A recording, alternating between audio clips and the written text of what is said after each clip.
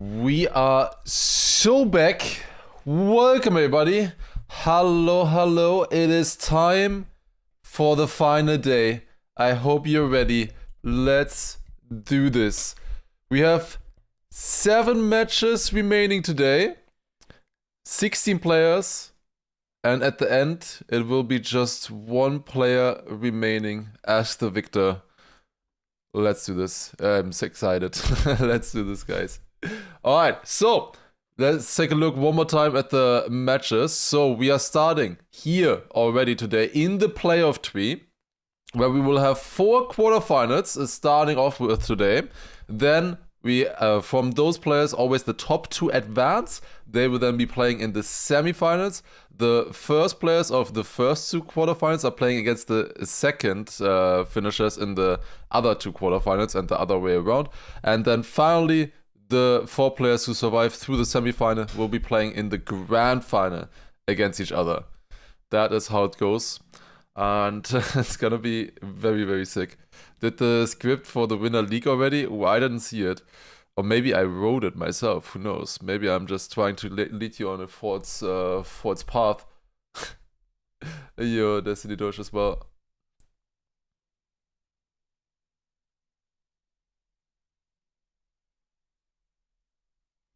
Strats or something? I can tell you right now, we didn't find anything other than what we are already doing. Like with strats on the maps, like I found a few, like 2-3 extra things that require a wallbang, but wallbangs are not allowed anyway, so that wouldn't work either way. We found technically hardware today. We were starting with, we have the schedule here. There was also a schedule visual, but that one is so bright I can't show that one on stream, I think. It's so bright. But we are starting off with Sturfs, Binks, Granadi, Richie. We're starting off with the Granadi match today. And then after that we have the Massa match. Gwen, Appos, Bren, Massa. And then we have the Elcon My match against Paco and Josh. And finally, yeah, probably the most insane one, we have Carl Jr., Neon, Pack, and Otak. We need the heart rate. Yeah, I'll probably do that with the heart rate. I'll probably add that.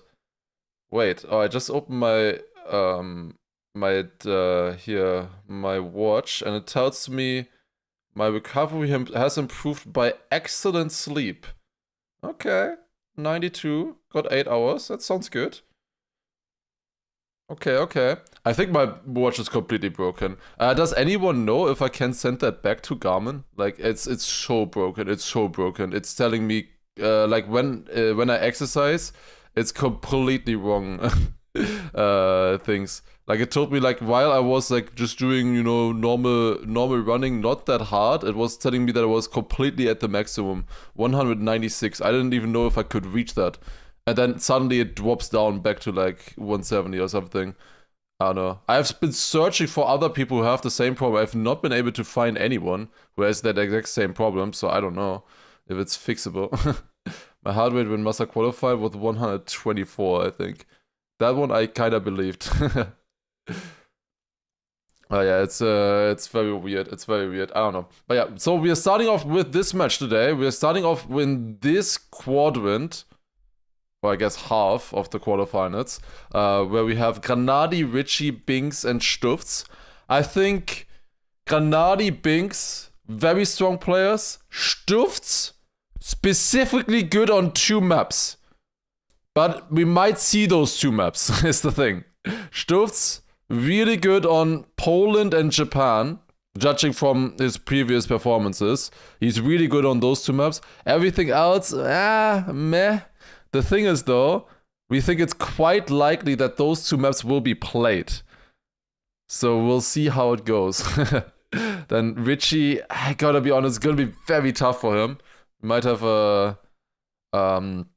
yeah, we'll see. I've not seen like too much pace from him yet. He was quite consistent. He drove well in his matches, but against these players, he will need to show a little bit more performance pace, I think. We'll see. Where is Mother? Where is Mother? But honestly, he was very unlucky with how it went for him. But yeah, just didn't play well enough. Mother did not make the top 16. He's the biggest upset. Like, definitely the biggest upset. I would say he was a top 10 player the way he played. But just about top 10, maybe. Like that, at best, he was top 10, like 10th or so. So yeah, way below what you would expect from him, to be honest, the way he played. Definitely, I think he would have been able to play a lot better. That's what I expected, at least. But was not enough. Was not enough. Then, of course, after that, this is the first match. Stufts, Binks, Granadi, Richie. I do think Granadi can make it here for sure. Then I think Binks and Stufts are gonna have a good fight. Well, all three of them are gonna have a good fight, I think. And then Richie, I think, is gonna be a little bit behind in this match. I would be very surprised if he can do anything. I think the other players would need to play bad for them for that, because even his best times that he's driven on the map so far, they are just like averages for the other three players. Is the thing. So we'll see for Richie. Then we have Massa, Bren, Appos, Gwen right after that as well. Also, have I checked the overall org rankings? As Trackmania is the last tournament to give big points to big orgs. I've seen that, yes. I've seen specifically that I believe Falcons and AG are not really in CS anymore. That is the final tournament that is happening, but I don't think they are like really gonna score any points there, as far as I've heard at least. And in Trackmania, we have multiple players from Falcons and AG who can win this. Like, they can literally just win this and get the 1,000 points. So, yeah, I think, like, there's gonna be maybe a little bit more pressure on Carl, Binks, and Gwen because of that. So, yeah, Trackmania might be the game that actually decides the club championship with all of that. So, that would be pretty sick, to be honest. We'll maybe get a little bit more viewers on the on the game there. Who knows? Who knows? How's Massa feeling? Seemed really unhappy yesterday. They might just switch around now. Who knows? He has a very, very tough match ahead of him with Gwen, Appos, Bren, and himself. I think it's possible. I think he can beat these players for sure. Skill-wise, no question. It is definitely possible. It's just, does he find actually into the tournament? Because he still made top 16, but he did not really deserve top 16 the way he played, I would say. He definitely played worse than Wizzy yesterday. It's really unfortunate for Wizzy. He would have deserved going through there against Massa. I will say that he would have deserved it. I do think Massa has a higher potential, though. But I know Massa has a higher potential. Because I think Massa would be able to beat these guys. Whereas I'm not sure if Wizzy would be able to. We'll see. What's my prediction for this one? Gwen winning. Gwen has played insane so far. Like, Gwen is contender for the overall win, I would say. With Carl especially. I think those two, I think, are the most likely to win it at the moment. From what I've seen. And then, you know, they have, I think, Bren and Massa in this match a little bit behind on paper. Appos is like in the middle ground-ish with how he's been playing so far. But Massa and Bren, I think, can both elevate as well to the same level or even higher than what Appos has been playing so far. If Bren wins, he could theoretically make 2.85 millions to his org. Twisted Minds can go that much higher? I didn't know if they were up there as well. Yeah, that would be insane, I guess. That would be insane. Bren, Massa, and Appos, yeah, they all have been underperforming, I would say. And we'll see. Maybe one of them will, yeah, move up and actually perform now or not. Who knows? We'll see. Then, of course, we have this match next. Akon, Mime, Josh, and Paco. We're starting in about 25 minutes, by the way, with the first match. We're just talking about everything that is going to be happening. Is there a place to see the payout prizes? There is multiple. You can see in the exclamation mark bracket. You can see it right here in this thingy, or you can also look at Liquipedia, I guess. Liquipedia, I think, looks a little bit nicer. We have this here. So we have with all the players who are in now. Oh, we can actually see who has placed so far. That's maybe nice to look at. Let me maybe move this a little bit. We might need to move that back again. Also, by the way, Daflex, thank you very much for the 56-month resub as well. Appreciate it. We also had Destiny Dush earlier, Nobside as well with a 4-month prime, and Elia earlier with a 40-month tier 3 prime sub. Crazy. Thank you very much as well. Appreciate it. Thank you very much. Nice to see. Do you know why didn't they mix the players from the last stage? It's because of seeding thingy. It's still 140 points. Yes, it's 140 points all the way through. Tier 3 prime. They did say that that was definitely a prime for real in the message. I did listen to it. All right. So we have the bottom 4 players of the event still coming home with $2,000 each, with Spark, Neuja, J-Swag, Baywak. Then all from other regions. Same with the next 4 players here with Neil, Lingo, Charles, Mchemko, all outside of Europe. With going home with $4,000. Then the players that made it one day further, basically, into the decider matches are, god damn, that's ridiculous. Soldier, Linkmax, Flimsy, Affy, top 21 to 24, going home with $6,000. 21 to 24, it just sounds so wrong. Then we have Wosile, Wizzy, Nico, and Mother, 17 to 20. Just about top 20, all still going home with $8,000. Still really, really good, of course. Then, it still continues. We have 13s to 16s. That's going to be every player who's going to get last in these upcoming quarterfinals. So every player who gets 4th. A reminder, between 3rd and 4th, it's decided by points that you have. And it will continue counting in finalist mode. If they still have a tie, then it will be decided by the last round, whoever was first of them in the last round. I just hope that they don't like both retire there or something, because then I don't know what happens. But yeah, then that is for 4th place. This is for 3rd place. That is literally 8 players out in the next 4 matches. It's gonna be wild. That's all $10,000 guaranteed for them. Then $12,500 for the next one. So yeah, Granadi already guaranteed. He's getting his 10,000 at least, by the way. What do you think about Mother being eliminated? Unlucky, but skill issue. Like, he was very unlucky with the matches that he had to play, and I think he also played potentially better, definitely more potential than some others, but also Mother, if he would have played at the level that we would have expected from him, that he probably can play at, I think he would have had no problem. Yeah, he was not there. He had it really difficult, I would say, to get through, like really difficult, but yeah, did not play well enough. The others played better in the end. All right, but yeah, we'll. Granadi needs at least 6 to come for that. Maybe. Then he gets the 20k. But yeah, then this is for the 3rd places in the next matches, 12,500, and then we go top 8. Now, from this point onwards, top 8, it's actually important for this like EWC Club Championship.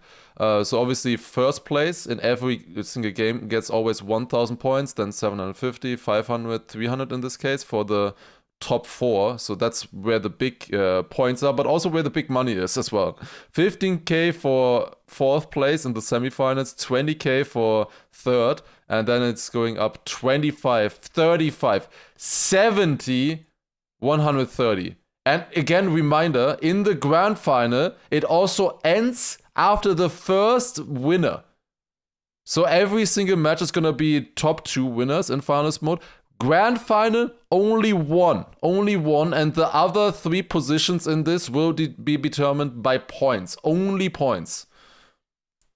That is exactly the same, more points, or still 140? 140 as well. It's the exactly same idea as with Ascension or in Red Bull Faster. They end as soon as the 1st place wins, and then you don't have the awkward thing where the 1st place celebrates and then everybody has to wait. And they still have to play and so on. So yeah, that is that's the thing. So that one, it will be a bit crazy that these sums of money will be just decided by points. Like, that seems crazy to me. Even though you could say that it's more fair than finalist mode, honestly. But yeah, that is how it's gonna work out. Yeah, let's go back to this because there was one match that I didn't talk about yet, or two matches that I didn't talk about yet. Those are the ones that are coming later today. So we're starting off once again with the Granadi match. Then we have the Massa match right after. Those are the two that we are starting with in just a couple of minutes. But then after that, we have the Elcon Mime match with Josh and Pussy Topako. What quick trivia question. What do all four of these players have in common? Fun story about that, fun tidbit as well. They also have it in common with me. They were all in ITB, not together at the same time, but every single one of them was in ITB at some point. And I was as well. Now ITB went bankrupt and disbanded. They're all still here, Alright. Yeah, Josh was only shortly there for, I think, one tournament. Then obviously Mime played with Paco last year, and then beforehand also in 2023 played together with Elcon, and Elcon was in ITB for a long time as well. What is ITB? It's just like big, like just an organization, or used to be an organization, at least. Did Josh have the time to get scammed? I don't think so. I don't know if the others did either. I don't know. It's mostly the Counter-Strike team that got scammed, I think, as far as I heard at least. But anyways, they will all be playing against each other. I think this is definitely the quote-unquote easiest quarterfinal today for them. We'll see how much further they will go. Elcon, Mime, Josh, and Paco. We'll see. A little bit of an upset for Josh to get through, definitely. Or rather, honestly, a big upset after how he played on the first 2 days. He didn't really look that strong there. It felt like he already gave up, and then yesterday he played so well. And then Paco, the Mother Slayer, beat him 2 times in a row in both matches that they played against each other. Would be sick to see him go even further and make top 8 after it looked really difficult for him to even make it into the top 16 at all, but I could see him go into top 8 now. Big to win in Fortnite and TM, that would be sick.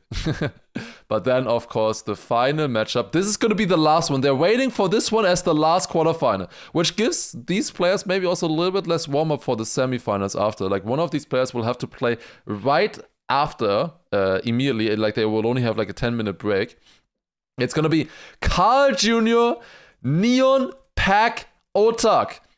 In the quarterfinals, we have Carl Jr., Neon, Pack, Otak. That is a wild match. I've been talking and hyping this match up for a while already. But it got even crazier, I think. That is going to be so sick, so insane. And it's a shame that 2 of these players will not be making it into the top 8. Like, that is honestly, like, I can already say now that is going to be a shame. But that is how it works. A lot of people have been talking about how the tournament bracket is, like, weird and how confusing it is. Like, it's mostly, Cam shared this yesterday, I saw, because of this. Look at this. Gwen, original seed 12, now he's seed 1. Appos was 4th, now he's 8th. Bren was 6th, now he's 11th. Massa 10th, now 14th. Stuffs was seed 21, now is 4th seed. Then you have Binks 9 to 5. We have Granadi 3 to 10. Richie 22 to 15. Carl Jr., the only one who, or the one of the only ones who stays the same, together with Otak 13-13. Pack seed 1 down to 12 from his effective seeding. Then Elcon 7 to 3, Mime 15 to 6, Josh 20 down to 9, and Paco saying very similar from 17 to 16, just about making it through. So that is I think the biggest reason why this is, some of it feels so fucked up, because yeah, the seeding has changed quite a bit with the way they've been playing. Also, Arja, thank you very much for the 7-month resub as well. Appreciate Tihi also with the 25-month resub. Thank you as well. And also Kevin with a 5-month resub. Huge. Insane. How? Well, because they won or lost matches that they weren't supposed to, or we had upsets, you know? That is the big reason what change this up or switch this up. Like, for example, Mala going lower bracket early, or Pack dropping in the lower bracket here, even though he had the highest seed out of all of them, you know? or a Massa losing against a Neon who had a very low seed at the start, which obviously now sounds ridiculous, but he had a very bad seeding.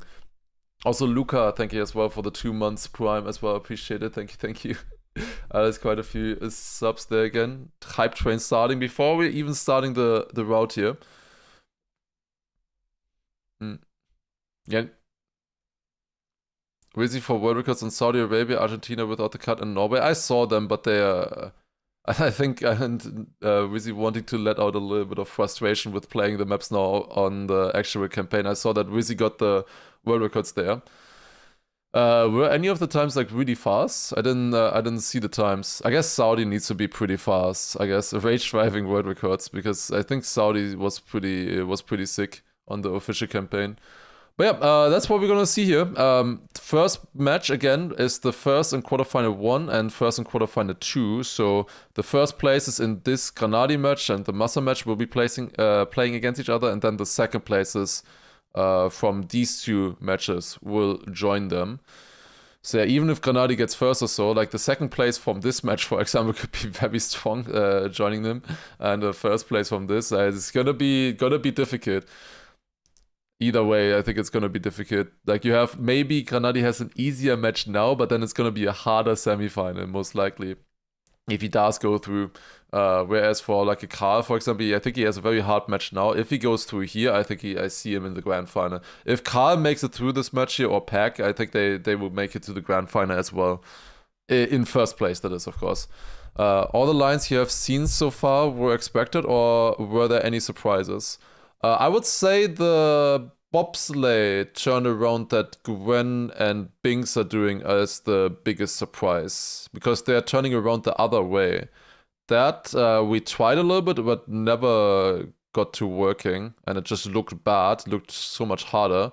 But yeah, we'll see.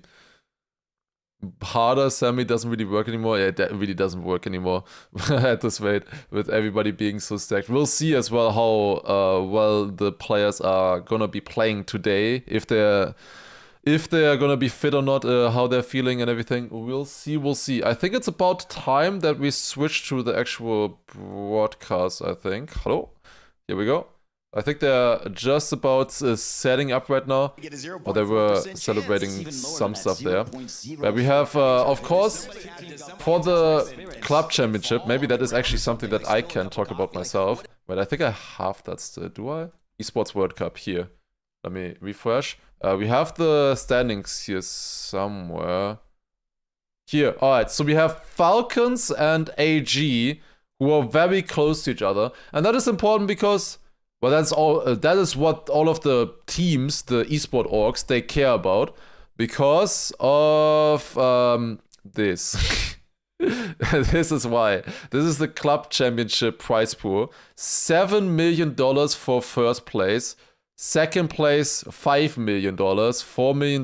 That goes to the org, to the esports team. That is also why a lot of those bigger teams are investing quite a bit of money in the players and stuff.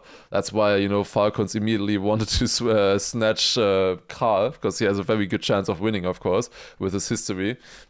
Or like Liquid wanting to get Magnus Carlsen or that kind of stuff, you know. Magnus is literally half of Liquid's points, no? Isn't that 1,000 points for chess? And then the rest of the team has got 950.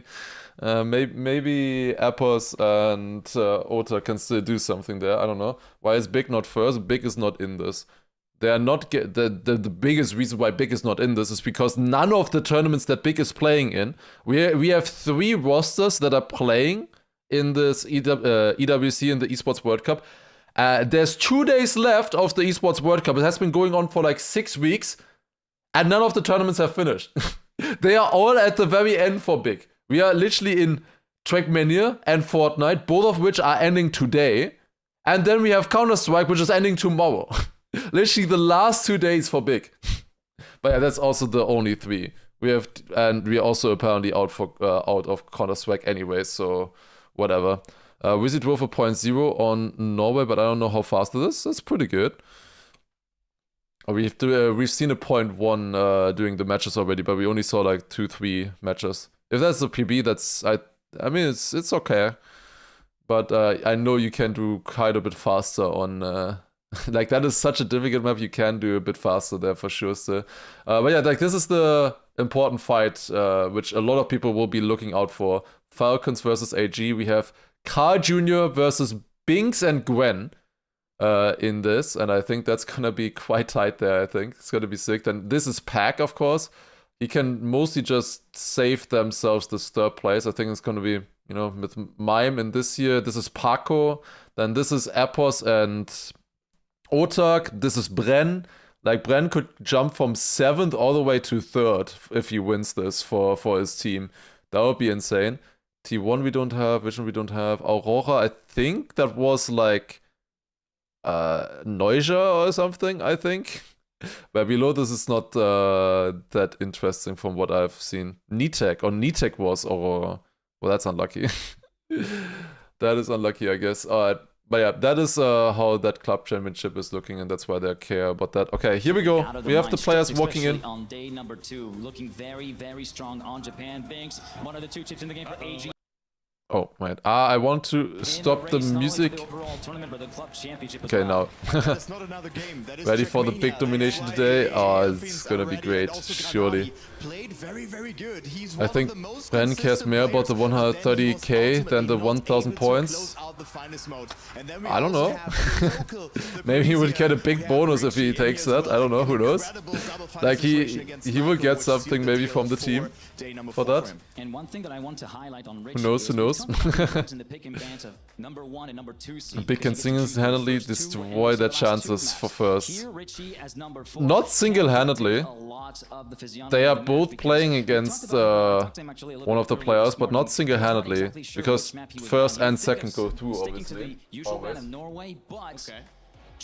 I think I also want to make the commentators a tiny bit quieter today than the last few days. It seemed a little bit too loud.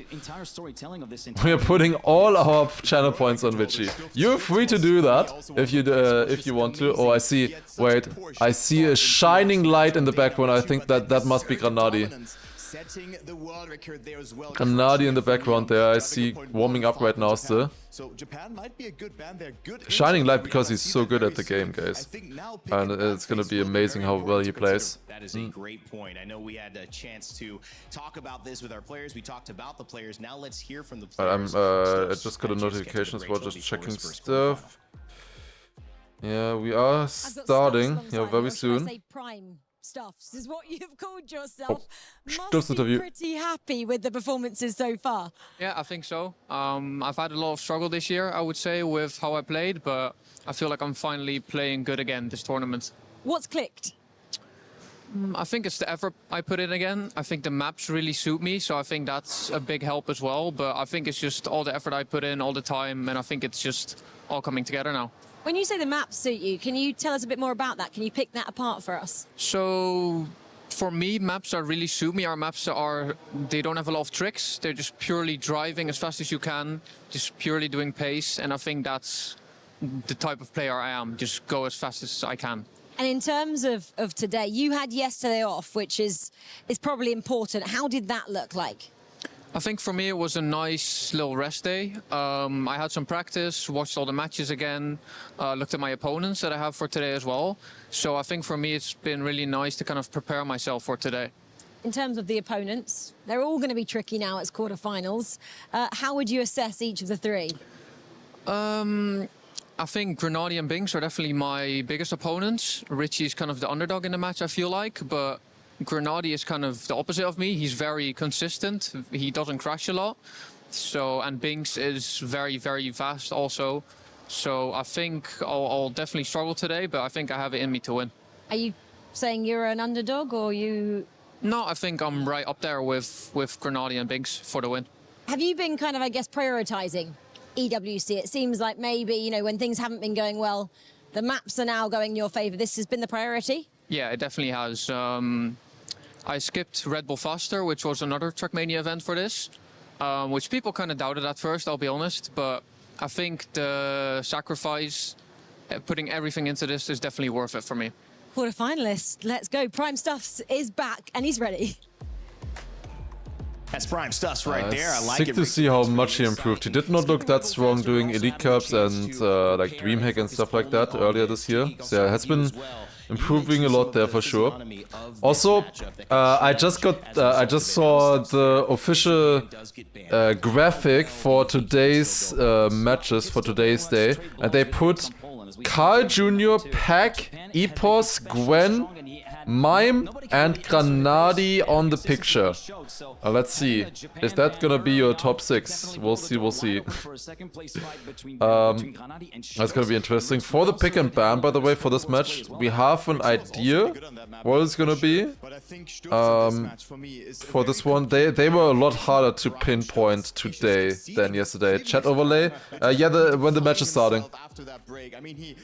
I mean, now the chat is fine, right? Like it needs to be kind of there for the matches. It's a little bit hard. When the semis and finals start, semis should start in about 4 hours and final in 6 hours. Second, I don't want to decide that. You don't even want to decide. Yeah, we have some ideas for sure. Richie is a little bit of a not 100% sure what he's gonna ban. There could be changes there. But there's some others we're pretty sure about with bans and picks. It's the same with the other match. Like it's, I think they are so good and they have so many options, especially that they could pick and ban completely different things. Like I can tell you with the Massa match, his opponents, I think, literally all of them picked a different map every single match so far. They never picked the same match, the same map so far. So always picking something else. Oh, they're getting ready. Do you pick and ban based on best map or opponent's worst map? Both valuable options, I would say. Depends on which one gives you more bang for your buck, right? And also, what do you feel comfortable with? Is it fine for you to play one of your worst maps if the others are even worse on it? Or do you rather want to just pick your best map knowing that you will be good there no matter what? Heart rate monitor. I think my watch is broken. Like, I think my watch is legit just broken. It's saying 95, but it's fully broken. I need to return this one. But I don't think I don't know. I've had it since 2 years now. I don't know if I can return it. No, I like it's legit broken. It's legit broken. I need to I need to send that back. I don't know if I can get it back at Garmin. I don't know. It's because I've had it since 2 years. I can buy a new one. I guess I can buy a new one. It's just annoying when it just breaks. Fandway as well, thank you for the 37 months. You see it there in the middle of the screen. Oh my god, it was right over Granadi's face. Still.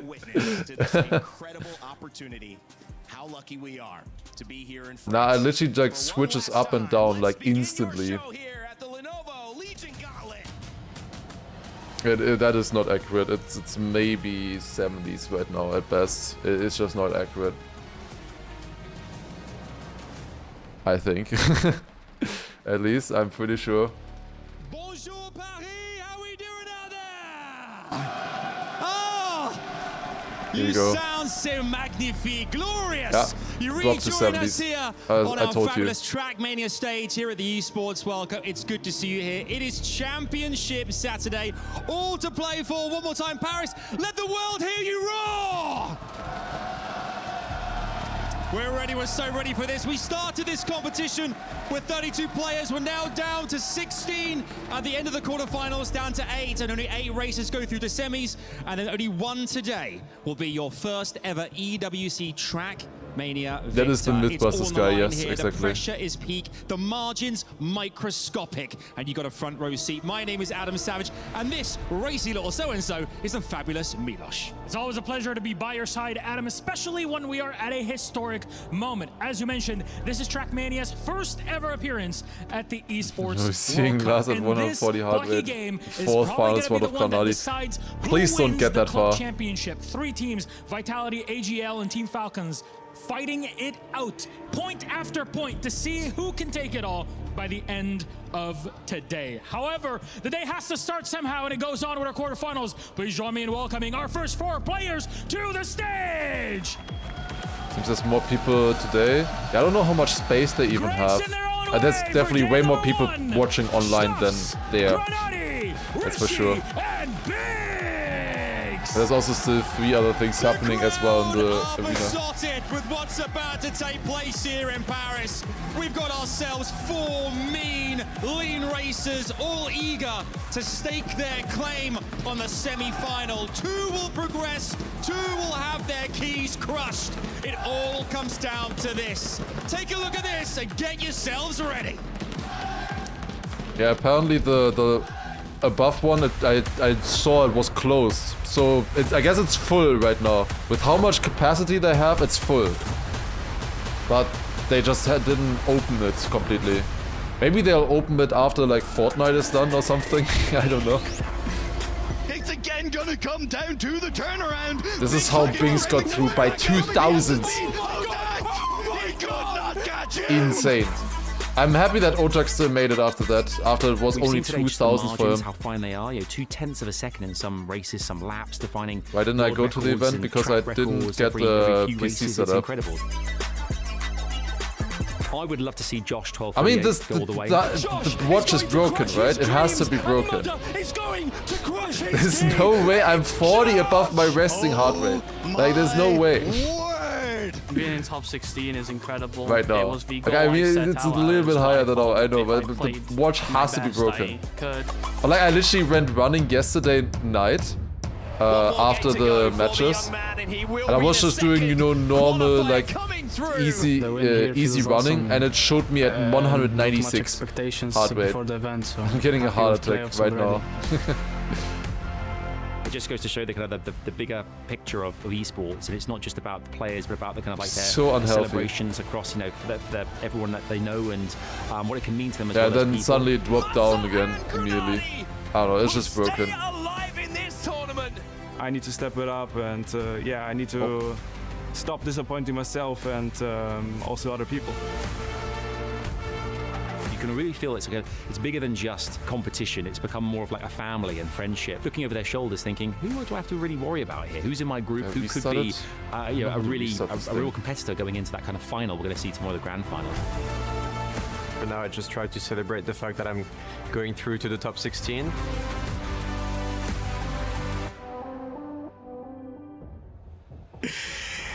What a day here in Paris as we begin the final moment in Trackmania. The crowd, you're alive. You're keeping us alive. You know these racers feel it as well. And whether Grenade using the wheel or whether Richie bringing the experience to this matchup, no one knows what is going to happen from now on until the final round. Alright, pick a band. We have Richie banning Norway, that makes sense. Then South Korea. Then I think we have Australia, exactly. And the final one is Argentina. Yes. Now Japan picked from Stufts. Canada picked from Bings. Okay, not Poland. That's interesting. Very interesting Canada pick. Okay. Grenade is thinking now. Is he picking Poland? He's picking Saudi. Okay. After the races. That's also good, I think. Banning South Korea, banning it in every of his matches. And then we have Japan pick number 1, Canada, Saudi Arabia being picked up by I think, yeah, Richie wanted to pick Canada. And it's Poland as the decider. Ooh, boy. I don't know if I like that. Poland, they're all 3 insane. And what was the other decider there? They could have been Hungary, they chose. There is needed on this particular map, and the crowd is getting ready. We are ready. The players are ready. And I'm ready. That is going to be interesting for sure. Our casters are also that is going to be very interesting. Trackmania, Paris, we love you. Let's get into Germany, I think it was. Germany. Legendary day by Germany, I would have probably had like equal. Like I would say, I'm not quite sure I am ready. With the Germany and Poland there. Also, let's put this down a little bit. It could have been Germany or Poland there for the 5th map for the final random pick. I would say Germany, all 3 of them are good. Poland, all 3 of them are very good. An unreal event and an unreal Why is he getting people always for Yannick? Why is Yannick always shown? Like, why? Is Yannick even streaming? I don't even know if he's streaming. Why? And where's my signs? Goddamn.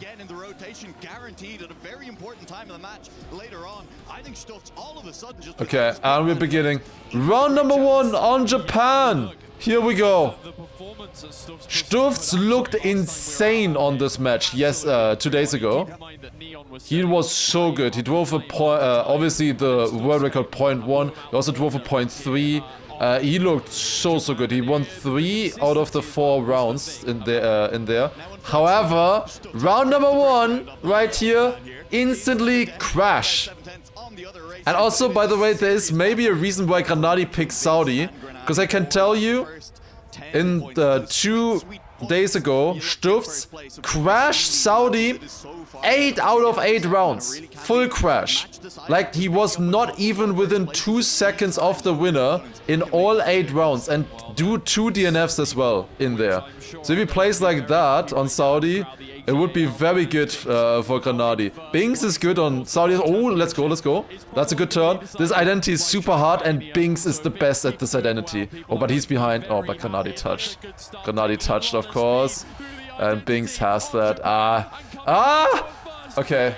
Granadi's still getting second at least. I'm fine with that for now. Would have been a nice win to start off with. That's not a great time there. But it's okay. It's okay. Here in our first quarterfinal of the day. That's a big 10 points. Disappointing first round for Stufts. Only picking up 3, coming home in 4th place. It was an early mistake. We'll see if he can get out in front this time. Yeah, that is the wrong picture there. That is Binks in the corner, not Stufts. That is Richie, not Granadi. What did they do? Yeah, they messed it up a little bit, seems. We have an early mistake again from Stufts, showing the pressure. That's the thing. Stufts is really good, but I feel like 2 days ago he had a little bit of a hero performance in this match. He looked incredible on Japan and Poland especially. The thing is, we will be playing all of those maps again. Like, those will be played. Like here, Japan, we'll see it twice for sure. Granadi, good turn there. Japan looks really good for Binks, Stufts, but also for Granadi. Granadi's first pick choice was Japan. And he's leading. Close with Binks. Binks going much earlier there. Granadi will have a bit more exit speed now. Will overtake back. I think Binks overall got that a slight bit better though. This is the identity now. Come on. Binks risked this one so much all the time. Granadi, go! Yes, nice. Let's go. 0.61 PB. Nice. Nice. Okay. So far they're trading the points. 16 for both of them. That's what we want to see. Good advantage over Stufts. And Stufts so far 2 times Lars. Really good. Top 2 advance? Yes. I slowly believe that heart rate is actually correct. And I am just nervous. And the 90 something earlier was not correct. No way. But now I think it's correct. Maybe. Oh, that's another crash. Stufts 3 out of 3 flip fails. Slowly I'm feeling bad for him, but last time I felt bad for him, he turned insane, so no, fuck him. Last time I felt bad for Stufts crashing multiple times in a row and then he ended up winning the match. No. That's really good. That's really good that he's crashing. I want to see more of that. The cameras are gone now. Now back to the side. They notice it. Certain point, if Binks and Granadi continue to run away with things, we have seen incredible. Binks having to counter steer, but I think Granadi as well. Richie just not able to keep up. Binks a slightly better turn there. Richie actually closing in a little bit as well, attacking Granadi there. Granadi not with a good release turn at all, to be honest. Binks maybe crash and identity is here to come. What are we thinking? Identity crash? No, Binks is too good. 0.42, really good pace there. Binks is insane at this identity. He's literally by far the best at this identity. She's so good at it. I don't know if I've seen Binks crash it yet. And he always gets it fast. Knaifu also, thank you for the prime as well, appreciate it. Elite Cup first and second here, true. Stufz surviving the start here. The start is so difficult. Granadi and Binks quite a bit behind, with Richie even further behind. Richie definitely struggling for pace in this match as expected. Stufz this time surviving it. That's a very good checkpoint from him. Their point 57 is insane at that checkpoint. That might be the first .5 that I've seen on that checkpoint all tournament. But also Binks and Granadi had a pretty bad. Looks even more insane that way. Yeah, is Stufz gonna go 3 crashes into world record right here? Is that what we're doing? Would someone explain this format they're playing? I can explain you after this round here. Let's first see who's gonna take it on this one. Yeah, that is on world record pace for Stufz. That is definitely world record pace there for Stufz. Oh my god, what is this guy doing? Binks is also like, he's on a really good run, Binks. Same with Granadi, they're both really close here. Like, those are good runs that they're on, but Stufz just on another level right now. This map has very big differences. Other maps are a little bit closer. Yes, nice turn from Granadi, and oh my god, this guy. This guy! What the fuck? What? 3 crashes into insane world record. Insane world record. I don't even know if we have better PBs, to be honest. I don't know if we do. I will say. I don't know.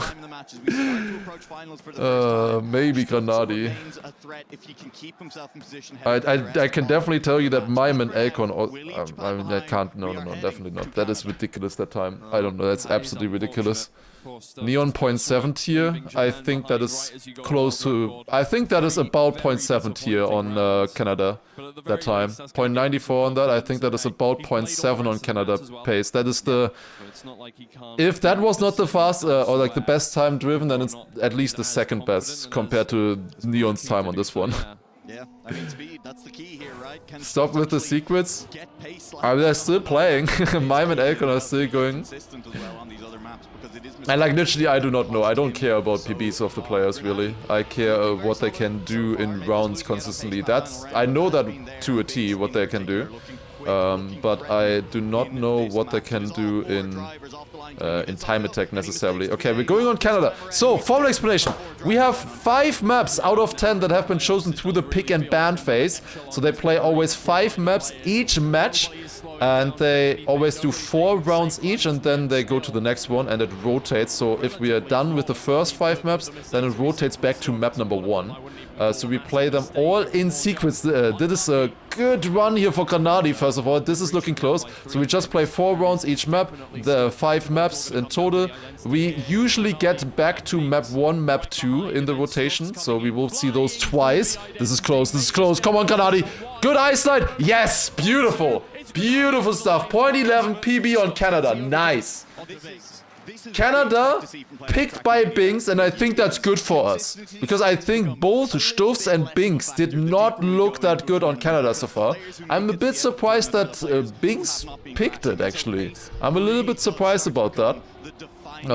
But it's perfect for us. Richie would have picked it otherwise. If Binks didn't pick it, Richie would have 100%. It seems like maybe Binks, because he's second seed, and this is map 2, there's quite a high chance that we will be back to this map at the end of the match where we go into finals mode. We'll explain in a second. Maybe he just felt more better playing this one in that situation than any of the other ones. But yeah, they just gather points. You can see the points on the left side. We have currently Granadi 38, Binks 34. Granadi, Richie both making mistakes early on in this round then already. Stufz with 25 and Richie with 18 so far.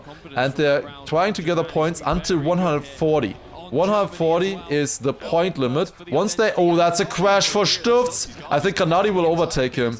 That is a pretty rough crash usually. Hard to save. Yes, Granadi does overtake them, and Richie as well. That's great for us. That is really good. 0.21 from Binks, they're solid. That's PB, but that's still a 10th slower than what Granadi drove in the previous round. But yeah, so they just gather points until they're at 140. At that point, the mode switches for the player. Instead of just trying to gather points, their only focus is to win a round. In finals mode, you will show a, it will show a red F once they reach it, and also their numbers on their cars will light up in red as well, signaling that they are in final spot. And from that point onwards, only win counts. The only thing that you have to do once you have gathered the necessary amount of points is to win one more round. It doesn't matter if you get second or third or whatever. The only thing that matters is to win. And you have to win. You have to show one last time in the match that you are a winner, basically. But the thing is, of course, the others can also reach that. Maybe they even reach it before you. Maybe you deny them the wins then. It gets very, very exciting. Oh, Granadi! No! He touched!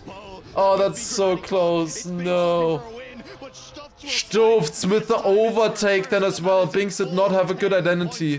Shit, that's unfortunate. That was good pace there for Granadi, I think. I think it was over a tenth, maybe 2/10 ahead of Stufts. Still a close fight there in the front, but Stufts is catching up with that a little bit now. Yeah, everything will be very clear, I think, once we get to the points. It's the same format for all of the matches today, 140 points always.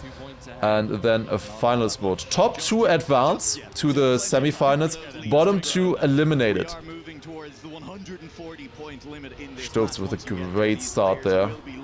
He can drive Canada as well, apparently. He did drive only a 0.3 so far as his best time, but if he gets a 10-pointer with that, that's all good. Also, that is very fast. I think that is very, very fast. But Stufts makes a mistake, clips the hole, and suddenly it's close again. Granadi actually overtaking. Yeah, I think Stufts was definitely on a 0.0 pace there. If he would have gotten that through without a crash. He's still in this race, even with a touch.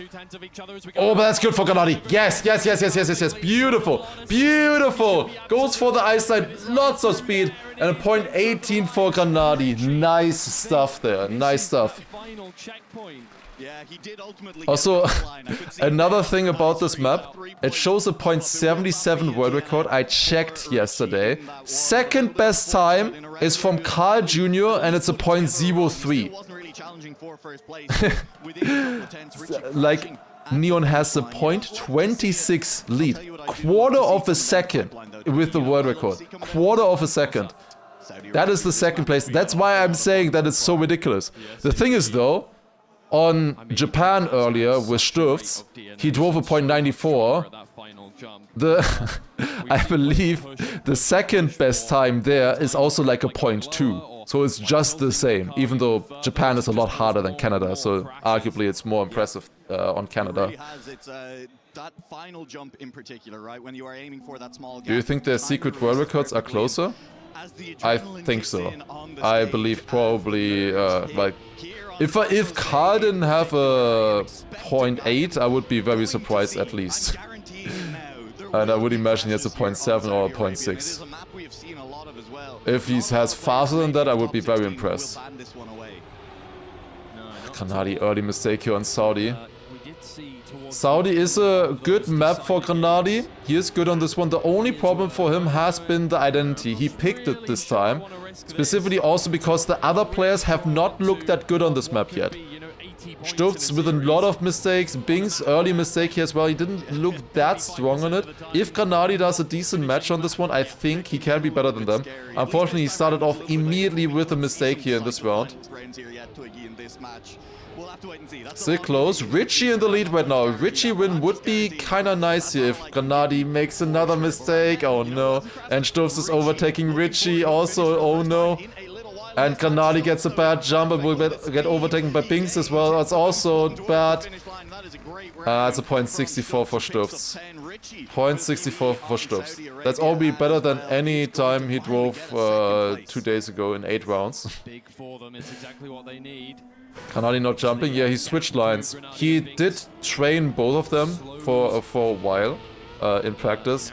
He used to like the jump line more, but now he switched back to going downhill clean, it seems. But yeah, he practiced both of them. We all practiced both of them. And most of them enjoyed the jump line more. It has higher potential, it's just a lot harder.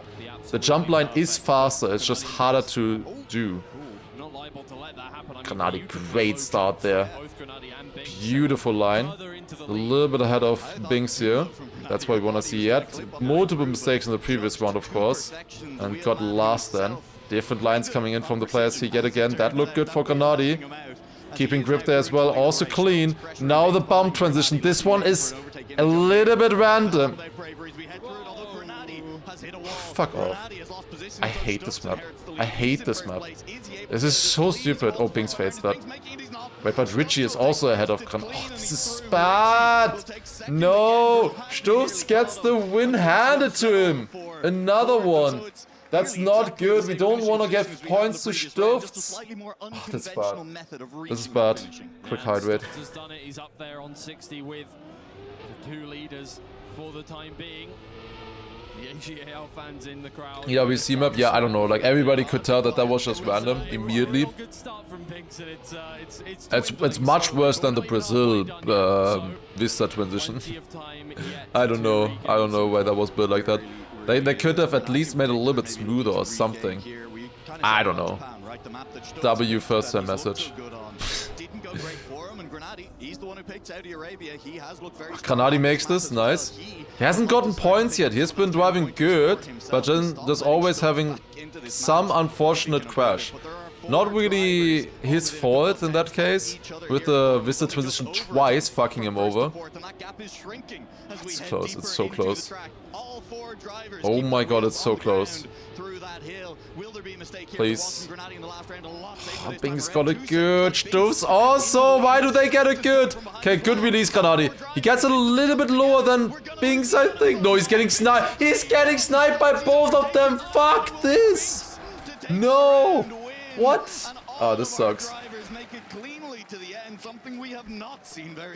That is quite annoying to see. Both Stuffs and Binks have practiced this map apparently, and they're much, much better now than they used to be. And Grenadi is worse on this map right now than they used to be. My head knows exactly all about it. Richie a little bit too far behind there still. Again. Good start. Come on, Grenadi, you can do this. It's painful, it's super close right now. 73, 69, 68 points. And the final few maps, they are so difficult. They are all insane on them. Poland, Japan, apparently, especially, they're so good on them. I think Grenadi definitely looked the best on Canada, and that is map 2. I think Grenadi was the best on Canada. Come on, get the bump transition for once. Yes. Come on, Grenadi. No finish choke. You got this. You got this. That looks good. Nice. Yes. Beautiful. That's what we want to see. 0.55 there from Grenadi. Finally getting a run through clean on Saudi. Was about time. Otherwise this would have been a very bad pick if he didn't get at least one run through. I still think it was the right choice picking it, but it didn't really work out there so far. A third pick just does not have that much value as a first or second pick. Since first or second picks with Stuffs and Binks in this case, because they came from the upper bracket, they have always then a little bit of an advantage because their maps get played twice. Since with 140 points, it's very likely that you're going to go back at least one rotation back to map 1, but very likely also map 2. Are we going on Hungary? What did I write for Hungary? Let me check. What did I write Grenadi for Hungary? Let me check. Hungary, Binks is good, Stuffs either decent or full crash. Let's see. But Grenadi can be good as well. I've seen some insane times from Grenadi in practice sometimes. Don't think you should necessarily go for that, but we'll see. Stuffed up at the top for the time being. Hungary can be very processional until the very end. Binks just barely surviving that. It's so close. Look at... Oh no, Granadi had to release. He's still in it though. With a good identity can maybe still do some work here. But he has to full risk it, I think, in this situation. Everybody is surviving this. Richie dropping down the gear, I think, a little bit there. Yeah, this is a full risk situation for the... Go. Go. Go. Fourth. To first. Let's go. I love Hungary identity. Let's go. I love identities. Oh my god. Fourth to first. Instantly. Oh my god. Yeah, that's the thing. Hungary is one of the easiest maps into an insanely risky identity. You can save that identity. Every single player can save that identity. But you will lose like 2/10. Is that worth it? Most likely, in most rounds, not. So that's the thing. Like, if you jump a little bit higher, you have to release, you lose speed, and that easily loses 2/10 if you go for a safe approach. Oh, Granadi again a little bit behind at the start. It's not a great position to be in yet again here, over a 10th behind. Speaking of quick, he's out in first place this time once again. Go, go, go, go. He doesn't crash his car. Stovs with a great lead here on Hungary. I don't know the checkpoint times on Hungary because I never cared about them, to be honest, because it's all about just surviving this identity. You don't survive the identity, it doesn't matter what kind of pace you're on. And Stovs does not. That's the thing. Stovs does not survive the identity. Go here. Oh, that's not good. Never mind, it is. It's perfect. Oh my god, it's way too risky.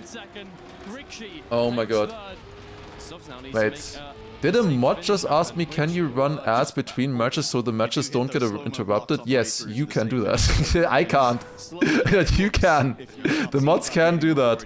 Would be nice. I can't do that right now though, because I don't have access to it. But the mods can in the mod window. You can choose that when the ads play. I am on like the minimum ads already, but you can choose maybe the timing for it. But I don't think you can do like no ads for an entire stream or an entire match because it's over 40 minutes. Surely one of the mods knows how to do that, right? Surely one of them knows. Binks is leading this one.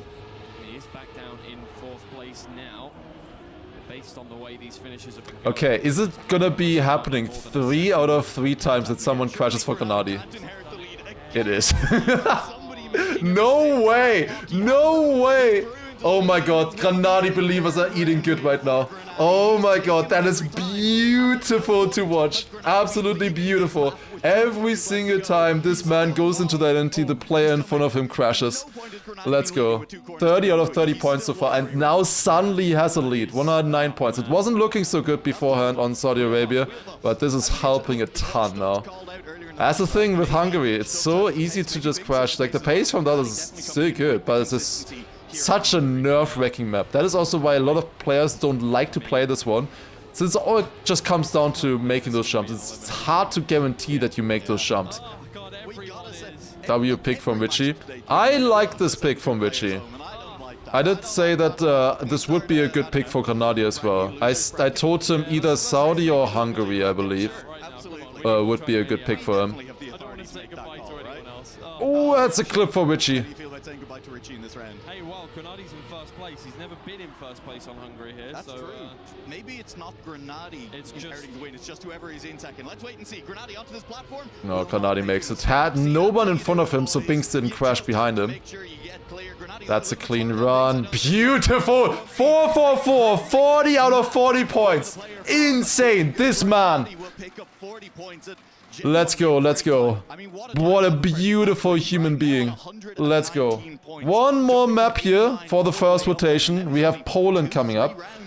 Poland, I think, is good, like a really, really good map for Granadi, Stovs and Binks. They are 3 of the best players on Poland. This could be an insane matchup now. Have we seen Granadi? We almost definitely He do 4.6s as well. Yeah, that's really good. No domination bonus, unfortunately. Last time we were here, Grenady looked like the fastest player in his. Will we see a new world record? Not impossible on Poland, I think. I think there's a decent chance, unless they are a little bit too nervous about it. They have, I would say, all three of them have the pace, besides Richie.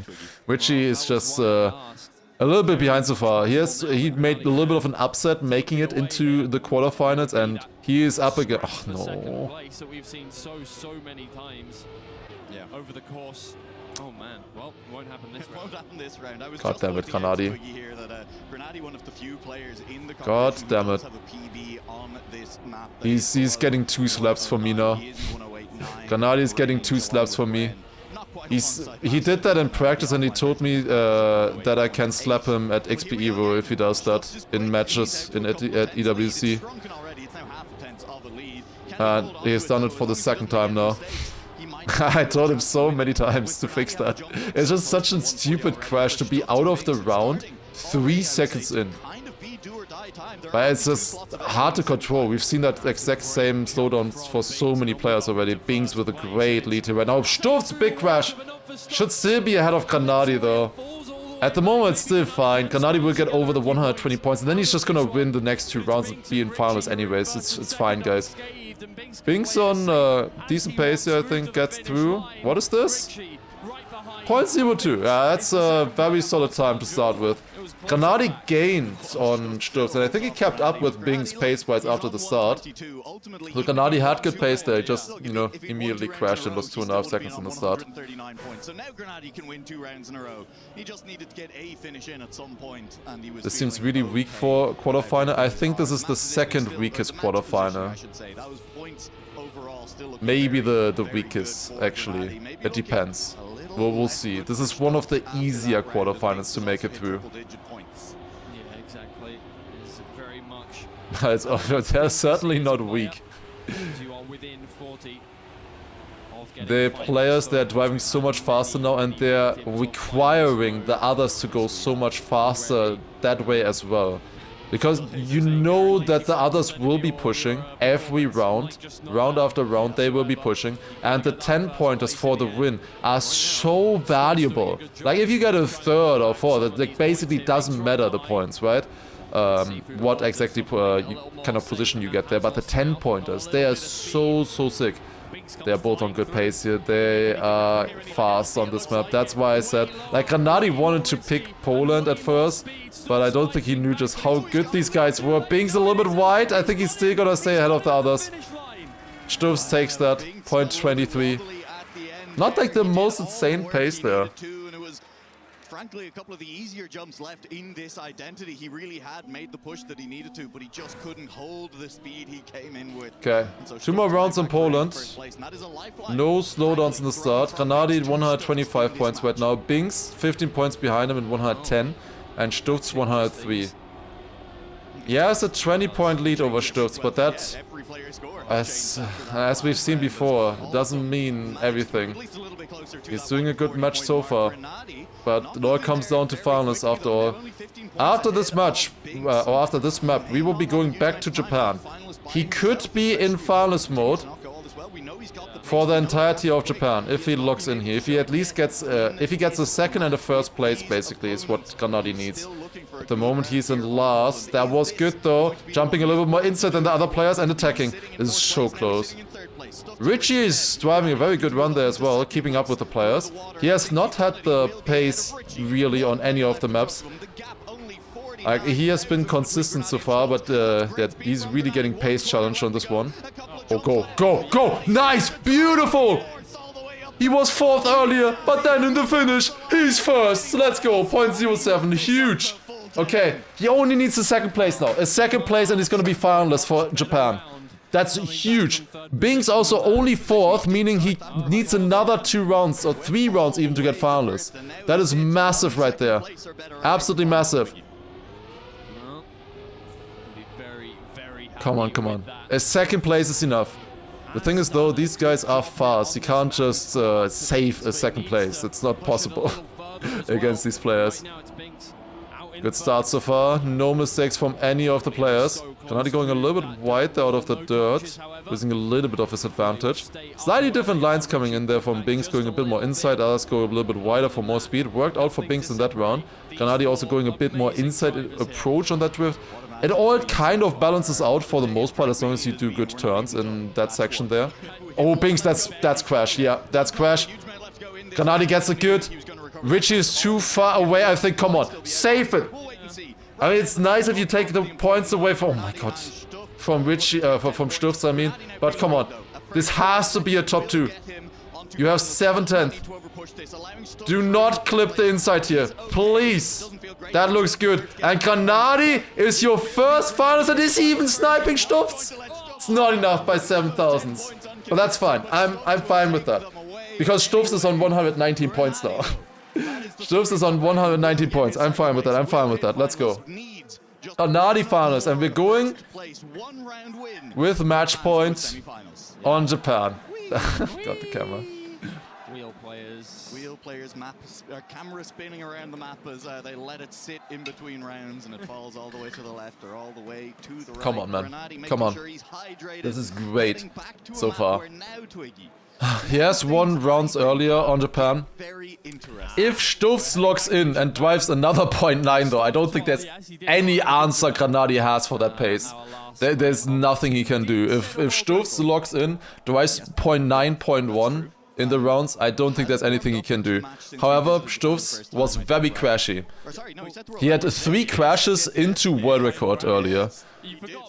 And Binks was just good all around. Like, this is not an easy map to close finalists out on, for sure, for Gennady. It used to be his pick. He is comfortable on the map. He used to be his pick. Unfortunately, I think he's literally up against the 2 other best Japan players. Like, I literally think we have the 3 best Japan players in this match right now. I don't know if anyone else is on their level on this map, so far at least. Maybe that would still change. We haven't seen Karl or Neon much on this map yet, for example. Gennady, low line, that's good, that's good. He's leading, over a 10th ahead. That's a great start for the German right now. Clean tech section here as well. Oh my god, please. Oh, counter steer for Binks, that's great, that's great. Binks has a bit more speed coming in there, releases a lot later. Will have less exit speed than Gennady. Gennady overtakes. 1 identity remaining. Yes, come on. He doesn't know that Binks crashed. He does not know that Binks crashed. Oh my god, that was so tight. Ah, he's crashed. Fuck, and Richie takes it. That was never gonna work. Fuck, and he had it safe. But there's no way of knowing. Obviously, they do not have the broadcast like this. They do not have interface on in that part. That part is way too difficult. Did he really have to show the hole that Gennady fell into? God damn it. Richie immediately bad start. He had the pace though. He was leading there. And a great start here for Gennady. A beautiful start. I don't know how he does it. After that, immediately being faster again. Gennady is leading it in that part, slightly. He is good in this NASCAR section. Oh, come on. Oh, Stufz is risking it. Stufz is getting it good. Stufz has pace on this map, as we've seen. He has a ridiculous pace on this map. It's so close. It's so close. Both Binks and Stufz are on 122, 123 points. They're still a little bit away from finalists. A little ways away. But Stufz is on a good run. Really good run. They are so much faster than the previous round already. Oh, that's not looking good for... Oh, that's a crash. Binks crashing. Gennady crashing as well. He will get into the checkpoint, but he will get overtaken by Richie. So even if Stufz crashes here, it's not gonna be enough. And with that, Stufz is within 1 round of finals now. Yeah, I mean, what? How? What is that identity? Huh? That is the best identity I've ever seen from anybody. Yeah, what the fuck, Stufz? 0.89? I'm pretty sure that actually does beat Gennady's PB now. It's just like... And Gennady was right there. It's like... Oh my god, what? Again, second best time by anybody on Japan, I think, is a 0.2. And Stufz has beaten that now 3 times. He has a 0.1, a 0.9, and a 0.8. What is this man cooking? Gren has a 0.1? Okay, never mind then. But I think Stufz had a better 0.1. No. Oh, if Stufz survives the start, it's a bad sign for this. Grenadi is leading slightly. It's so close. Please, he has another chance. That's looking good for Grenadi. Much better for Grenadi. Go, go, go, go, go, go, go, go, go, go, go. You can do this, you can do this. Stufz has the most insane identity store I've ever seen on this map. Oh my god, please, please, please, please, please. I'm shaking, I'm shaking, I'm shaking. Come on. It looks clean, but Stufz, the madman, is whisking. He is whisking. He's crashing. Yes! Yes, yes, yes, yes! Grenadi is making it into the top 8. Let's go. First player in the semi-finals. GG. What a beautiful match there. And ends it off with a PB. Yes. Yes, yes, yes, yes, yes. Let's go. Alright, biased casting can end. Okay, so we have Binks and Stufz in a really close fight now. Who's gonna take it between them? Okay. Bias is over. Let's see who takes it for the second place. Alright, yes, let's go. And on first place as well is great, I think, for him. That will make it a lot easier. He will most likely have to play against... he will definitely have to play against the second place from the Carl Jr. Pack Neon match. 100%. But that's sick, that is sick. And potentially against like a Gwen or something. It's gonna be a very hard semi-final, I think. Really difficult, but he did make it into the semi-final. Which is so good. That is so good. Let's go. Oh my god. Alright, let's see. Stufz versus Richie. I would... wait, not Stufz. Stufz versus Binks, I should say. Richie is also in the fight here, yet again. Stufz is insane on Japan. I don't know. Like, I was considering a ban on Japan, even though it's one of Grenadi's best maps. If not his best maps, but I was literally thinking about banning this map just because of Stufz. Because he's so insane on it. And obviously he was gonna pick it in finalist mode, right? That's what I was scared about. Stufz having his best map in finalist mode, very scary. And Binks with that, not getting finalist. Stufz the only finalist. But they're going on to the next map now. They all, it's probably gonna get decided within the next 2 rounds at least. Everything's still possible. Canada. Stufz did not look good on Canada. We have the Joel fast now. The bug with the camera spinning is because of Grenadi's wheel. It's just a wheel issue. Which Nadeo still hasn't fixed somehow. Yeah, he was not good on Canada, Stufz. He was never good on Canada. I think his PB is a 0.3 even. I don't know. And Binks definitely has better pace on this one. He did crash quite a few rounds though earlier. This is Binks' pick.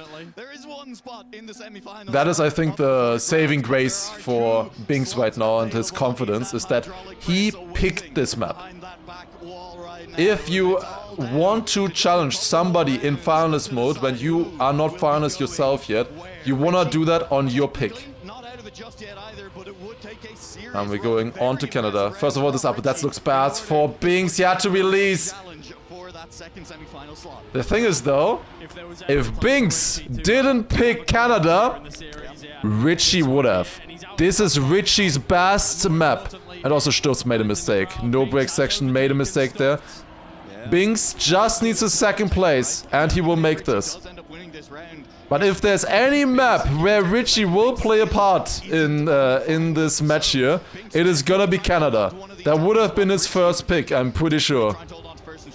Picked Hungary then instead. Will they survive? It looks good for both of them.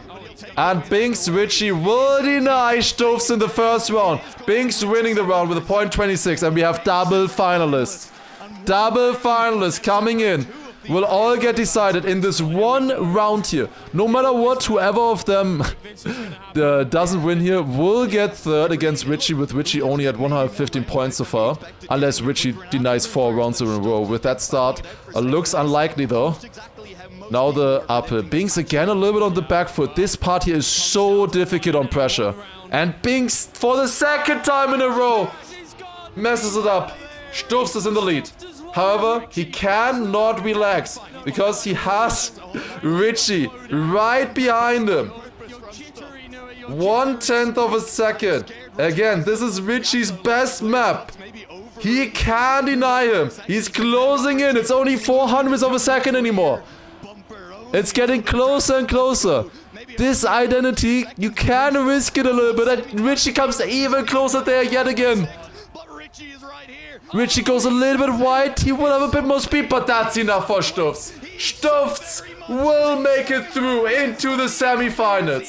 Wow.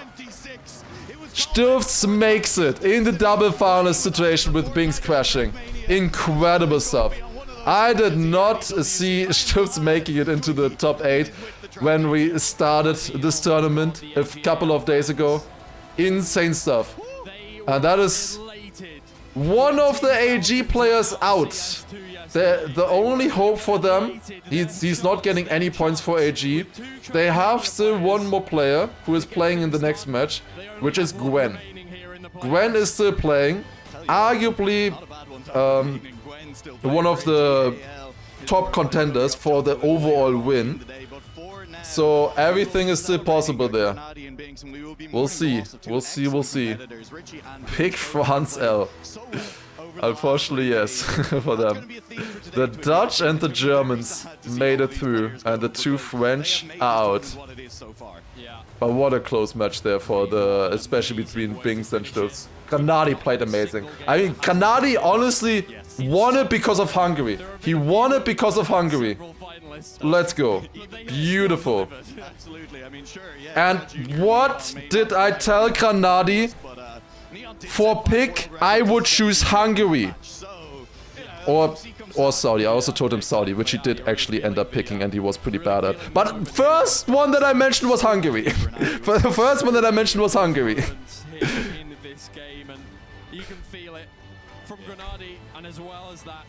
Alright. But there's one more. One more to come here, of course, for the Germans in the quarterfinals. We have Massa still coming up. And that map is, or that match is going to be a lot harder. Let's listen in. Here at the Esports World Cup, once you when is Massa next match? deep 10 into minutes. the tournament, and this is where we are. Our quarterfinals set and ready. Please joining me, Granadi, victor of this first quarterfinal. He'll be crushing the first key. That'll be Binks eliminated. AGL fans, this is what it comes down to. Granadi victorious, and that's the first key crushed. There it is. The elimination the second time you could do that. Gentlemen, come on in here. Granadi, you were Did they forget that Gwen is still in? Everybody else, how are you managing your stress during it all?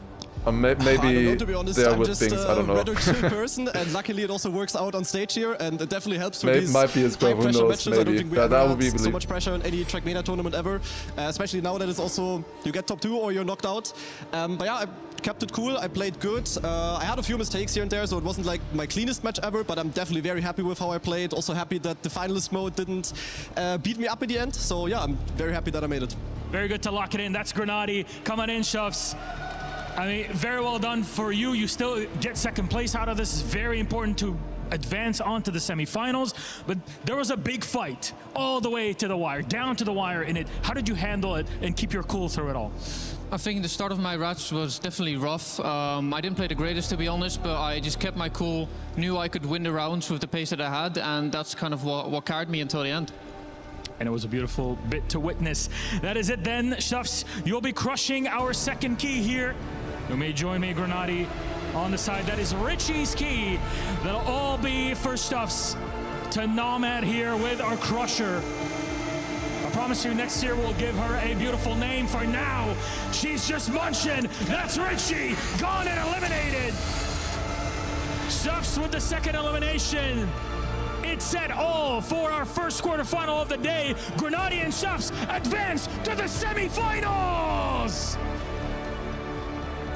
Bittersweet is a good word to describe the moments we're feeling here as you see fans From elation to desolation, to despair, sometimes to the high energy of finding a route around. And for Stuffs and his community, they are looking to drive another day. And for Binks, just on the they edge will of be a victory playing lap. again. Unfortunately, Granadi and this one out Stuffs, for or now. Stuffs, What an now I'm incredible also moment, saying guys. Stuffs, Welcome you back. will Rating be on in the different best Turbo semifinals G though. Geek. They That will be was in tough different to watch. You could see semifinals. the emotion from Binks supporters, AGAL. The good news is they do have Gwen coming up in the next matchup, so they won't be moving far. But it comes a sad Spam end to says Binks' it's story, in who's English like really a Ste, great player. Stufts. Yeah, it's more like Stufts that you would pronounce it like German or English or Dutch, I guess. Stufts. I mean, we have seen the pressure really getting Definitely not Stuffs. Definitely not Stuffs. Stufts. Or Stufts. Is it more Stufts in Dutch?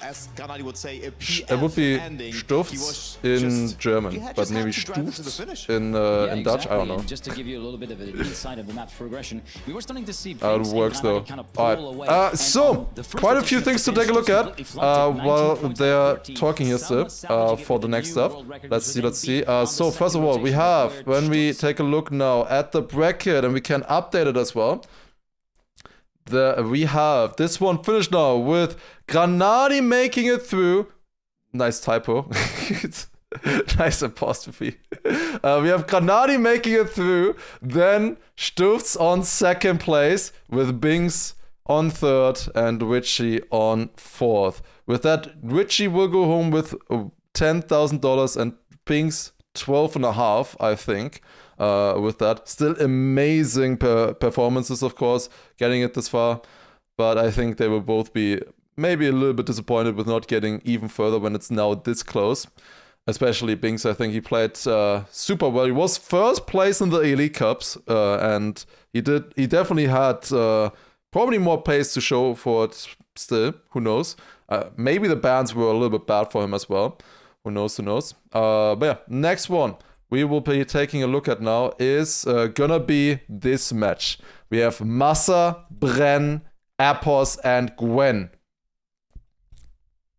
Yeah, in theory, he played a lot better on Japan, Binks, on the other days than now. He had multiple crashes there. He was a good player on it. It's just always, you only have 4 rounds on each match. That is quite rough sometimes. Well, they had 8 rounds on Japan in that case, but in the first round, he was pretty good in the first rotation. He was lined up there with Granadi. But yeah, Gwen, Apos, Bren, Massa. This is very stacked. Very stacked. Can Massa clutch it? If Massa plays like he did in the last 3 days, no. I will say straight up, Massa will not be making it through here if he plays like it in the last 3 days. No chance. However, if Massa plays like I know he can, like I have seen him play in practice, I think he has a chance. If he plays like he does right now, no. He doesn't make it. He has been underperforming for sure. It was a bit of a miracle that he made it against Wizzy in this previous match. A little bit helped. Binks interview? Oh, goddamn. I don't want to hear these interviews. I can't win the round anymore, so... How difficult is it then when it's out of your hands like that and you're hoping someone else does something for you? To sit and watch? I don't know. I'm like just... praying, and that's it. I know you came here hoping for so much more. Of course, you're leading the Elite Cup series. You know, we all kind of had you at going through. What do you think you lacked, or was it just that one moment there? I don't know. Maybe like the stress is too much for me. I don't know. Like I'm not playing like I play in training. So I don't. You're not playing with that freedom that you've had. In terms of when you have a chance to reflect on the quarter-finalist, will you be happy with that? What will the feeling be? No, I'm not. I'm not. Okay.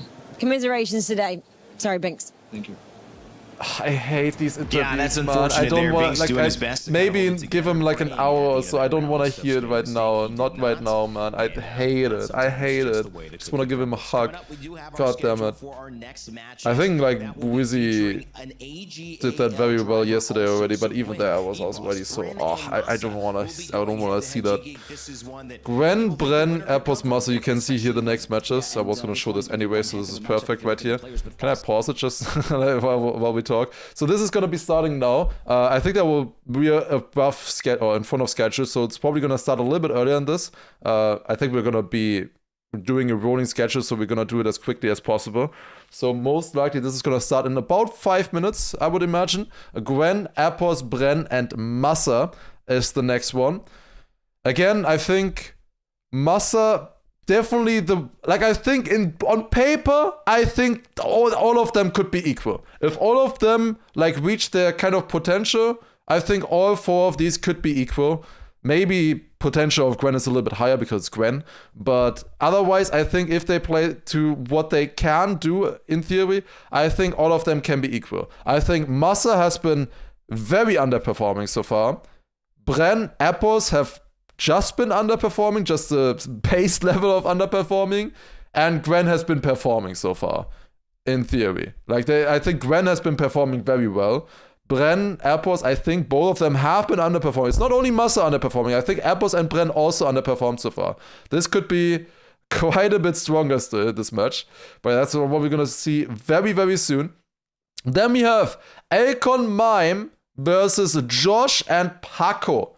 Josh and Paco, both of them came into this a little bit as underdogs, I would say, going into these quarterfinals, especially with how their first matchups looked. But making it all the way through to the top 16, now facing off against Elcon and Mime. Elcon looked pretty good in this match against Granadi. That was one of the best matches I've seen from Elcon so far in the entire thing. And if he plays like that again, I think Elcon could be very strong. Mime, I don't think looked that good so far. I will say that Mime looked better than Elcon in practice, but Elcon has looked better so far in the matches, I would say. So that could be very close. Paco, Josh, also decent chance there. I think this is probably level-wise maybe the lowest of the quarterfinals. But then it's gonna switch up completely with the final one here. Carl Jr., Pac, Neon, Otak. That is, I wanted to say match of the day, but it's definitely not going to be match of the day because we have the semifinals and the grand finals still coming up after. It's match of the quarterfinals, I would say. Carl Jr., Pac, Neon, Otak. That could be a grand final. That could literally be a grand final, but we have it as a quarterfinal instead. Insane. Insane. That is all going to come up very, very soon here. We have the 3 world champions versus the 17-year-old kid who drove 5 out of 5 world records in his last match against Carl Jr. The thing is though, even though he drove 5 out of 5 world records against Carl Jr., he still lost. Mostly because the other 2 players were not doing that well. That is, they had also Massa in there, and they were just not performing that as well. So that is mostly the reason why. And Soldier as well. So if they performed a little bit higher, I think they would have stolen away more points from Carl than they would have from Neon. So I think then Neon would have actually been leading. And I think that's going to happen with Pac and Otak. If we see the same performance from Neon and Carl today as we did 2 days ago, I think Neon would be leading this and winning it. However, last time Carl won it because the Pac and Otak would be in between them there.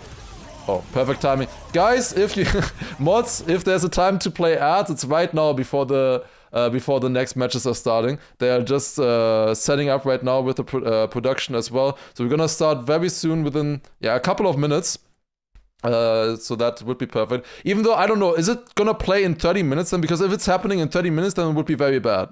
Do you have a pick'em? There's a pick'em in. Can you still do pick'em in eCircuit Mania? Because I don't right now. It would be too late anyways because the Granadi, Richie, Binks, Stufts match already happened either way. But yeah, let's take a look at maybe what we can expect for Granadi and Stufts now, since both of them are already placed now in their semifinals. Granadi in here, Stufts in here. So Granadi will be playing against the first place in the upcoming quarterfinal. So we would imagine that that's gonna be probably Gwen, you would imagine. Then there is, of course, the Appos, Bren, and Massa from their place, for their placement so far, from their playstyle, from their performances. I would definitely say that it's most likely Gwen winning this match with maybe a close fight for second. That is my expectation right now, at least. So I think there's a quite decent chance that Granadi will have to play against Gwen. And then he will play against the second in the other two quarterfinals. If that ends up being a Mime or an Elcon, we already know what to expect. If it's going to be somebody else, definitely it's going to be somebody else from these four here. That will take a little bit of effort to look into. Because at the moment I can't really analyze for him yet. I want to analyze for him, like what does he have to practice and so on now, but I can't really tell him much since I don't know who's gonna play against. That's the thing. And right now he probably just needs to relax a little bit, maybe watch a little bit or something, but yeah, he's gonna be playing very soon again, of course. Can I leak whether or not Massa will log in today? Massa will absolutely log in today, that's for sure. I think he owes it to Wizzy to log in today. Like, I think that's maybe gonna be Massa's biggest motivation right now. After knocking out Wizzy, he has to show up for him. He has to show up for him and make it worth it, right? He promised it to him. So yeah, I think that is gonna be his biggest opportunity there. Alright, here we go. They're coming in right now. We have Gwen, the only remaining player now for AG. Looking really scary over the last 2 days in a good way. Super good performances, super dominant against his opponents. Appos on the other hand. Then Appos coming in. Winning very shakily. Granadi W, Granadi W. He will win his match. Then we have Bren coming in as well, and the final player coming in is Massa. That is exactly the order of their pick and bans.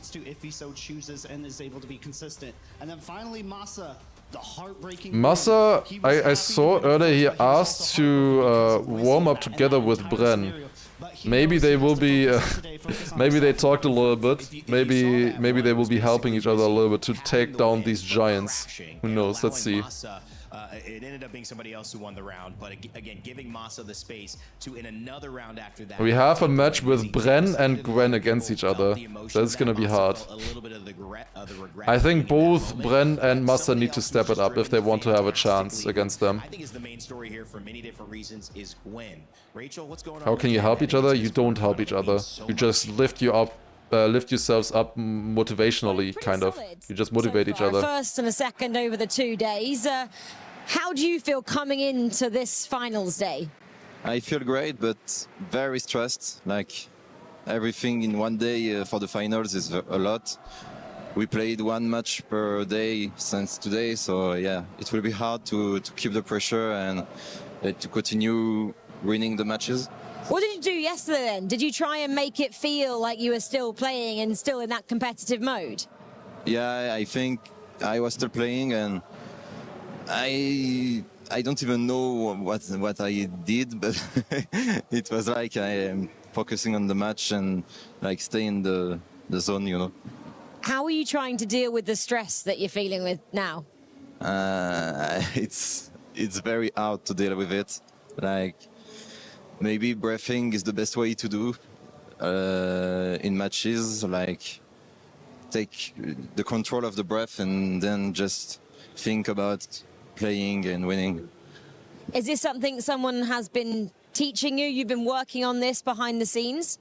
Yeah, not someone, but I think with the experience, like I played the game since like 10 years and 5 years of competing. So yeah, with all the stages and everything, I know what to do to keep to stay like good in the matches and try to deal with the pressure.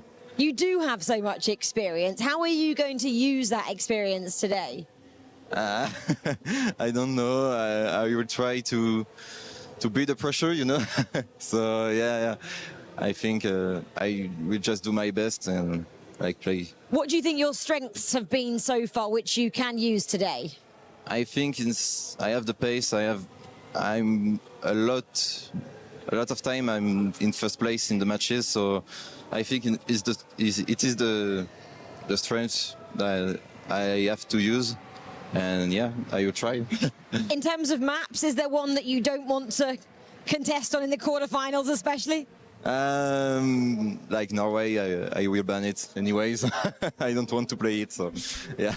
Okay, well, good luck today, Gwen. Interesting info right there. Very interesting info right there. Feeling a bit confident, and I don't. Well, as if I didn't already know that.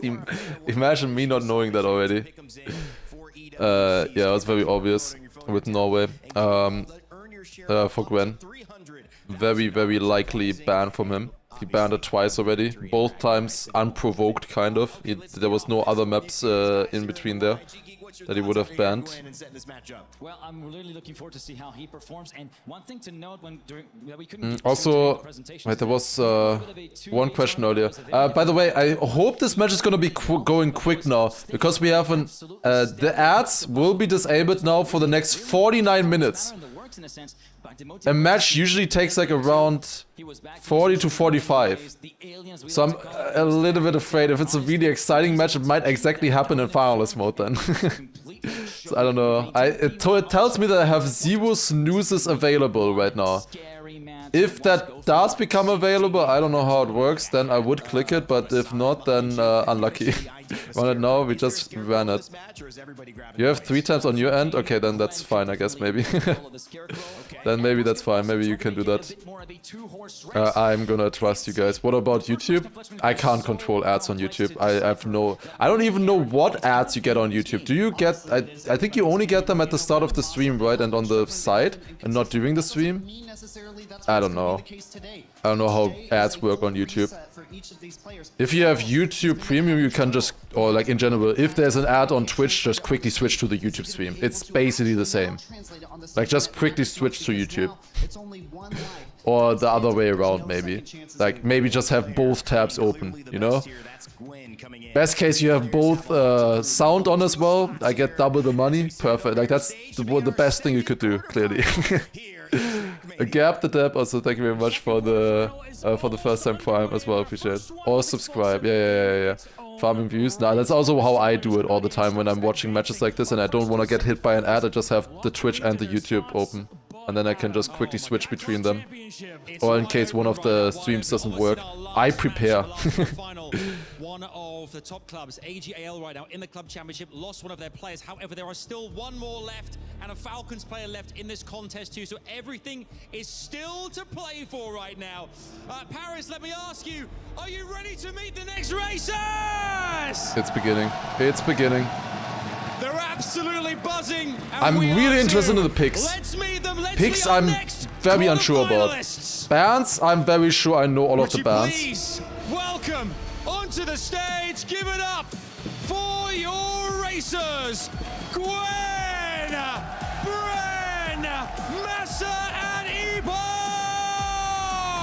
That was so well timed with the camera move. Wow, incredible. Its own right. AGAL and Team Falcons fighting for every single point, and it's all pressure on. This is gonna be insane match, like actually insane match.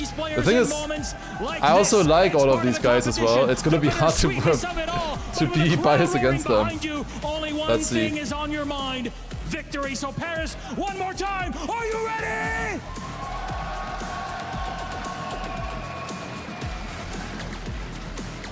Paris is ready at the Paris Expo Porte de Versailles. Our final day of EWC here in this building and our final day of Trackmania and Import. What a way to send us off. I feel bad for anybody who's not an AGAL fan. It's going to be very loud. Yeah, it's gonna be loud there, I guess. I think the stands, from what they have open, is completely full. The spot, like the spots behind them, there's a little bit more sitting area, but that is locked right now. So everything else seems to be full there. Be a couple of bands that might be make or break here. We do see some of the most likely bands. Alright, we start off with Japan banned by Massa. That's interesting. Australia banned coming in from Bren. Germany banned coming in from Appos and Gwen. As he just said, banning Norway. Picking South Korea. Okay, that was my pick that I expected. Poland. Also what I expected, yes. So far exactly what I expected. Then Saudi for Brent. There I wasn't sure. There's not many maps left. South Korea exists. South Korea exists. Gwen is very good on it. Then Argentina picked for Massa. Yeah, we were expecting Brent to pick Argentina. So now Massa picked Argentina instead then, I guess. And then the decider is Canada. I like that. I think I like that. That's good. That is good, I think. Germany ban from Appos was clear. Also, there was a question earlier, which match is the most likely to have an Australia pick? It's gonna be, if any match, it's gonna be the Elcon Mime one, because the other 3 matches always had one that perma-bans it. It's gonna have 2 people who perma-ban it in the last match as well. Who is AG and who is Falcons player? The AG player that is still in is Gwen. He's the favorite in this match here, but he has very good opponents against him. The final Falcons player is gonna be Carl Jr. He's gonna be playing in 2 matches time. Those 2 are still in right now. And both of them, I would say, are contenders for the win. It's gonna be quite exciting. Like, literally, both of them could make it to the grand final. It's gonna be sick. Now we're starting off on South Korea. Let's go. Alright, I think I'll put them a little bit quieter. Current PB for Massa is a .37 on this one. If you drive a .3, I think you're looking really good. .4, you can win rounds with. But let's go. Alright, let's see. First round already on South Korea. Gren has really good pace on this one here as well. .33. I think he can drive faster than that as well. Bren, I don't really see on this map. And Appos, he hasn't shown too much yet. Best time in .43. I think his average is like .6 maybe, which is decent, but not like insane. Massa leading the first round, but bad uphill. That's a very bad uphill. He lost the gear. He immediately lost like 2/10 or something. Massa can be good in this identity, but that cost him a lot. It would have been amazing to start off with a win. Maybe it is still possible. Gwen goes for this different line at the start, goes wider setup on that one. That was a very bad identity there at the start for Gwen. Second one also bad. I don't think they're on the best pace here. Appos takes it with a .52 winning time. And not really the best pace there yet for the caliber of these players for winning time. And Gwen a little bit behind, and Bren last place there. Yeah, that was a winnable round for Massa. It would have been amazing to start off with a win. Like, that was easy win in theory if he didn't lose 2/10 in that upper. But honestly, would have been maybe even possible still with a great identity. We'll see. Do you think anyone has any secret strats left? No, I would be very surprised. Unless, like, there's a few players where we've only seen like 5 or 6 maps that they have played so far. Like Carl Jr. I think only has played 5 maps as of now. He played the exact same maps in his 2 matches. So maybe that's the only thing, but I don't expect it. I don't expect it for sure. Gwen is catching up to Massa here, but Massa again leading. This time getting the uphill a little bit better. Oh my god, how did he not touch? How did he not touch? Okay, Gwen versus Massa. Gwen and Massa, I would say, are the best players at this identity. They were really good starting in the Elite Cup already, but also then in the qualifiers and everything. They were the 2 best players on this identity. Gwen with a slight lead coming in. Come on! Yes, nice! Good identity there. Double PB! And Massa takes it. .30. Yes, alright. That's a good start. That's a good start. That's what we want to see. .30 PB. Okay. Are we finally seeing Massa's true performance? Can we finally see it on this map? That's one. the competition so far. However, into the next round, and what a big momentum boost that is for Massa as well. Yeah, great times. That's a great start there. The map at the beginning is quite simple here. The first few turns, like the first 20 seconds, you just kind of drive. Now this section extremely difficult with this like pre-drift that they're doing. Then into the reactor here. Then you want to get a specific zoop, which Massa got perfectly there. Nice. They put no brakes there so that you wouldn't be able to zoop. But that actually made it less consistent, I think, or harder to do, rather, I should say. As it is consistent if you do the right strat. But it has become harder because of that. It would be just much easier if they just gave us the brake button. And much easier for the other players. Massa is leading. He has a good identity. Come on. Do it again. Do it again. 0.19 checkpoint there. Isn't that fast? Go around here. That is a good reactor there. That is a not so good reactor there. Can he still keep it? I think he's straight enough. That should be enough for the win there. 0.26. And Massa lost a lot in that identity. He was on a 0.1 for sure. Okay, okay. I've been hyping up Massa's potential. He's been kind of the potential man in the last 3 days. Are we finally seeing the true Massa? And Gwen, early mistake there. Early mistake.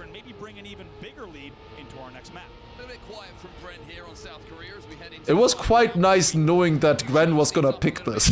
Because Massa did not look good on it. And I think we would have picked it otherwise, maybe, against Appos and Bren especially. Because Appos and Bren were not looking fast on South Korea so far. So I was thinking it was gonna be a good pick regardless.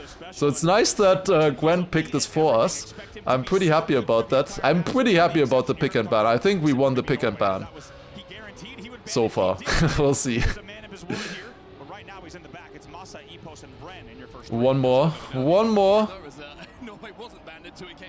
Coming into the identity yet again. Appos close. Appos PB is a 0.34. He did improve, I think, earlier. Slightly worse pace this round from the players. I think that's close between Massa and Appos. Massa should have it a little bit better there. Yeah, that was clean. One more remaining. That's another win. That was a very bad zoop there for Massa. Another win for Massa. Let's go.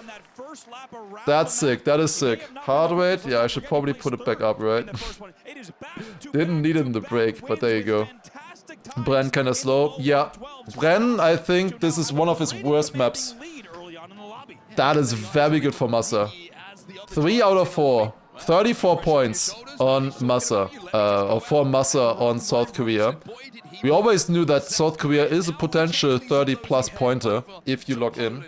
Now we're going on Poland. Poland can be a good map for the others. Appos was amazing on this one. Gwen as well. Bren, I think, is slow on this. I think this is one of Bren's worst maps. So let's see what Bren can do. I think Bren is going to be a lot better on the next 2 maps. Saudi Arabia, Argentina. I think that's where Bren can truly start playing well. But I don't think Poland is going to be a map for him. Maybe I'm going to jinx him here right now. Or anti-jinx, I guess. Who knows? We'll see, we'll see. But we are starting off with Massa, 34 points. Then Appos, 26. Gwen on his pick, South Korea, only 19 points. Followed by Bren on 13. Quite big gaps on map number 1 already. Yeah, Bren kind of needs to catch up a little bit. If he keeps at this pace, always 3rd or 4th, it's gonna be hard. Even once his good maps come into the picture, it's gonna be hard for him. He's definitely, I would say, he will have it harder to make it through this match. That's a big crash for Massa there, very early on. Bren also a little bit too far away. Does Gwen survive that? Wow, he does. That's so close. That was way too close. He had to release a little bit extra. Still on a great pace. Never mind. That's giving this win to Appos. Oof. And suddenly the AG fans are getting very scared, I think. Massa third, Gwen fourth. Bren getting a 6-pointer there. And Appos catching up to first with that. 38 and 36 points right now. Appos wasn't really good on South Korea. He just picked up the points. Like, he picked up the pieces from the others. He wasn't bad. He was just missing like a 10th to pace of Massa and Gwen, I would say. And a 10th on a map like that can make all the difference. If you're consistently a 10 slower, it doesn't sound like much. Often it doesn't matter, but if it's consistently missing, it can definitely make a difference. Again, the other 3 players very close here, Gwen, Appos and Massa. Bren did get a 6-pointer in the previous round, but not because he drove a great time, it was because the other 2 crashed. That is a weird line for Gwen. Does he survive it? Yes. Still stays in the lead, but it shrank a little bit. He was on a great start there. Massa dropping down a little bit, but great no-side turn. Seeing him from 4th into 2nd again. This is a great round here. What a round we are witnessing on Poland. Bren with a crash in the background. Appos getting this a little bit better. Gwen with the inside line. Appos a bit wide. Massa might be able to catch up, but it's not enough. Gwen wins that with a .06. Appos 600s behind him, and then Massa on 3rd. You see a very important nod of the head from Gwen. As soon as that ended, just nods his head once. Yeah, I was really surprised with that speed there from Appos with the wider line. It really worked out for him. Was able to keep so much speed into that last section. You wouldn't think that going that wide would actually be worth it there. That part is one that the players mostly just do by feeling, I think. Not as like a specific line. That's depending on how you land, you decide how you wanna do the next transition. Gwen, as well as Bing's going for a very inside approach there in that turn. Like, goes extra wide in the grass to take then the next turn a little bit more inside. Maybe keep a bit more speed that way. This is so close hit again. All of them within 1/10 of a second. Who gets this transition the best? It's all close, they all survived it! What a round! This is insane pace here once again from all 4 players. Good turn for Massa there. Again overtaking Appos in this. Oh my god, that was so close for Massa. Holy shit, that was so close. Last time Appos had a much better identity than Massa, but this time it's looking good for the German player from Berlin International Gaming, and that is a win for Massa. .96 PB. Let's go. Beautiful. Also, apparently Massa drove a world record offline earlier on the map. Looks like it at least. Apparently Massa drove a .82 earlier in the warm-up.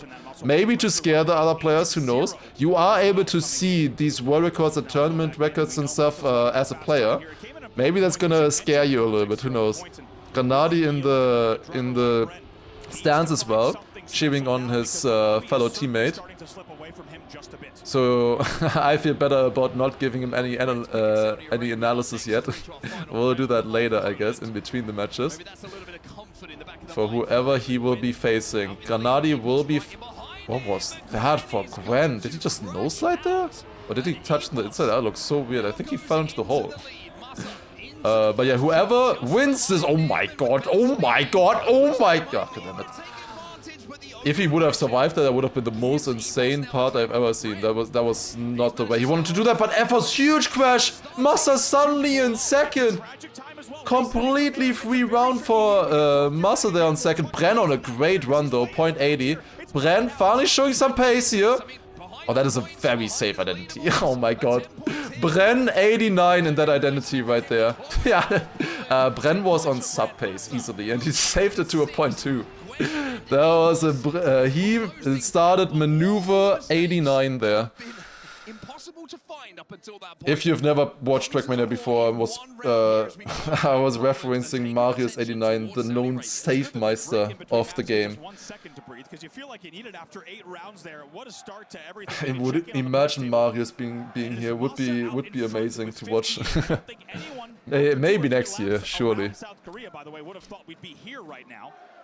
That's great points for Bren there. It's smart. It's smart. Very smart to save it a little bit there. That identity is very tough. That puts him in first place right now. Yeah, we're going on Saudi.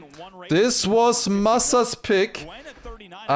He didn't, I think, feel amazing on this one previously. But we'll see how it goes. In theory, everybody can be good on this map. Wait, never mind, this is Brent's pick. Yeah, I was gonna say, why would Masa be picking this one? I was just rattling in my head, why would he pick this one? It doesn't actually make sense, since everyone else is so good on it. I was confused there for a second. Like, why would he pick this? What is my explanation for why it's a good thing that Masa picked this? Am I still analyzing for Grenadi? I will be doing some analysis for him. I'm giving him some tips in between the matches later. But first of all, I need to know who he's facing off against. Again, the winner of this match will be playing against Grenadi in the semi-final. Second place will be against Stufts. Masa still going for the jump line. If you nail it, this is faster, but it's a lot harder to do. It does not seem like anybody switched to it. What a surprise. It's a very close round here on Saudi. Masa getting it the best, I think. He has more speed from 4th to 2nd. Gwen takes the win with a point 66. That was a great comeback there, though. That identity is so difficult, that release. It is so tough. Yeah, already now we can say that Masa has finally woken up. He is leading the match with 64 points. Appos then on 2nd with 55. Gwen on 3rd, 49 points. And lastly, Bren on 39 at the moment. Yeah, this is Bren's pick.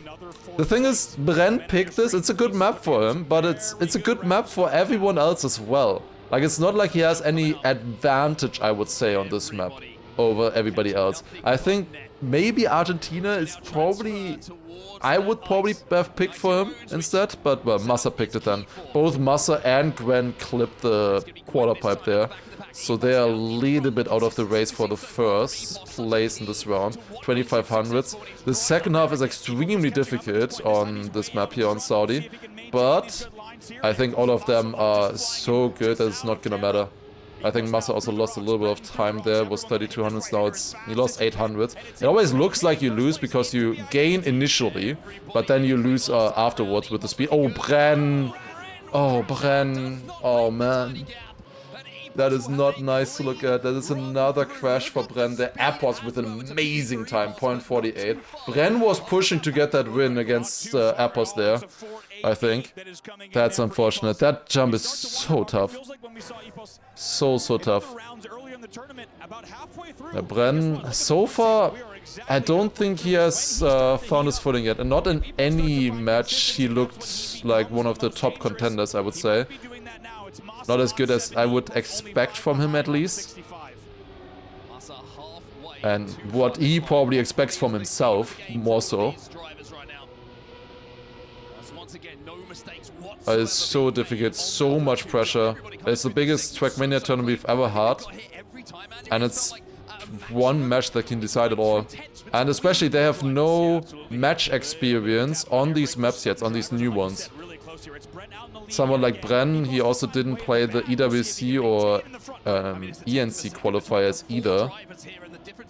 Wait, no, did he play the EWC? No, he did play the EWC qualifier, right? No, never mind, he didn't. He qualified to DreamHack. I'm blabbering. Gran is leading. Oh, this is close. This is close. Masa! I think that was a worthy risk there. What a round. What a round right there. 0.66 winning time. And Bren again only 600s behind and only getting 3rd. Ah, that's fucked up for Bren. That is fucked up for Bren. Not getting point. Like, that is a winning time in so many other matches. But in this match, only 3rd. Only 3rd there. Masa, if he did a decent identity, maybe he could have gotten 3rd. But that's not worth anything, right? If you get 3rd or 4th, it's only 1 point difference. If you have a chance to risk and get 1st or 2nd, you gotta go for that. Not a great start for Masa here. Over a 10th behind already in the beginning section of the track. Good nosedive there, though, I think. He's catching up a little bit with that whole jump. Now the quarter pipe jump here. Oh, I clipped. But Gwen clipped a little bit harder. He is out of this one. 6 seconds behind. Epos is leading this one yet again. Epos is definitely catching up here in this match. Seeing the different lines here yet again. You see how Massa slowly catches up, and then I think in this time he did get it faster than the others. Slightly. It's a very difficult line because you have then a harder gear to keep. Ooh, the jump's coming in, and Bren yet again on his pick, losing a position in the final jump. Oh my god. No way! No way! Gwen lost the points! He's just smiling. He lost the points because he accidentally nose-bugged. Did you see that? He accidentally nose-bugged and lost the points because of that DNF. Oh my god. Well, that's unlucky. Oh no. He lost 3 points for that. Those might come important later on in the match. DNF for for Gwen. God damn it. It was gonna happen eventually. With Gwen and Bren in the match, it was gonna happen eventually. That's the first one. Maybe first of many. We get Argentina here. Argentina. I think Gwen looked very fast on this map. I think he drove a 0.2 yesterday as well on this one here. He had, or 2 days ago I should say. He was very fast on this. This is Bren's pick. I think specifically Epos is very bad on Argentina. I don't think Epos has the lines or the pace to do anything against Bren, Gwen and Massa on this one. I think the other 3 have pace. Gwen potentially the highest amount of pace on this one, but therefore maybe gonna be a bit more crashy. Epos on the other hand, honestly, if he was good on Germany, I would have considered banning this one with how he has been playing on it so far. With how much he was missing pace-wise. We're going into the bobsleigh. This is extremely difficult. You have to turn around here, barely get the checkpoint. Gwen sliding out a little bit. He went too wide. Bren with a great start here. 0.37 checkpoint there. That is fast. Jumping up here. Early landing, but it's not working out for Massa. Bouncing on the landing there. Massa is still in it, maybe. I think it's a bit too high of a line there against Gwen. Bren is leading it as long as he doesn't, like, get a slowdown here on the landing. He should be good, but Massa versus Gwen, on the other hand, goes to Massa. Wait, did he crash? No, he didn't. Okay. Goes to Massa. I do think Gwen actually crashed the border, but he still managed to get into the finish. 0.47 there for Bren. That is good. Yeah, he clipped. He did lose time. He lost 1/10 to Massa there. Maybe he turned cars on and tried to push it. At least he didn't lose the extra point there against Epos then, but in the end that doesn't matter too much. Gwen only on 67 points right now. Massa and Epos 85 and 84. But yeah, this is a map that Epos on paper should be struggling with. And who do we see in first? It's the current leader of the match. It is Massa. But Gwen coming back here with great speed. Oh, why did I say something? Did he lose the gear as well? Nah, he's fine. He still has the gear at least. Entry into this one. Bobsleigh turnaround. Gwen does the other way around. It looks insane, that line that he does. And somehow he survives it. But the exit is not good for...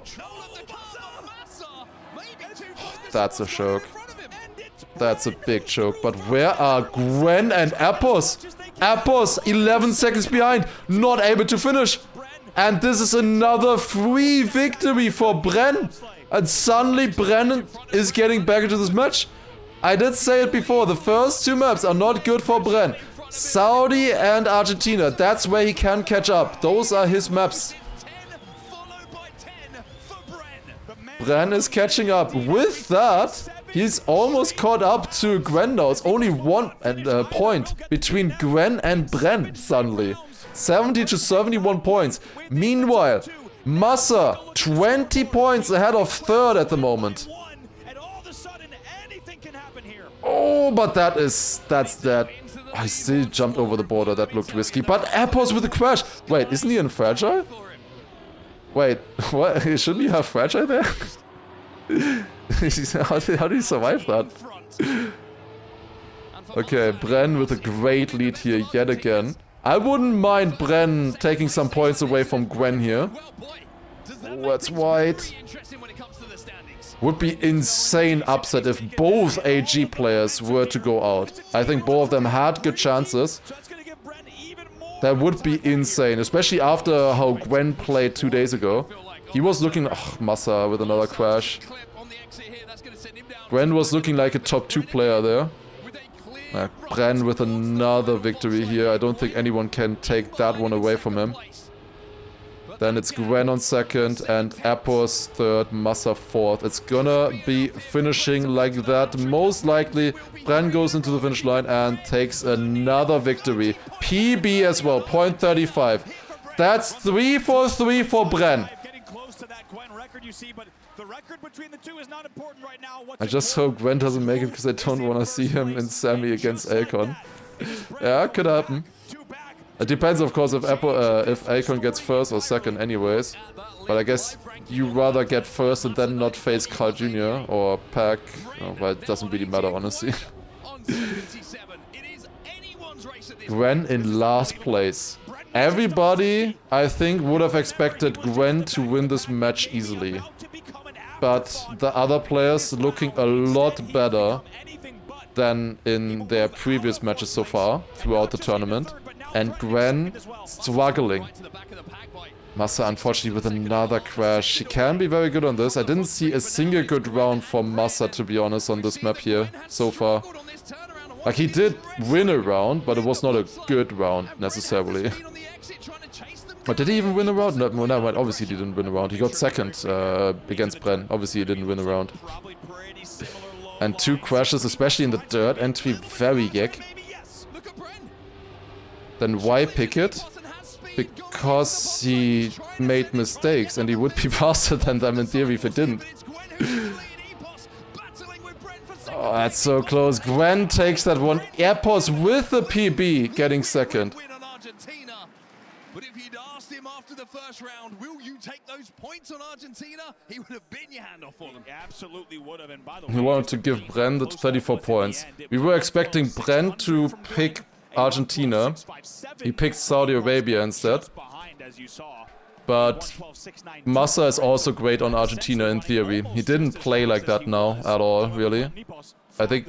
I mean, looking at the times, Massa could have gone 4 for 4 with that as well, honestly. If he had a good match on Argentina, he could have done 4 for 4 out of that. Okay, we're going on Canada. Canada coming up now. Who is gonna be the best here? I think Bren and Appos lacking a little bit of pace on Canada so far. Gwen looked good, and Massa maybe a little bit slower than Gwen. But great potential. Massa also already drove a 0.04 in the matches on this one here already, which is the 3rd best time from everybody. Carl drove a 0.03, is the 2nd best time. Don't think about the first time. Gwen with a crash in the lead. Big crash for Gwen. That's huge. Now the no-break section. Massa was struggling with this at times, but that looked alright. But the other two having it good as well. They are fast so far here. Massa trying to catch up, but Appos... That's a big crash for Bren. That is a massive crash for Bren. Gwen will overtake him with that as well, I'm sure. Epos with decent pace so far. Appos probably on PB on this map right now with this run. Can he hold it through the identity as well? Massa gets it great, but it's not enough. Appos takes the win here. Massa caught up a lot, but it's not enough. 0.21 winning time there for Appos. Then Massa on second, getting the 6-pointer. With that, going over the 100-point threshold now as well. The biggest, of course, in the history of the game. There's no need to run that identity as tight as you can. We will see that. It's a close match. 15 points separating the 4 players. Impossible to call anything right now. This is the random pick though. The only problem is, for one player, being Bren, is that we're gonna be going back to those first 2 maps, and he did not perform on those 2 maps. But it looks like he has been fired up now. Unfortunately, Massa with a crash there in the uphill. Oh, Bren. Oh, Bren. Another crash. Massa will overtake him for third with that. Doesn't really matter too much. It's only a 1 point difference unless Gwen and Appos make another mistake. Second place can be a difference. A little bit more at least. You take a few more points away from the other players with that as well. Gwen is just going for it, it seems. Appos saving for the second place. That's gonna finish in this formation here as well. Gwen, I think, with a great time there, 0.19. Then Appos, he saves like crazy. 7600s behind in the end, but it is enough for the second place. Then Massa third and Bren fourth. Massa 2 crashes so far on Canada. He can do better than that. That was amazing timing there. Wow. Cinema. Sayos, by the way, thank you for the 2-year resub as well. Appreciate it. Thank you, thank you. Okay, I want to see a clean round from both Massa and Bren now. That would be nice to see. Bren can relax a little bit again. Oh no. Appos with a crash. Massa slow. Oh my god, how did he not touch? Bren with insane speed. Dude, they are on massive pace right now. What is this round? The pace from these guys is insane at the moment. Massa must be thinking right now, how am I third with my pace? 0.04 checkpoint there for Gwen. That is sub 1 minute 2 pace for sure if he gets this through.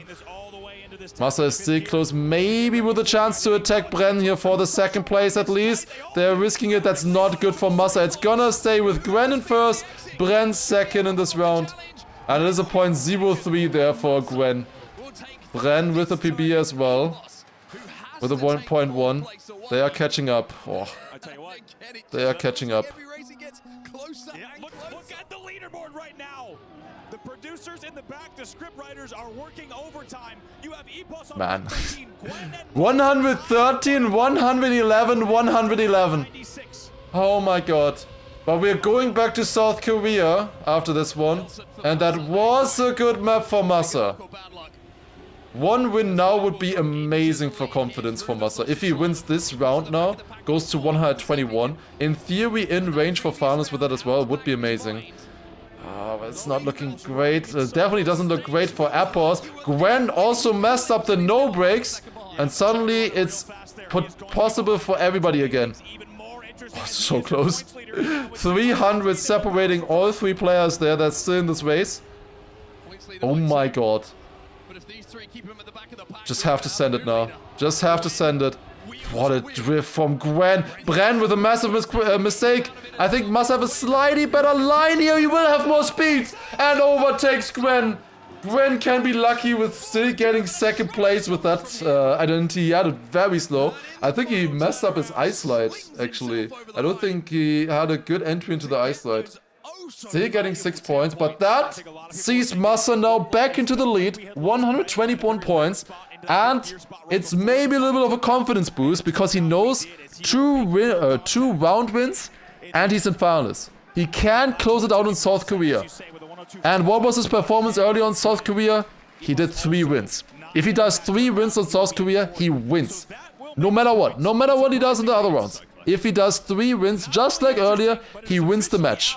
Nothing the others can do. Specifically, Massa will overtake not only Epos, but Gwen as well. Massa on 121. Gwen on 117. This is gonna be exciting, man. This is gonna be exciting. What was second map? A second map is gonna be... wait, which one was it again? I knew it earlier, obviously. Poland, no? Was it Poland? It was Poland. Here we go. Here we go. Yeah, Bren was a bit slow on this map earlier. Same with Appos. Gwen and Massa had great pace. It's a crash for Bren. Bren at the moment on 100 points, falling back a little bit again. The ending there on Canada was not good for him. Gwen with a great start, but look at that zoop from Massa. Gwen tilted too much. He wasn't flat in the reactor. And that's why he didn't get a proper zoop. Gwen was too tilted in the jump. You wanna be as flat as as possible. As flat as a pancake. If you go into that reactor, you will get the best zoop done. That is the thing that you're going for in that zoop. It is consistent, if also weird, but it is a consistent thing. It's close. Massa a little bit behind Gwen, but much better reactor there once again. Same thing here. You want to straighten out and be as flat as possible. And that is win number 1 for Massa. Let's go. If Massa wins this match, by the way, we will have Grenadier and Massa against each other in the semifinals. That is 4 straight wins. 131 points for Massa.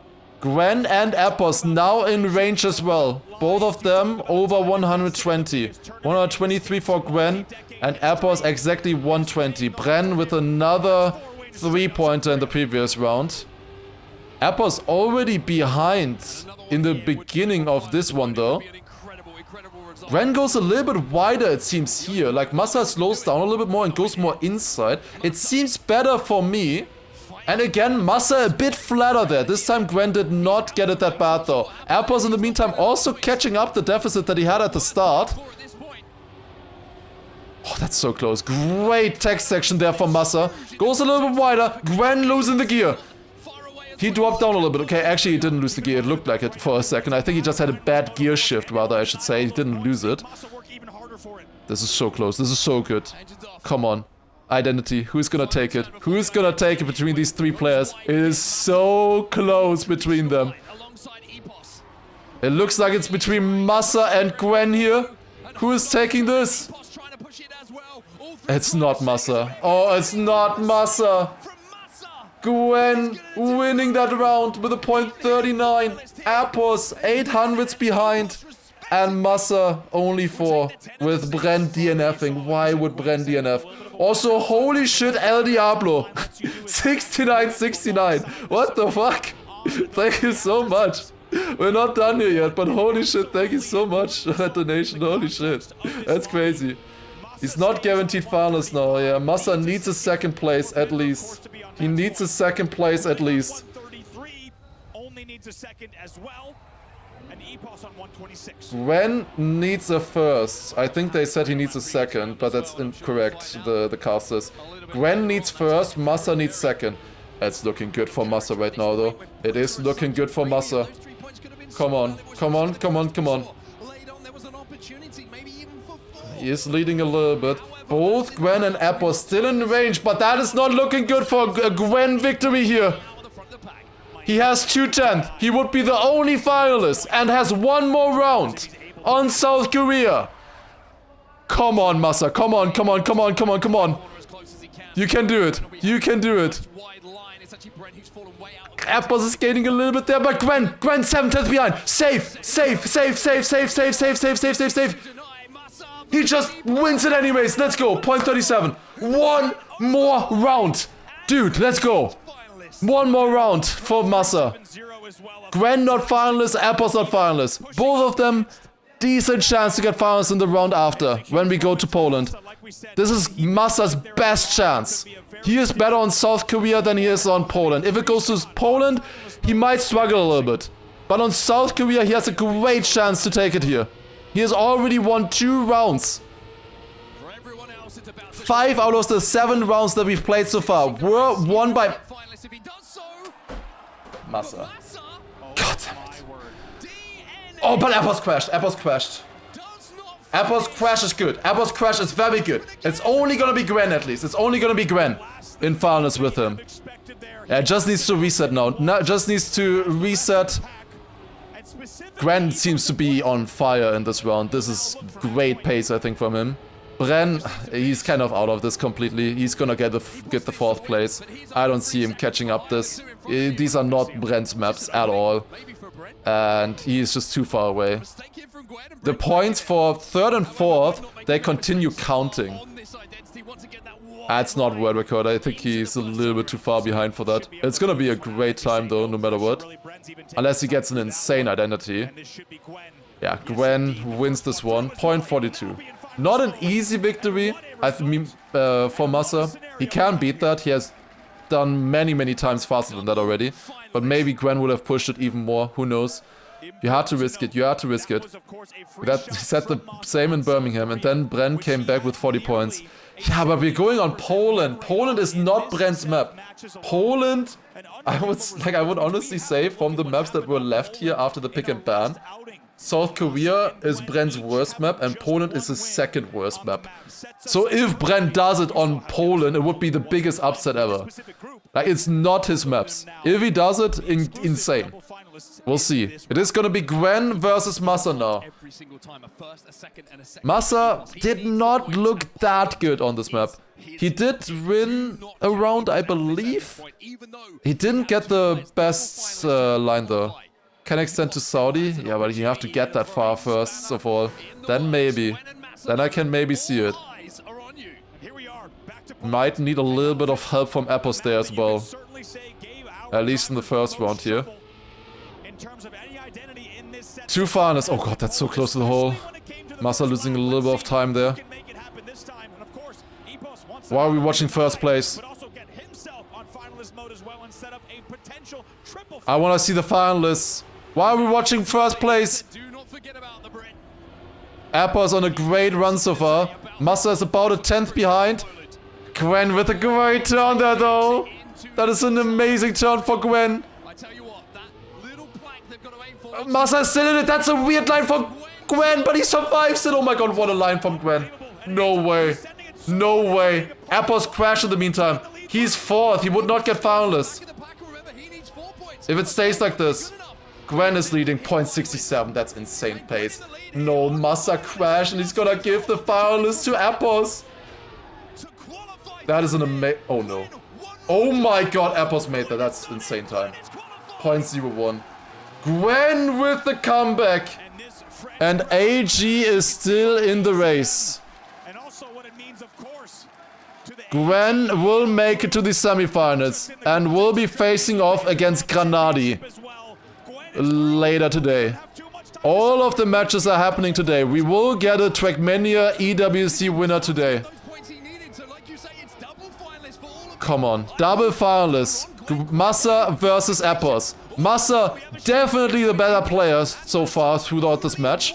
He has really caught up again. He did not look good the first few days. Today, he looked great.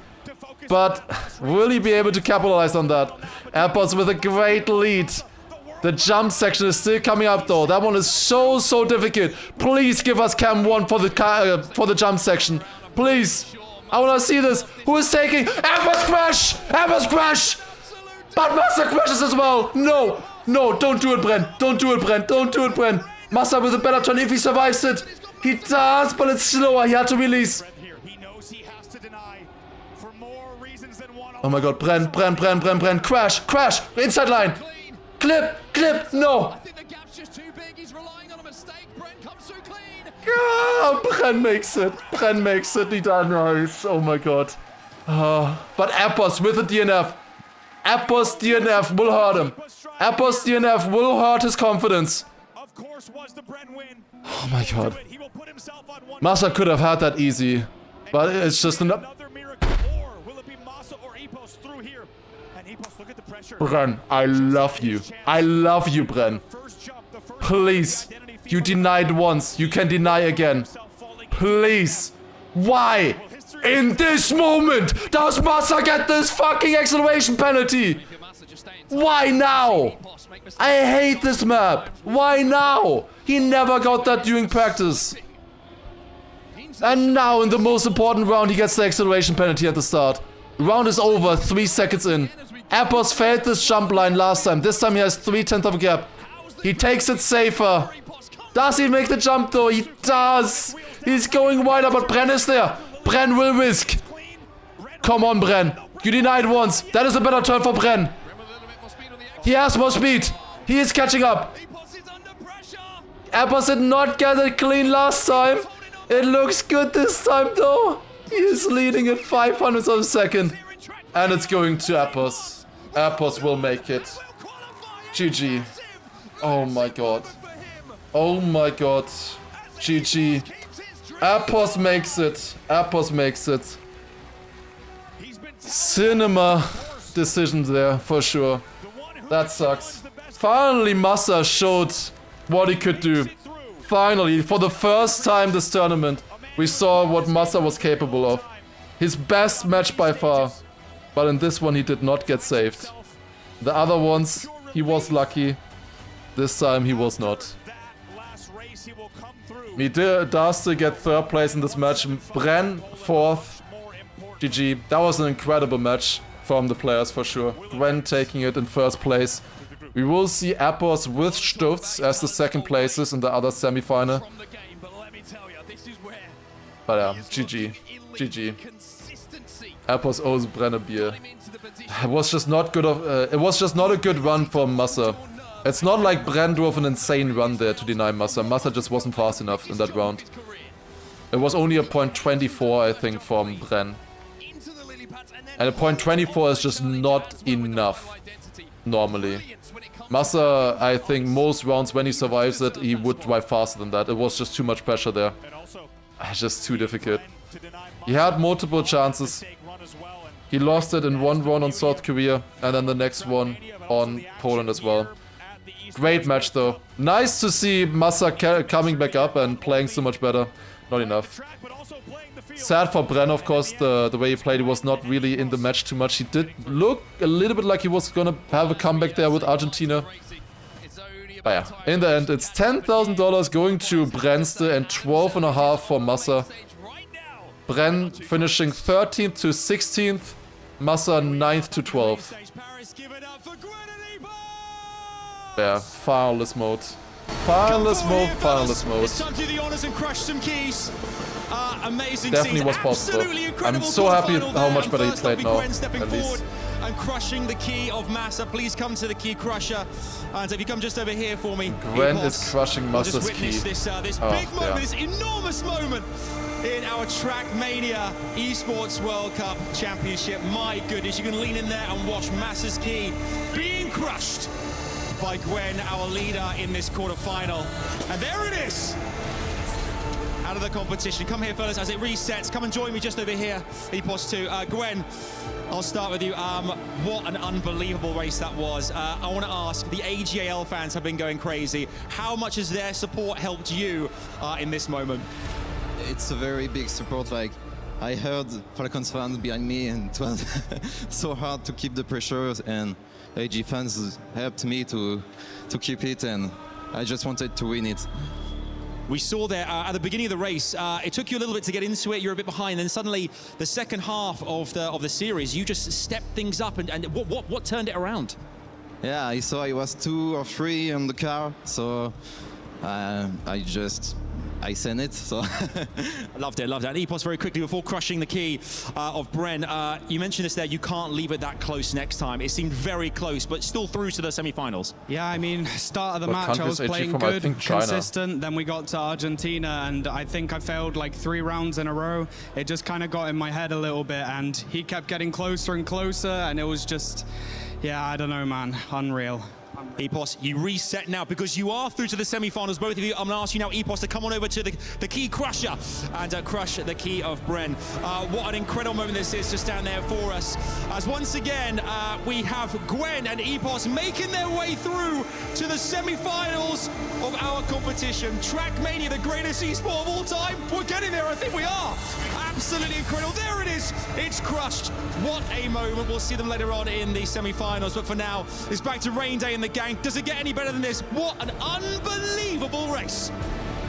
And what unbelievable consequences. The club championship had Gwen not won. They would will have interview Massa. certainly gone to Falcons, but because sure. he stays alive, so does the hopes of an organization. AGAL still in the running, and Trackmania yet to potentially crown a winner. And that, of course, will lead us to some more matches to talk about. But after that, we got to get to this one. 5 matches to go. Yeah, it's gonna be crazy today. It's gonna be crazy. Am I gonna roast him? No, Massa played well. For once, Massa played really well. He can be proud of himself. He can be proud how he played today. It's sad that he didn't go through here. I think he played better than Gwen and Epos in the end finals mode. is the thing, of course. Was not lucky this match. Still at least got third for once. But in this tournament, he did not play well so far. He definitely did not play well. Finally, this match, for the first time, Massa showed what he can do. Because until now, he did not look like a top 16 player. That performance was a top 8 player worthy performance. But it was not enough. It was not enough this time around. With everyone, even Bren, he had a really successful portion of the match, but then unfortunately just fell off so hard after the map switched to Canada. Yeah, it's got to be tough. I mean, he talks about that. Okay, I'm just thinking about what to write Grenadier about Gwen. Yeah, exactly. And coming back to Gwen, he had such a slow start. Over the course of the first 2 maps, only 39 points collected. I'm just thinking right now. I'm sorry that I'm a bit quiet, but I'm sending Grenadier information about Gwen that I have. I'm just sending him the information. This is when he started his resurgence. 30 points out of 40 collected. It compressed the gap down to only 4 points between the first and third. And then after that, just circle back to the second rotation to South Korea. Righted the wrongs of the first rotation, which went completely south, and concluded on his first attempt on Poland in a beautiful fashion. Yeah, and I think on the side of Epos here, he did really well for himself for certain maps like Poland and whatnot, but I saw something with Argentina. Not sure, something wasn't clicking. He was having a terrible time. I believe he even had a DNF at one point. Yeah. And it was a rough Argentina for him. Also South Korea, a map that he's been wanting to play so bad. He's like, why is everybody banning South Korea? I want to play it. He gets a chance to play it, and then he's lacking pace. Also, by the way, okay, now I can say it about Massa, by the way. We read Gwen like a book. It wasn't enough, but Gwen was our second pick and banner. Because Massa's permaban was Norway. Massa's permaban was Norway. And, oh wait, first of all. Massa, how tough is this to take right now? There was 3 of you in finalist mode. You booked your finalist mode spot first, and it didn't work out for you. Yeah, feeling a bit empty right now. I got my form back, I would say. I performed today very, very well. Can't complain about that. But yeah, the way it ended, Brand denying me in the second last round. Then in the last round, I just get an unfortunate slowdown, to be honest. SK, I choked the last round of the map, but then again, it's like one fail. Yeah, I don't know, just a bit unfortunate, but at least I played good, so yeah. And the crash in Poland as well, kind of letting Epos get back into it. Do you think it was the stress? I mean, it's normal to make mistakes, I would say, under pressure. I don't think I really did bad mistakes. It happens, you have to push. Yeah, it definitely helped Epos getting finalist earlier on, but it wasn't really on my mind. I just played my game and tried to finish a clean round, and one round it wasn't enough, and the other round was unfortunate. So, yeah, that's that. Can you try and explain to us what the pressure feels like out there on stage? Honestly, it's a very nice feeling. I like it a lot. I like having pressure. I like playing under it. Somehow I couldn't handle it the last few days. Today I could, I would say. Just unfortunate ending, and yeah, I enjoyed it very much. That's why I do this. I enjoy the pressure, actually. I really enjoy the stage matches. Are you going to learn from this? What are you going to take away from this experience? Every day is a new day. Anything can happen, and always believe in yourself. And most important, what I learned for today is have fun. And I had fun. Quarterfinalist, having fun at EWC. Yeah. Congrats. Can't complain. Thank you. Keeping the bigger picture in mind, one step at a time, making that his way deserves a clap. a new version of himself that can be a little bit better next time great he shows stuff up from in the Massa. world. He improved a lot. He improved a lot for sure. And we've learned a lot, I think, from this. For practice as well. I don't think our practice was optimal. I think we can improve on it with everything that we've learned. And I think we will be better in the future as well. I think we will be better. He has performed really well. Grand finals today, yes. The next match that is coming up, I can tell you guys already, is gonna be the Mime, Elcon, Josh, and Paco match. 2027 World Champion. It's just a you know it. Not only in the real world, but also in the virtual world, the world of racing. You got, as we Yeah, say, we need to do them on stage maybe, then the practice match is gonna be better. build a full stage in the big office. I know that we've got our schedule coming up. Appos made it through. He's going to be playing against Stufts, and Grenadi is going to be playing against Gwen. Coming up next, G-Geek. I'm not super happy that Grenadi is playing against Gwen yet, but we'll see. And then next, Akon, Mime, and Josh and Paco coming in. Every single player was with me in a team at one stage as well. So that's gonna be interesting. I've got my eyes on him. Oh, 100%. Dark Horse through the roof on him. Yeah, I did not finish about the Massa picks. So Norway was Massa's permaban.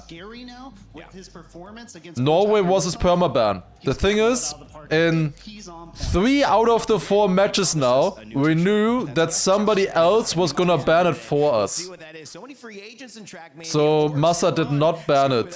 He only banned Norway actually once, I think. And we knew Gwen was gonna ban Norway no matter what. He even said it in the interview. So we knew that Massa could freely ban a different map. So he banned Japan. Japan, he was just not feeling good on. The others, I think, were also very shaky on that map. So maybe, I don't know if that was the... I think in the end it was the right pick, because you rather ban something that you're bad at than banning something that your opponents are bad at. They are talking about stuff, but I guess the most important thing right now is Gwen and Carl, that they are talking about this championship and stuff. And that another thing is, South Korea was Massa's best map. So we didn't just let Gwen ban Norway for us, we also let Gwen pick South Korea for us as well. So that's why I said we won the pick and ban, because Gwen literally banned and picked Grenadi's best and worst maps. So literally perfect. Yeah, the next match is gonna be maybe a little bit less biased for me as well. Obviously I was very biased in the last few matches for Grenadi and Massa. Did I say Grenadi? Obviously Massa. I don't know. I'm still writing to Grenadi right now. Thank you very much for checking in with the update. In a couple of minutes time, I'd imagine. Honestly, it feels that quick. Thanks, guys. Yeah, he's asking for analysis right now.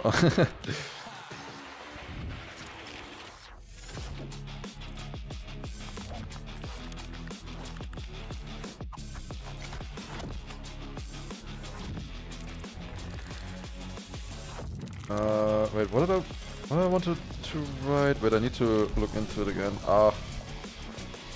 I'm sorry, I'm not too talkative right now because I'm giving my analysis to Grenadi at the moment. I'm writing and looking at stuff, and everything that I know I'm telling him right now already.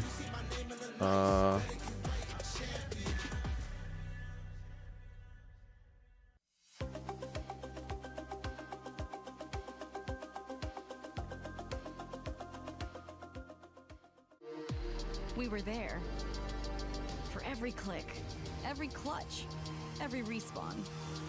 We were there for the years of grind, and we're here now. The proud founding partner of EWC, powering the biggest event in gaming. Alright, they're just setting up some stuff right now. Alright, okay, I've written some stuff to Grenadi now. I will write him more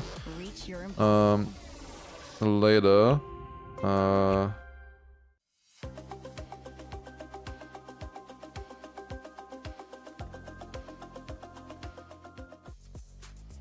Update here over at the Qiddiya City Grid. AGAL have just Alright, I'm sorry that I have to do my job.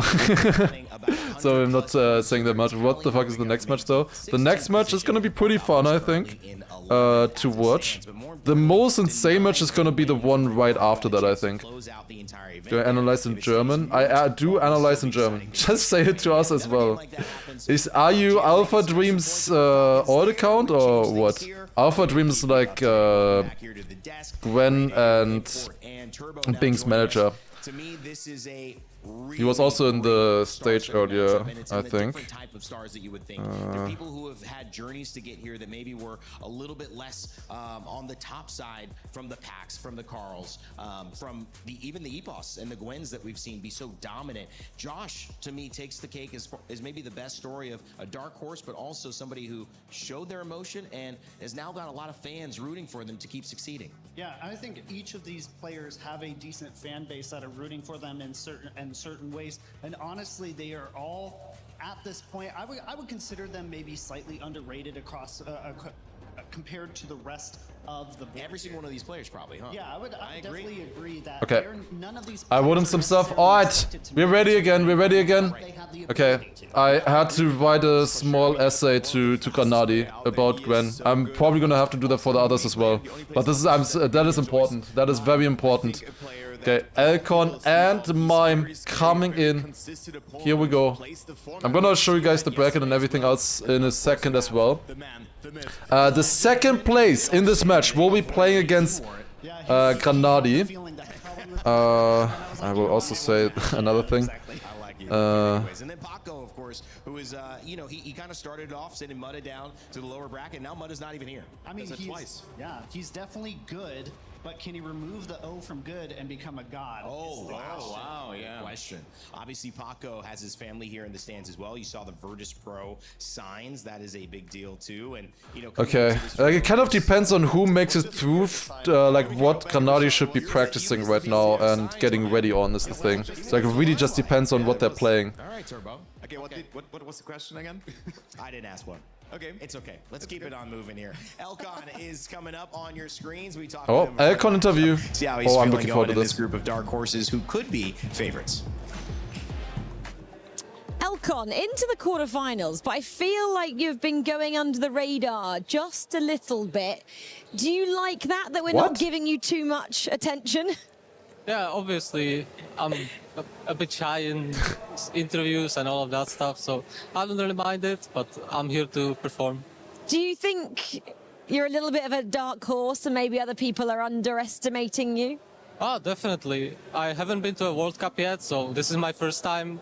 I don't know what people are expecting, but I don't think it's that much. I hope I'll prove them wrong.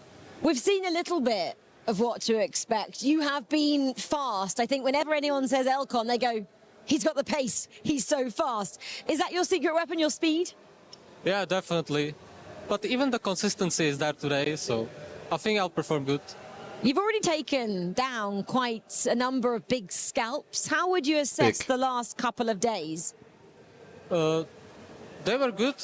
I think I performed pretty well, even against the really big names. So I'm definitely happy with that. How do you feel yesterday was, having that day off? Has it stopped that momentum a little bit, or has it helped you, would you think? Well, it was refreshing to have a day off. I really analyzed all the matches, looked at what my strengths are, what my weaknesses are, and today I've improved on that. And I think I'll come into the last day really strong. What was the weakness? What were you trying to improve? Well, definitely some really... Taking your job. Some it should be parts forever. that I really couldn't make consistently, that's it. The speed was there, but I think my consistency was the issue. Did you analyze your opponents as well? And if so, what did you find out? Well, I did. And we found out what their picks are, what their bands are, what their preferences are for maps and all of that. So I think we'll have a really good day. I feel like you've been the perfect student. You've studied well. There's now time to go into this exam, and you're feeling confident. Definitely. Okay, Elcon, good luck today. Thank you. You know, like that's the big thing with Elcon. He has, like, that is actually correct what they were saying. He has been improving his consistency a lot throughout this year. Like that is like the best thing about him right now. He can beat anyone. And honestly, this tournament... And Import is also saying something wrong. Like I don't know if I didn't quite hear it, but like he has been improving his consistency a ton. Like that's like the best aspect of him in the match that he had against Granadi was actually his consistency. I think he wasn't like the fastest there, but like he really improved consistency. I'm happy he took my full Marius Elite Cup approach seriously and saw that it works, yeah. Seems like you guys did some homework as well. I see. It's gonna be fun. It's gonna be fun to watch Elko for sure. Also, under the radar, they meant because he didn't have an interview yet. That was the first interview with Elkon.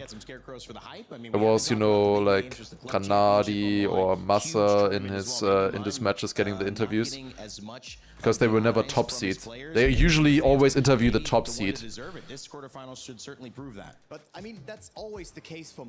Was he slower or more inconsistent than the others in prep matches? If Forever wants to answer that, I'm not gonna answer that.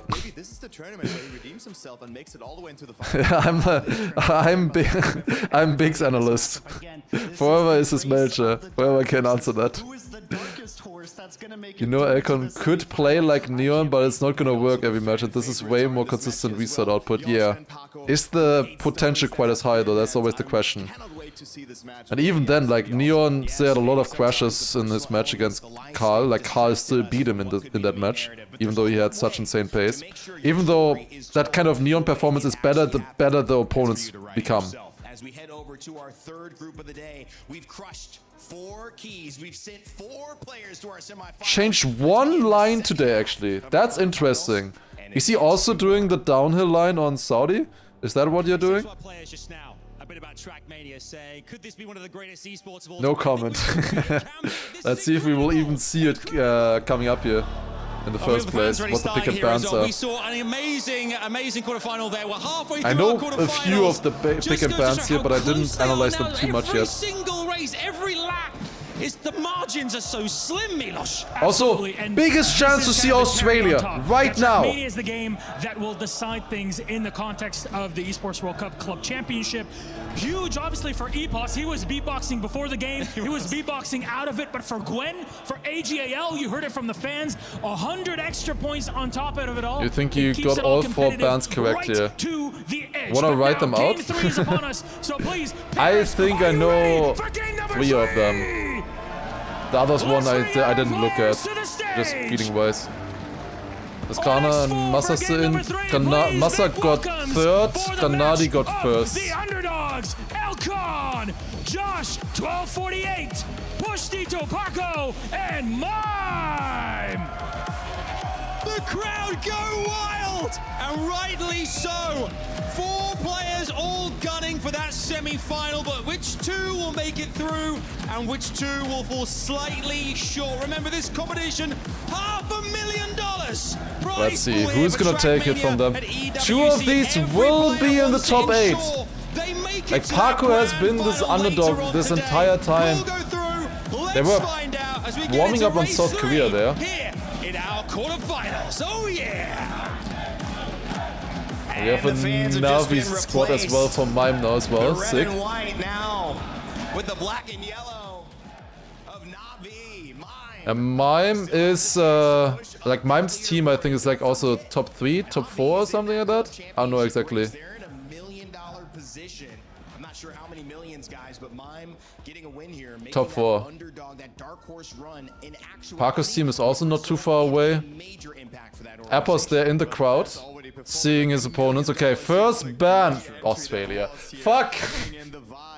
Josh banning Japan. We will not see Australia today, I have a feeling. Then Japan ban from Josh. Mime banning Canada. And Elkon banning Germany. Interesting, yeah. Then Argentina pick for Elko, that's gonna be fun. Mime picking Norway. Very sick. Was that correct? Bands predicted 4-4. Nice. Oh, it's actually perfect for you. I'm gonna leave it there. Then we have South Korea and Poland. Poland has decided, as always. Argentina, Norway. I think that's gonna be a very fun start to the match. I think that's gonna be good for Elkon and Mime. Gonna be fun to watch. turning the tables in your favor and finding a way through the gauntlet. So much more to be decided here. Poland once again. Send it over to your casters for our third quarterfinal out of 4 here in Trackmania. It's Twiggy and Nua. Thank you very much, Rain Day. And yeah, Norway sneaking through the ban phase there. Hungary decided would be better for you guys. Yeah, Hungary was really good for Elcon 2 days ago. And in general, I think Hungary was a good map for Elcon. He also has the world record on it right now, or tournament record at least. Yeah, I would agree that would be better. I don't really see Elcon on Poland, to be honest. I don't know, we'll see. We'll see how good he is there. I think Argentina can be a great map for Elcon. He's especially good in the first half on Argentina. Second half, he has been a little bit inconsistent, I would say. First half, he's very good. 3 keyboard and 1 controller. He can do way better, he can, for sure. Alright, here we go. Argentina! What can the players do here in our third quarterfinal of today? Elcon, Mime, Josh, and Pussy Tobacco. Quite like multiple upsets, I would say, in this match here together. 2 of them will be going home. The 2 others will be in the semifinals, where they will be either facing Granadi and Gwen, or Apos and Stifts coming in for the turnaround. Different approach there for Mime, not getting the good exit, and there you see just how much that costs. What a round, and Josh is leading it immediately here. That was so close for Paco, but catching up to Elcon with that. Going inside here, we see different lines coming in. Both Elcon and Mime doing that wider line on Argentina. So that is not the line that you guys changed, good to know. That is one that they are doing different. Oh, that's very bad for Paco, he's not gonna survive that. That is a complete slowdown for him. Elcon wins round number 1 after he only was 3rd of the Ice Slide turnaround. Then Mime on 2nd, overtaking Paco, of course, with that crash. And Josh in 3rd. He did not have a good Ice Slide there.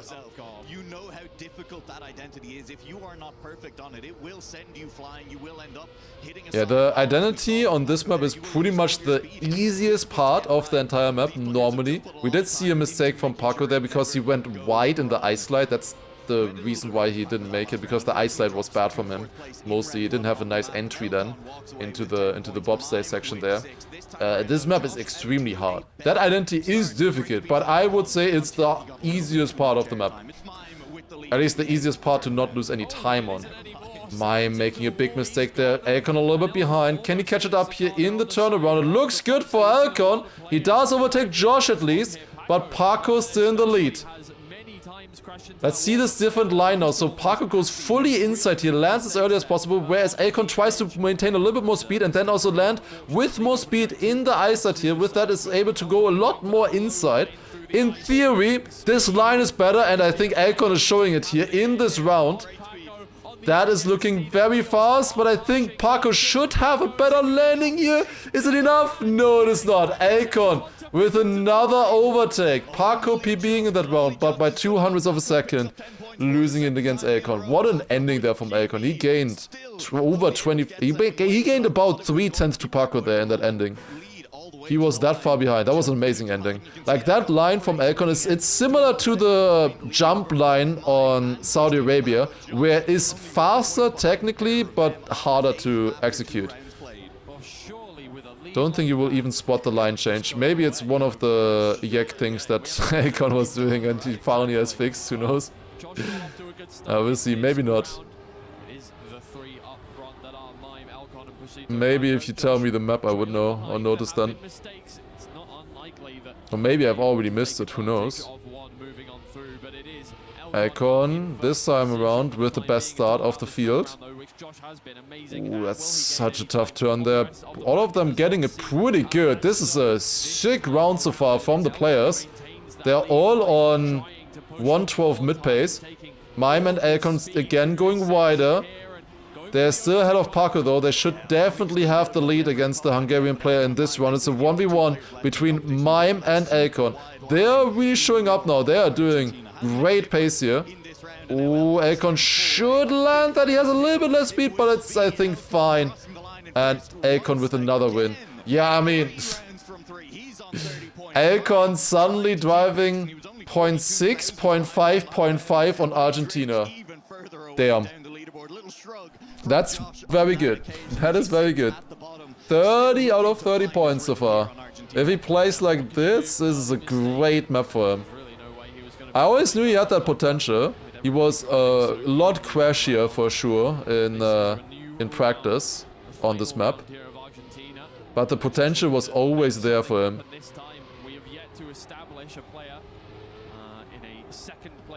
Akon goes a lot wider there in that setup, by the way. Will have then a nice inside line. Oh, barely getting that landing. Oh my god, does he keep the gear in the drift though? I don't think he did. Mime caught up with that. I think Akon did lose the gear. Or going wide as well. And that suddenly sees him from first to last place. With everybody getting the ice turnaround a lot better. Mime in the lead now. Could definitely need a 10-pointer here. He was denied beforehand already 2 times. Will he get it this time around? Paco also still close, but I don't think a great ice side exit for him. If they survive, this landing here is looking good, and that should be 10 points going to the Polish player. Mime on the board with that 25 points. 0.43. Damn. That was a good time there for Mime, for sure. They are really leveling it up. We do have a second place player finally. Only took 4 rounds to Yeah, if they're playing like this, it's really sick. Yeah, Akon was fast there in the start for sure. He messed up the turnaround quite a bit. Like, not only did he go too wide, but because he went too wide, he didn't have as much space, so he couldn't get the good exit. Like, the earlier you exited, the less space you require as well. Pace feels slower than yesterday? No, this is amazing pace on Argentina. That was amazing pace. Like, there's only Neon and Gwen, I would say, who had better pace than that. Like, they drove like a 0.2 one round, but that, like, consistently round after round, 0.6, 0.5 is amazing. And then 0.4 as well. Like, I think that was probably the best Argentina we've ever seen. But it was not a world record, so it's slow. But for all 4 rounds in a row, I think that was the best Argentina we've ever had in terms of pace for the winning times. And now we come to Norway. Very rare map to see. We've seen Mime play it 2 times already. Akon as well. I think they played it against each other in the match against Granadi. Mime was quite inconsistent there. However, did drive the world record in the final round. It was his pick as well. It is his pick again. He has been more consistent in practice on this one as well, but Akon again with great pace there. 0.47 checkpoint. That is very fast and getting a much better exit as well. Paco also closing in that section. That's a bad turn for Mime. That's a crash. He is out of this round. Josh quite far behind as well. Not really having fun with the match so far. Paco is still close here. Could need the points, but that is another crash for him, and Mime even overtakes. Will Akon survive this identity? I think that makes it even if very awkward, that landing. Is that the line? Or did he do that on purpose? That looked very weird, that approach. I've never seen Akon jump like that. 0.31. Great jump there. Or great time, honestly. He's doing super well so far. 46 out of 60 points. You spotted it? Okay. Like, that looked like really weird, that jump trajectory. I've never seen him jump like that before. But it looked actually good. Like, he got a good landing out of that. So I guess he's not trying to land flat. He's trying to land sideways or angled on purpose. Yeah, he was bouncing quite often on that landing beforehand. You want to avoid this bounce. You want to immediately get grip. Akon this time leading again. 4/10 behind Mime and Paco. Josh with a great landing there though. Overtaking back again. Akon, great start to the match. Mime still close with 31 points. This is such a tough map for them. I don't know if the audience also, like, everybody knows just how difficult this map is. It's so tough. It's the hardest map, I would say, out of the map pack. Even harder than Australia, but we just never see that one being played. Josh with a great run here. Can he finally get a 10-pointer here? Or will Elkon's new line work out? And it does. Josh actually, in fact, dropping down to 3rd place only after leading the round. That's what I meant with not wanting to bounce on that landing. You don't have grip, you lose a lot of speed, a lot of angle as well. That's insane, Elkon so far. 56 out of 60 points. Insane. What is Josh's org? It's currently Vumbo, which is a Trackmania org. Just a Trackmania team, rather. It's not a proper org. I don't think he has any salary from them at the moment. At least. I would be surprised. If they turn it on a certain day, you know, Stress 10 times more than when watching them when playing. Yeah, well, at the moment I think you can relax a little bit with how it's going. Although, even then, it's kind of bad for you how many points Mime is getting. Elkon surviving here together with Mime again. Paco and Josh both making mistakes in the background. That's so close. That is so close. If Elkon gets this ending line again, I think he's gonna make this actually. Going wide and surviving. One thing I can tell you already. Oh, first of all, let's take a look at this jump line here. Wait, that's wrong. That's not gonna work. Oh, what a save from Elkon though. Only worth 4 points there, but what a save. What a save. Yeah, that one did definitely not work. Mime takes that win there with the 10 points. Sick stuff. Point 3 is really good on this map as well.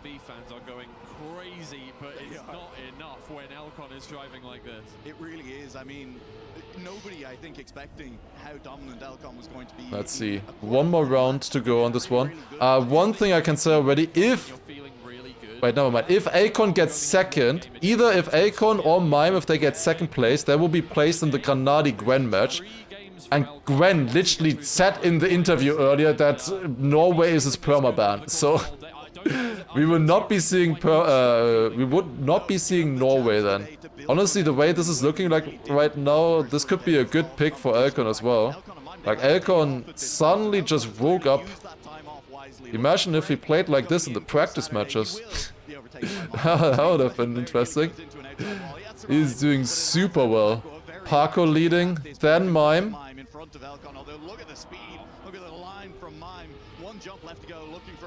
Ooh, I think both of them will get the landing here. Paco with a slight lead, but again bouncing. And it is Mime winning the round. And so close between Paco and Elkon. Unfortunately, only enough for 3rd for Elkon there in that round.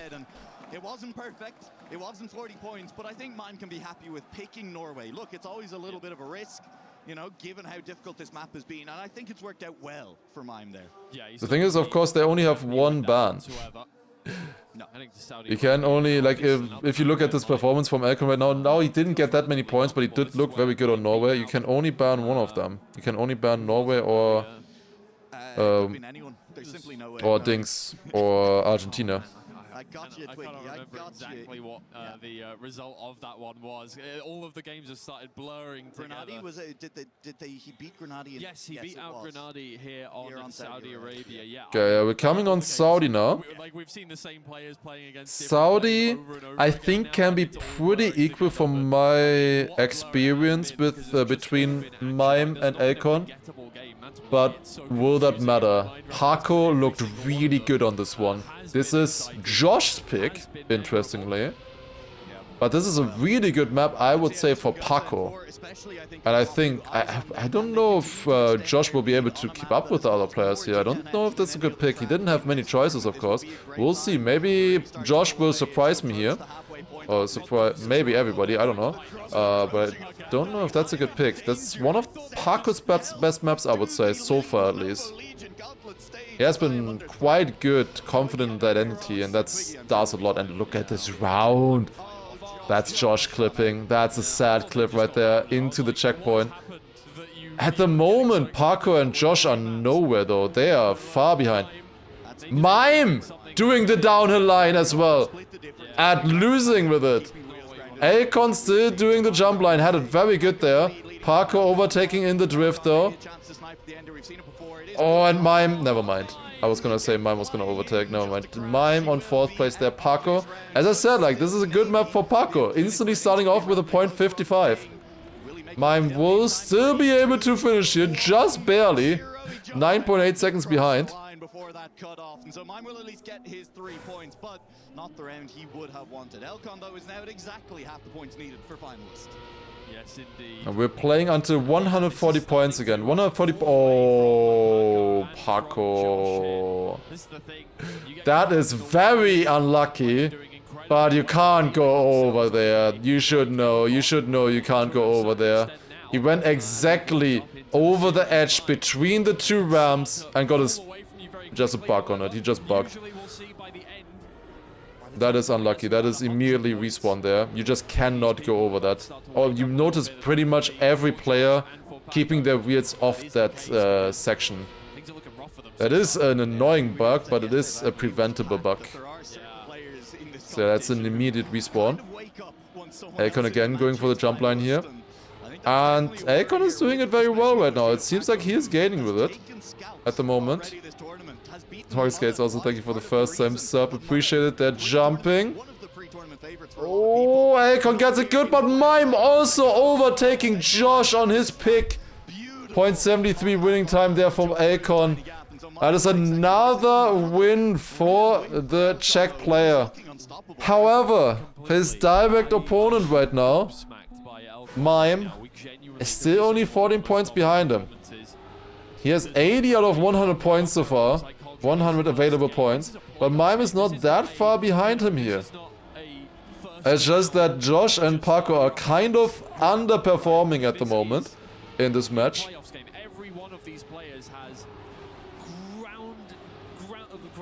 You have more viewers than scrap viewers at the event. Yeah, imagine if I was at the event as well. Wouldn't that be good? That would have been fun. Oh, Mime with a clip. And Parko also not making the jump. There's only Josh and Akon now. Although I will say that the audio quality is gonna be a lot better at home. Oh, Josh.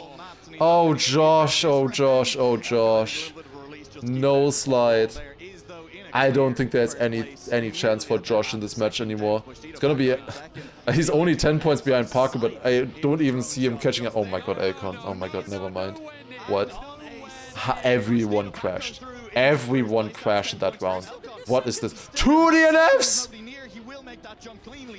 2 DNFs! And Akon 8 seconds behind! Oh my god. Oh my god. Well, that was just 3 10 points for Parko there. Worst round all tournament? Maybe. It could, honestly, it might have been, especially for a quarterfinal. Maybe it's a good pick, who knows? Yeah, I do have quite a bit of information about the players and the maps and everything. I've spent a lot of time on these maps preparing. Quite a few hours have been spent before the event, together with Granadi and Massa, getting ready. And Granadi is still in it. And I think he has a chance to get into the grand final as well, if it works out. Wait, Mime going back to the jump line? Didn't he go downhill line earlier? Or maybe I saw it wrong. It looked like it at least. Akon is leading. This is a very close round on Saudi Arabia here though. Who is gonna take it between the 3 players? Parko risking it too much. Josh not in the either early respawn for him. What a round though. And they were all 3 super close to each other. Double PB for Akon and Mime. And Mime did not have a good identity there. Great round, great pace from the players. Here's a stat for you, Twiggy. How much money did Massa win? 12.5k. That is one of his best prize money winnings ever in Trackmania, I think. 500s off world record, yep. That's pretty amazing. Given how much we've talked about how difficult that map is, how many DNFs there That was a good run. Elcon seems to be having no What is split with Big? I think Grenadian must have said it before. I'm pretty sure. They get 90% of it. I don't think I'm leaking anything there. They get 90%. You're a football player, you'll do penalty drills if you know you're a penalty taker. You'll do, you know, corner kicks over and over again. If you Analyst split? You might need to convince me to reveal that one. There's not much left. We do know that part maps exist, but like these players make part maps before big events so that they can practice specific. 2 times as big as prize money win so far. Really? Damn. There may just be one just for the jump. It seems like a lot of the players haven't found it though. What's first place? First place is 130,000. First place is insane. I think you get 20k if you're 5th and 6th or something like that? I don't know exactly. Bad start for Elcon here. I don't really see South Korea as his map for Elcon. He has never looked particularly good in practice on South Korea, I would say. He has surprised me on a few maps though already. Now let's see how well they can perform here now. Parker and Mime close at the moment. Josh is still keeping up here, even though he's definitely not having a good match as of now. Parker did catch up a lot to Mime actually on Saudi Arabia. He was much further behind him. Definitely helped by him getting a 10-pointer when Mime DNF'd. But this is looking better for Mime and Josh right now. Josh leading. That would be so important for him. And I think he will take it by 0.02 of a second. Oh my god, double PB. 0.38 coming in from Josh and Mime. But Josh just gets it over the line. Wow. Mime getting denied the points there. That is good pace. Double 0.3 is really good. He's still quite a bit behind, but nothing is over. He has had a great match before already. They may know each other well, but both of them representing teams who are still vying potentially for top 3 here at EWC. Navi and VP, both with a chance still. Indeed, I mean, yeah, exactly. Okay, I was just looking at messages, but Grenadier and Mustard, they're only talking about what food they're gonna get right now. Okay, Paco leading this round. Then Josh second.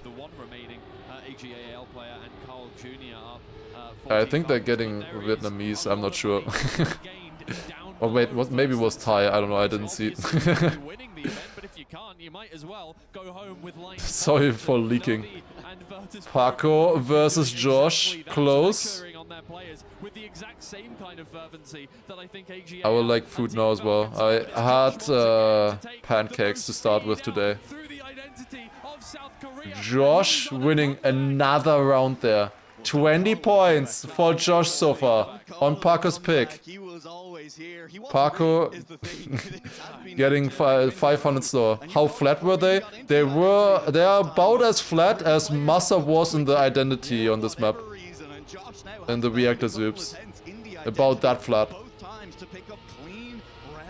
Elcon over the 100 points. And Mime, his direct opponent, with an early crash there. 103 points for Elcon now. He is dominating this match. The match is definitely not quite as fast as what we've seen from other matches so far. There's quite a few crashes here and there as well. But Elcon has been really impressive so far. He is holding up. This is definitely a top 8 player performance, 100% from Elcon so far. Mime, I think, is lacking a little bit. He's being saved by Josh and Paco being quite shaky on the previous maps. Don't think Mime has had the best match as of now. Paco leading this one. He could really need this. He is good on this map in theory. He has great pace on it. We haven't really seen it so far. Elcon gained a little bit in that identity. And it is Paco still winning it by just 0.06 of a second. And that is a PB for Elcon. Can I remind you, by the way, that Elcon drove a 0.24 in the Elite Cup no KO round? Literally the first round of the Elite Cup on South Korea. Elcon drove a 0.24, I think. That was his PB. I think I'm allowed to leak that. That was his PB. I don't know if he has improved it since then. I believe so. But that was his PB at the time. Can he pull that off again though now, when it really matters? Not in this round. Not in this round. Wasn't that common knowledge? Yes. But Akon's manager is in the chat and I don't want to piss him off. And he has moderator status. I don't want to leak anything. You know?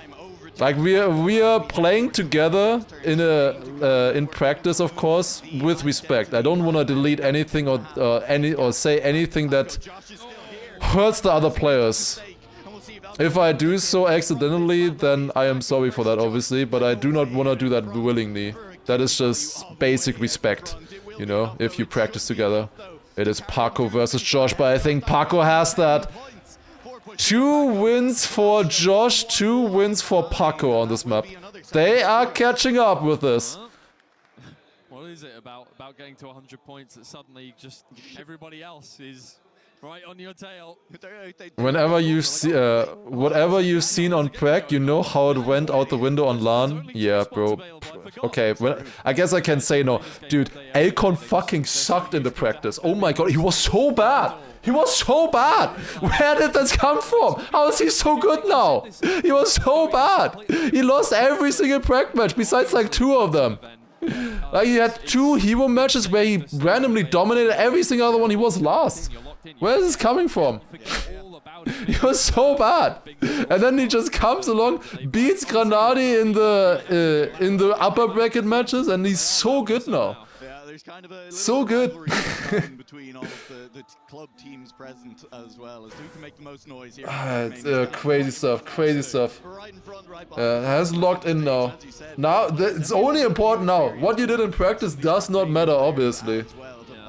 Normally, like, Akon always got a debuff when going into tournament. Normally, he was always worse in tournaments. But suddenly, it seems like the switch has been flipped. And he's playing a lot better now. On LAN, with all of the pressure, on stage, with everybody watching. And he is playing out of his mind. Oh, that's not it. No. What the fuck? What is this line from Akon? How is he alive? What?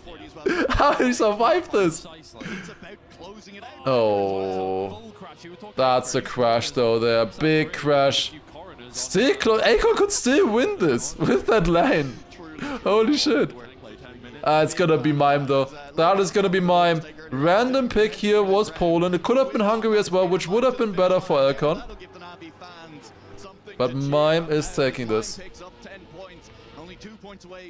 Do the other pros have analysts?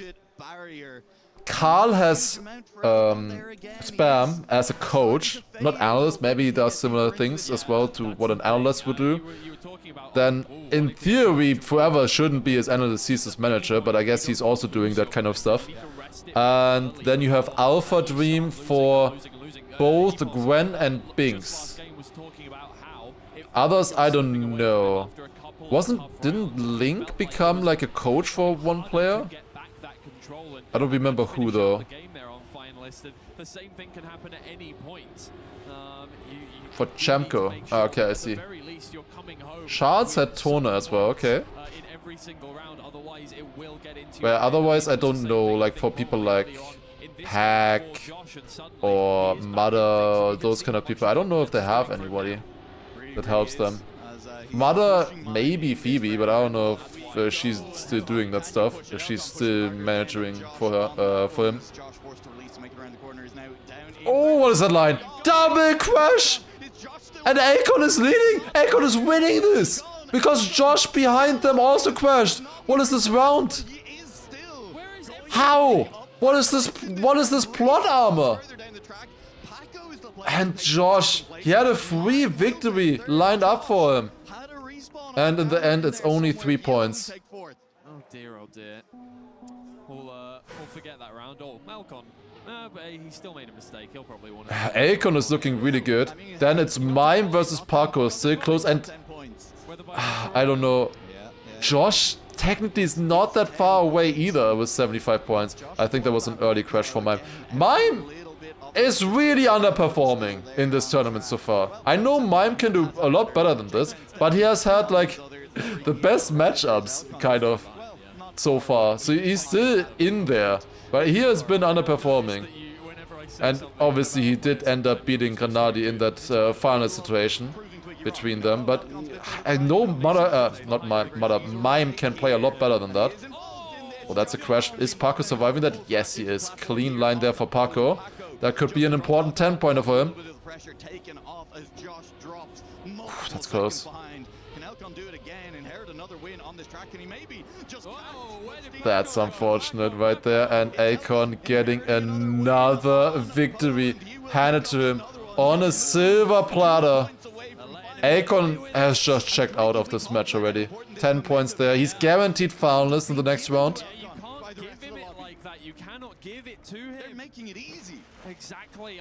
If Akon plays like this, I think he can play a decent role also in the semifinals. I think he has a decent chance then. But yeah, at the moment, I gotta be honest, whoever gets second in this match will be playing against Granadi. I'm not too worried about that right now, the way they're playing here. I think the thing, Mime beat Granadi previously already, but if he plays like this right now, I don't think he has a chance. And that was after 5 finalists fails from Granadi in a row. So if they play like this, I'm not too worried for Granadi. I will be worried about the next second place though, which is coming up. That one is gonna be a lot stronger probably. Whoever gets first, he has a great match, yeah. Oh, that's a good line. That is a very good line. You will be against probably a Carl or Peck or so on. That is going to be very hard, but then the second places will be Stufz and Appos. Is that really much better? I don't know. Appos did not perform quite to his standard yet. Josh leading this round. Would be nice points for him, but he needs a lot more than that still to catch up. The thing is, like, Akon is about to win this match here. He will be finalist after this round. PB there for Josh. That's very nice. The others are still quite a bit away. And once Akon, if he finishes this quickly, is through with finalist mode, it will open up more points for the others as well. Would Park beat Neon? And everybody before this event, before 2 days ago, would have said yes. But the way Park has been playing so far, no, actually not. Honestly, if we see the same performances as day 2, I think Neon is winning that match. Carl beat Neon in their matchup, but that's because Carl just always got the second places behind Neon, and if Neon made a mistake, he was last. So he lost a lot of points that way. Here we go. Argentina. This feels like a free win for Akon. He looked so good on Argentina earlier. Yeah, what was it 4 or 4 wins for him?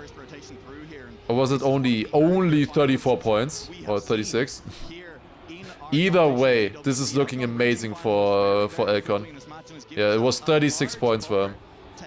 3 wins and 1 second. Akon going a lot wider there. First finalist attempt for him. He's looking amazing so far in this match. Looking so much better than he's done at any point. I think he's also looking better than the match that he had against Granadi so far, at least, where they were very close to each other. Not the best turnarounds from them. Mime catching up a little bit there. They're not on the best pace right now, but it all comes down to this ending. They are both doing the same line. Who gets the landing the best? It's Mime! The player for Navi from Poland.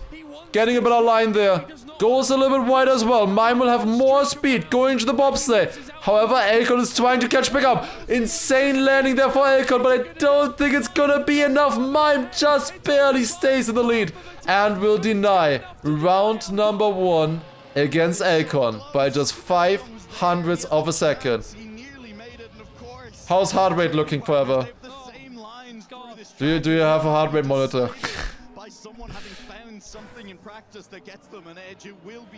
Forever is Akon's player manager. That's why I'm asking him. Where's mine? Mine is at 70. I'm relaxed right now. Never mind, it's saying 90 again. Also, Akon is dead this round.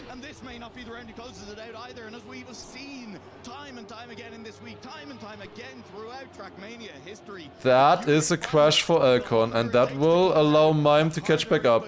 Alcon had a fantastic match so far, but that is 2 finalist rounds already away, and if Mime wins another one here, he would have already gained 20 points, basically for free, against Alcon. Paco going a little bit wide there. He is leading against Mime right now still. That would be good for Alcon if... Oh, that's a crash! But Alcon is too far away. He will not be overtaking Mime. Mime will still get second, most likely, as long as he made that jump. He did.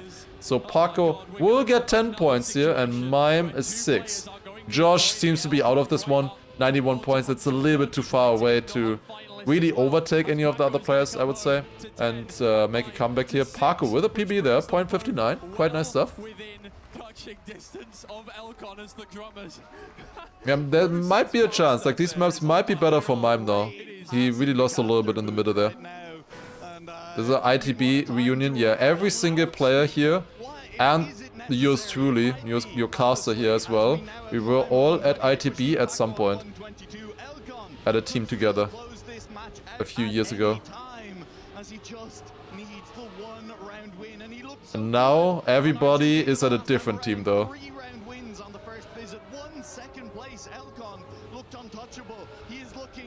Alcon with a great line there. Look at the speed from Alcon. He is gaining, he is gaining. Now comes the ice turnaround. This is the hardest part of the map. Who gets it the best?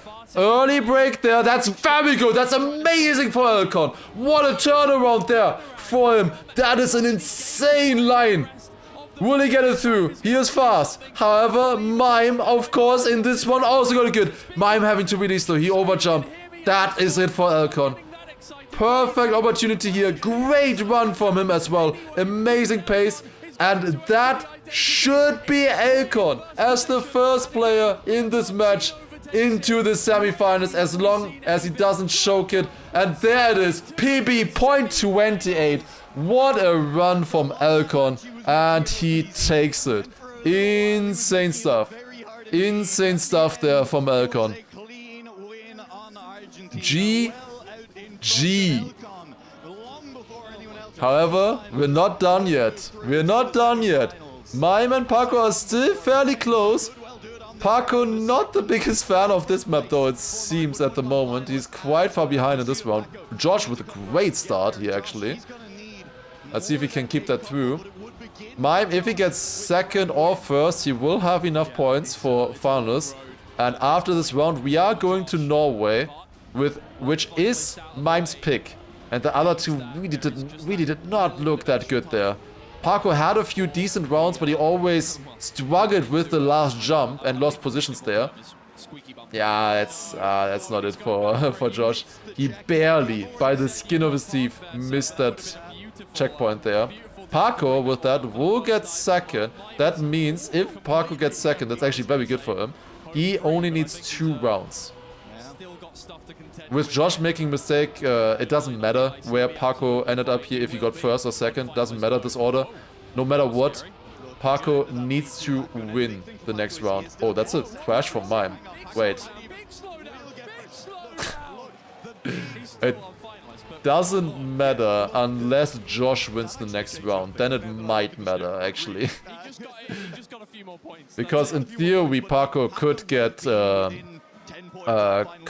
third and then not be finalist, with Josh denying Mime. So yeah, now there's no permutation left. It's only if both of them or either of them wins. There's no way Mime chokes Norway. It is his pick. I have seen him choke that map quite often though already in practice. It is so hard. But he has the pace advantage. He has the pace advantage over the others. He also has the crowd cheering him on. In this series, the last time we played it again, We have to mention that he was immense. He practiced it a lot today. Look good. Okay, okay. Insider information. Are you watching from the practice booth, by the way? Alright, here we go. Mime, only finalists. Only finalists. With Josh and Paco. Still a little bit behind. Norway is the worst map to close it out on. If the others crash, it's the easiest map to close it out on. It's all about that. Who has the best nerfs now? It is extremely difficult to survive. There's multiple ice slides, difficult jumps, high precision needed for these especially. And Mime gets it the best. That's a great start for Mime there. That is good pace. Paco way too far behind to put any pressure on Mime here. Josh seems a little bit too slow here. That's a great run for Mime so far. Hubert is doing it. Great run so far. Can we get the picture on Mime, please? I want to see Mime's finish jump. There you go. Lands, I think that should be good. That is a flat landing. And Mime will take it. He will be in the semi-final. GG, point 26, Cinema. Mime takes it. With that, 3 out of 4 of our practice players made it into the semi-finals, by the way. Granadi, Mime, and Akon all made it into the semi-finals, top 8. And Massa was so extremely close earlier as well. He had the hardest match out of all of them. Extremely close. I'm happy for them for sure, making it through there. GG's. Good match for sure there. But we'll see. Mime definitely struggling pace-wise. I think Mime, at the moment, I would say, is the slowest of the players here. It would be insane if Massa made it. 50% would be just our practice group. Would have been so amazing. Okay, with that, Mime will be playing against Granadi and Gwen. I think I'm happy about that. We have had Mime play against Granadi beforehand already. And what I'm also happy about is that Gwen will be banning Norway. And that is Mime's seemingly best map that he practiced a lot today. That is good for Granadi. That is very good for Granadi. Bad for Mime, obviously. But Norway will be banned there. Almost unexpected so far, just how well he played in this match. And I don't want to detract from how good of a player he is, but he has been that incredibly quick player. Okay, I'm just quickly writing a little bit to Granadi as well. We'll see the key crushing a little bit as well. Also a few interviews as well with the players. The most insane quarterfinal is still to come. We have Granadi. I'm stupid. I just read the chat. I'm stupid. I just saw so many Granadi pictures. I'm sorry. We have Carl Jr., Neon, Pack, and Otak still coming in. Another key crush. You guys are confusing me. She's hungry, and she's been at it the whole time. Alcon, our victor in the matchup, go up to our key master for a very first one. That is Bushti Tobacco eliminated, the first key of the series, knocked out and destroyed. Alcon, couple questions here. I mean, congratulations, you win. How do you keep your cool? Because this crowd was wild the entire time. It was stressful, as it was insane. So much cheering from the crowd and everything. It was really tough to keep the cool, but I managed to in the end, and it worked out. It worked out, absolutely. And of course, coming over by my side, Mime, I mean, you're also very calm and collected through it all. There's always a good smile on your face here. Why is that always the case? Because if I try to overthink, then I'm just spiraling into bad thoughts, like mistakes happen. So I just try to capitalize on it, you know, like I can do a mistake, but next round will be good for me. So there is nothing to be afraid of. Mime is joy maxing, and you're going to be destroying the second key in this matchup. Alcon, if you stand just behind me here. Mime going in for Josh 1248's key. everybody here in Trackmania is a tight-knit, close family. But outside that racetrack, once it's all done, there can only be a victor, and that is Josh, eliminated. Mime, successful. Elcon, both advancing to the semifinals. Ardesk, what do you have to tell us about this all? Crazy moments. And it all ends on Norway as Mime takes a clean, no drama run. And if you have played Trackmania or if you're getting inspired to play, I suggest you go out there and try your hand at Norway for the very first time. Pick up a controller, a keyboard. It might take a while before you're back with us. Let me just say that. Those jumps are not easy, but he made it look easy. Mime swoops in with the win. I think that's kind of mean of you to suggest people to start with Norway. That's a little advanced. It's rude. Like. It is rude. Maybe start out with the campaign maps. With Argentina. Argentina, maybe. Yeah, that's even meaner, I feel like. Yeah, man, those jumps are tough. I learned the hard way. But also, Elcon, you talked about the speed that he brought to this competition, and he's continued it, taking the win in a very convincing fashion. Mime following up as well, and I gotta say, Norway to me a big deal because it was his map pick. He did feel so comfortable, and also it's just. Oh, I actually did mute myself. I was wondering, what are you guys saying? Okay, why? How did I mute myself? Oops. Okay, I was actually muted. Good that you said that. I mean, I muted the others, and then obviously I'm gonna start talking, right? Ah, shit. Professional streamer at work. It's because I turned off the mute and unmute icon, because it was always showing up on the stream. And I thought that would look really stupid. Chat mic is muted, you know, every time while the interviews look stupid. I had to hide it now, the notification. What did I say? I said a few things, not that much. But yeah, they're crushing the keys. Every player, they got a key for themselves and with their name engraved into it as well.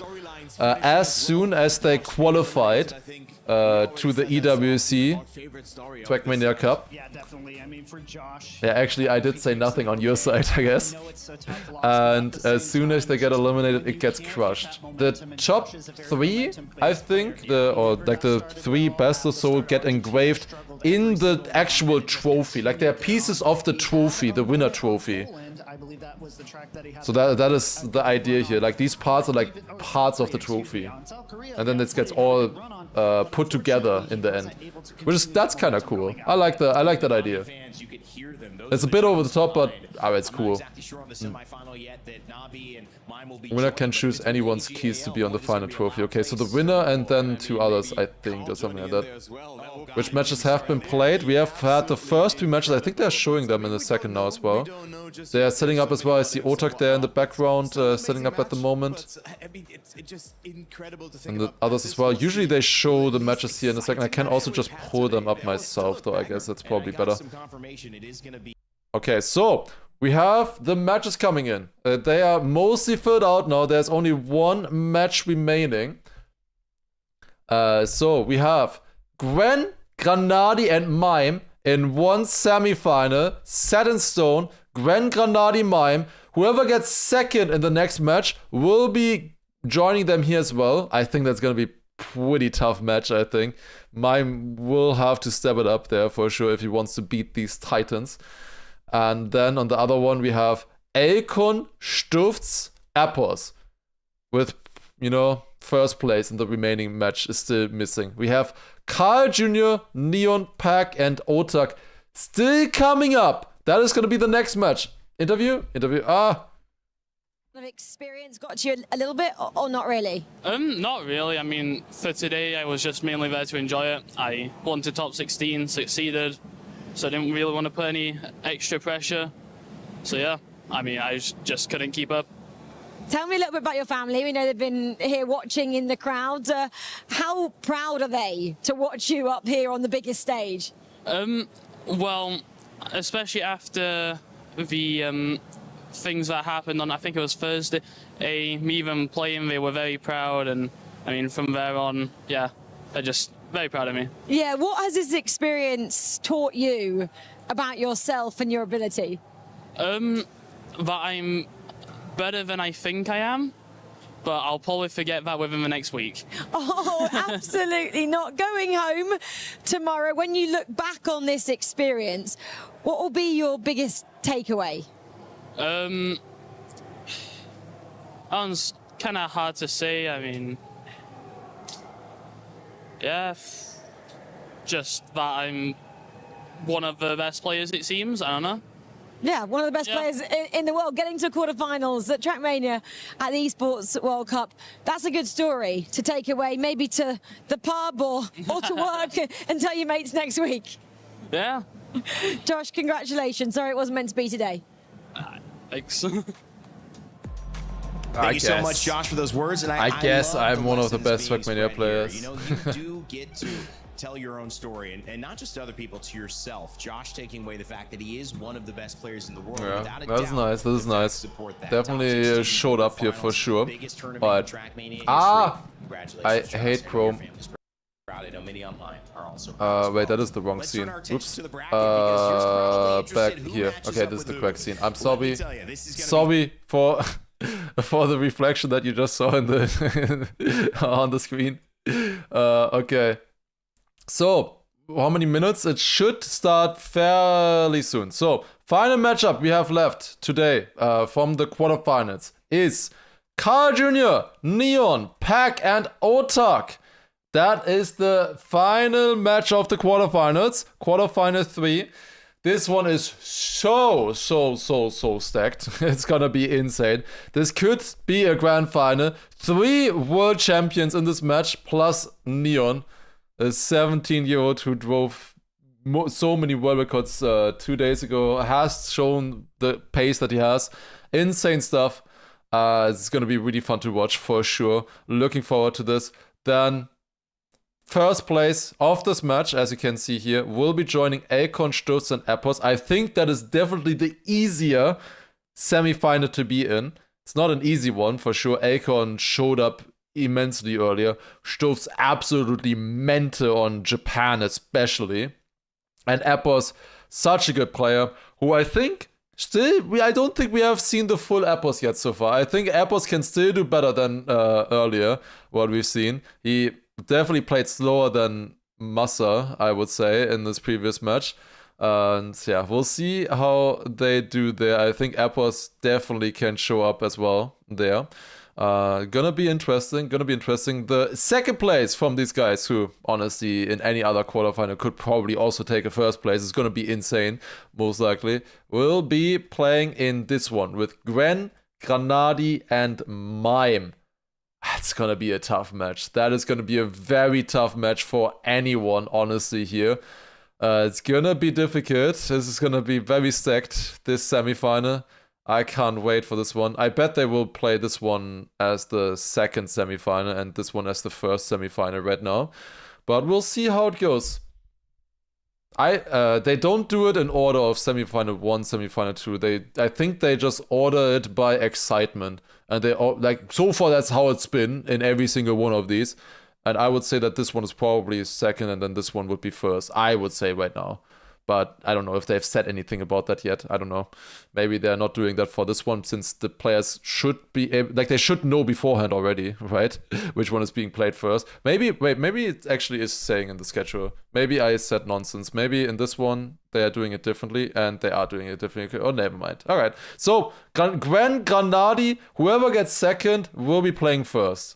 So they will be playing first. I guess if they had a choice, they would not be doing it like that. So it is a semi-final 1 being played first. So that is going to come up in an hour or so. And then there's Akon, Stutz, and Epos in the other one. Gonna be very exciting. Gonna be very, very exciting. We'll see who takes it there, of course, from the second places. Let's switch back to this. Oh, we got it. Sometimes it's hard to deal with, but I'm trying to make sure I deliver to my expectations every single tournament that I play. I will quickly run to toilet, by the way. Give me 1 second.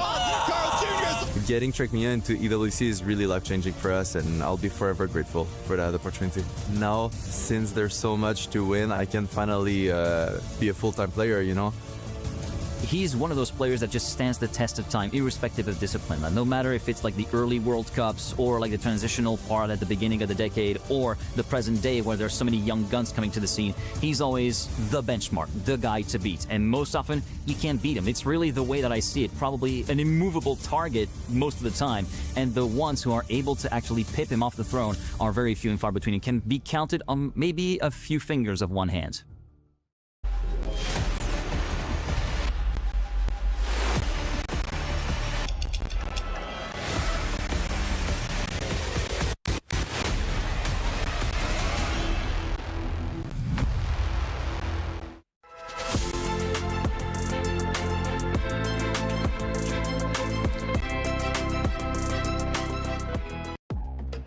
Welcome back here to the Lenovo Legion Gauntlet. It doesn't get much better than this, does it? We've got Trackmania ready to go to decide a club championship for the most part.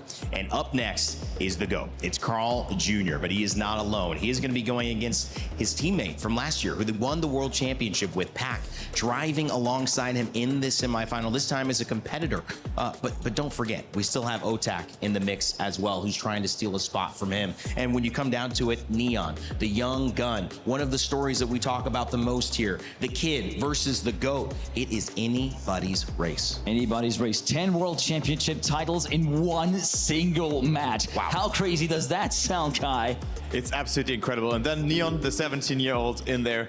Like, it's just a fairy tale. It's such a good match to conclude those quarterfinals here. And I mean, don't count out Otak, who probably is the dark horse for a lot of people in that match. But once this guy picks up momentum, it can be over. I completely agree. And this is time for us to introduce our PS5 story of the day, which is Falcons Dreams, Carl Jr.'s hands, which means that the club championship for Falcons has a chance here to go back to back to back. For those just jumping in, what is the club championship? It's a battle that ties all of EWC together over these 7 weeks. Teams earn points to get their share and finally find themselves on a leaderboard. I'm back. That will potentially mean $7 million to the winner. That's right. I got a bit of a dangerous message just now from OBS. What does Carl have to do to relax, to not know that, to feel like there's no pressure on him? There's no sufficient disk space to continue recording. I have like a terabyte of prime number challenge on my PC right now. Everybody in the field, and really the pressure is on AGAL. Give me a second. I need to fix something. They're coming in. I'll fix that right after. I'll have to quickly delete some stuff.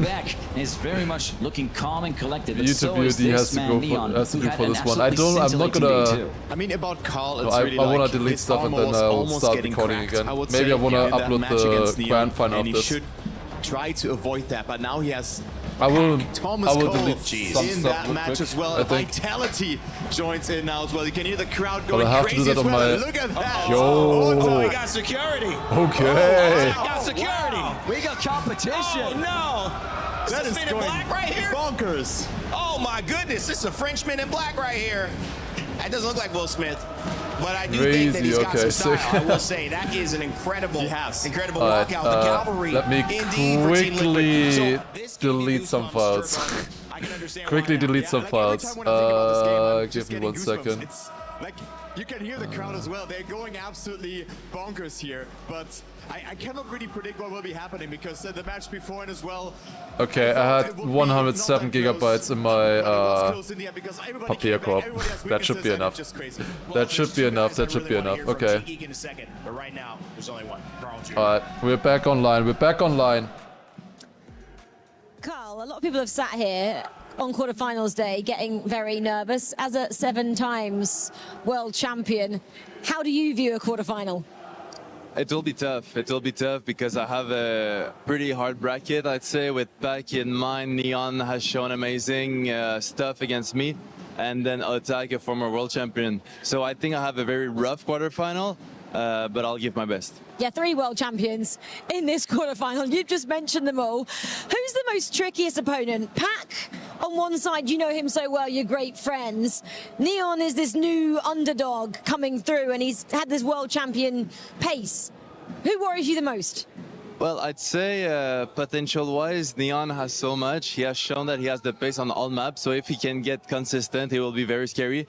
Pac, obviously, it's around the same style as Neon with a little bit more experience, so it's very dangerous. And then you have Otak, who's a little bit slower, but always there, always consistent, always solid. So to be honest, I just need to play my game because they're very good. With your pedigree, though, are you able to just play your game? I hope so. I hope so. I'll try my best to do that. With someone like Pac, who obviously you've played alongside so many times as well, do tactics ever come in it? Have you guys spoken about how you might approach this together? Not really, because everybody can be good on any maps. We know what maps I'm good on. We know what maps Tom is good on. So not really. Like we know what to do, I think. All four of you are good on all these maps, pretty much. It's now quarterfinals. What will give you the edge out there today? I hope my composure. Yeah, my composure will hopefully give me the edge. Do you think the others, and especially likes of Neon, who is new to this, may lack composure on this bigger stage, and will you look to capitalize on that? I really hope so. I mean, Neon, it's his first LAN, and he already has shown that he's very good at his second ever match on stage. So we'll have to see. Have you tried to get in any of the players' head yet? Have you tried to do any trash talking of the likes? No, not really. I'm quite boring nowadays. Does anyone do that, actually? Any of the players? Who's most likely to? Maybe Otak, he likes to joke around. But the thing is, in the Trackmania scene, we know the guys and I also much, think it's Otak. So they cannot get into our head. You're the last quarterfinal today. The other three have been stressful. You are, though, a 7-time world champion. Good luck out there. Thank you. Carl Jr. saying he's counting on his composure, and I feel like it's a great word to set the scene. Oh. It's not being Guys, I just downed two, I don't know how you call those, milk bread rolls, I guess. I don't know how you call them. I got some food in the meantime. There, that was good. Milk bread rolls. Milchbrötchen in German. Just very quick. That's just bread? Maybe that's just bread. Maybe that's just US bread. I don't know. Yeah, but it's not like the normal proper bread rolls.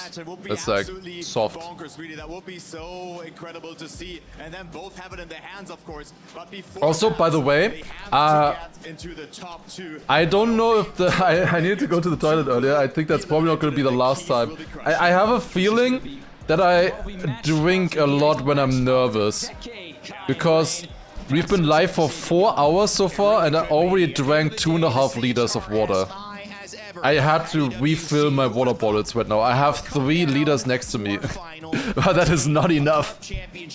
I have drank 2.5 liters already somehow. How? Also, we need a... Oh, we already have a prediction. Okay, we already have a prediction going. Time to go for beer instead. Maybe if Granati is still in the grand final. Yes, you heard it, and you can barely hear me, I'm sure, because the entire crowd Okay, they're getting ready. is on its feet here in the arena. We're loving every bit of it, and Trackmania gets to decide it all. Fans from multiple clubs have joined us for the final quarterfinal. 2 players have already advanced from quarterfinal 3, and we're set. 2 more have to move on to semis, and guess what, Adam? We got 3 world champions and a huge rookie in the next one. 3 world champions in the same. This could be a grand finals anywhere else. 10 titles between them. I know one thing's for sure, that they want to make it all the way through to the next round, as they are aiming for the biggest title in Trackmania history here at the Esports World Cup. The question I have here, Paris, is, are you ready to meet your drivers?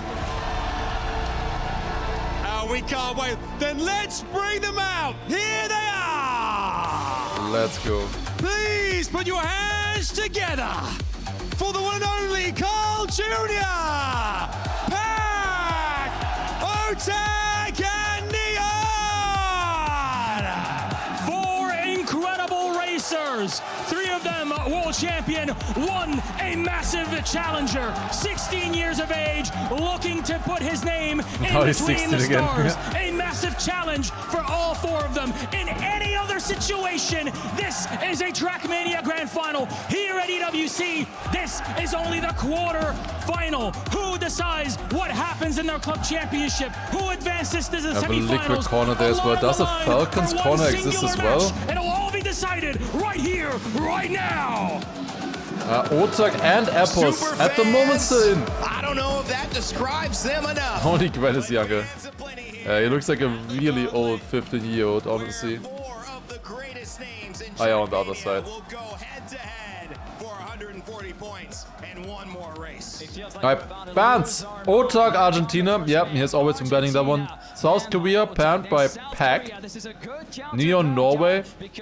Australia from Carl. Carl banning, picking Japan. He has picked it before. He didn't look that good on Japan before. Neon picking Germany. Does he pick it because he doesn't have a world record there yet? Or maybe he does, actually, I don't know. Pack then picking Poland. That's a great map for him. Then Saudi picked from Otak. And final map is Hungary. I'm certain that we're gonna see Japan again. That's gonna be fast. That is gonna be fast. Maybe Neon going for world records there. Mother in the crowd there. I see Lingo also. Alright, I love to hear that. And I'm loving this crowd as well. Paris, faites du bruit! No new world record on Kara, that would be crazy. We will send it over to Onset and Bravo for what could be the best match we have ever seen. Oh, they're filling up the stands there as well now. That's nice. I mean, for this match, it's definitely worth it. That's cool to see. Going bigger. Was it Ender? Yeah. On the left. Oh. Okay, we're starting on Japan. Japan is the first map. That was Karl's pick in the first match. He was terrible on this map. Terrible. But he must know something, I guess, on this map. Because that was like, it's by far his worst map, stats-wise. But there must have been a reason why he picked it. He only played 4 rounds of it on it after all. So let's see, what can they actually do on this map now? We're starting off with Neon in the lead. Oh, but Neon clipping. That was a bit too risky on the quarter pipe jump. On the flip, I mean. Pack leading this one, but touching. And it is Karl in the lead. Maybe he knew that everyone else was gonna crash for him. And that's why he picked it. Close fight still with Otak. Otak gaining there. They are nervous. Immediately 2 crashes coming in round number 1. This map, it's very likely that we see this map twice, of course. It's 140 point limit with finalist mode. With 140 points, very likely that we'll see this one here again.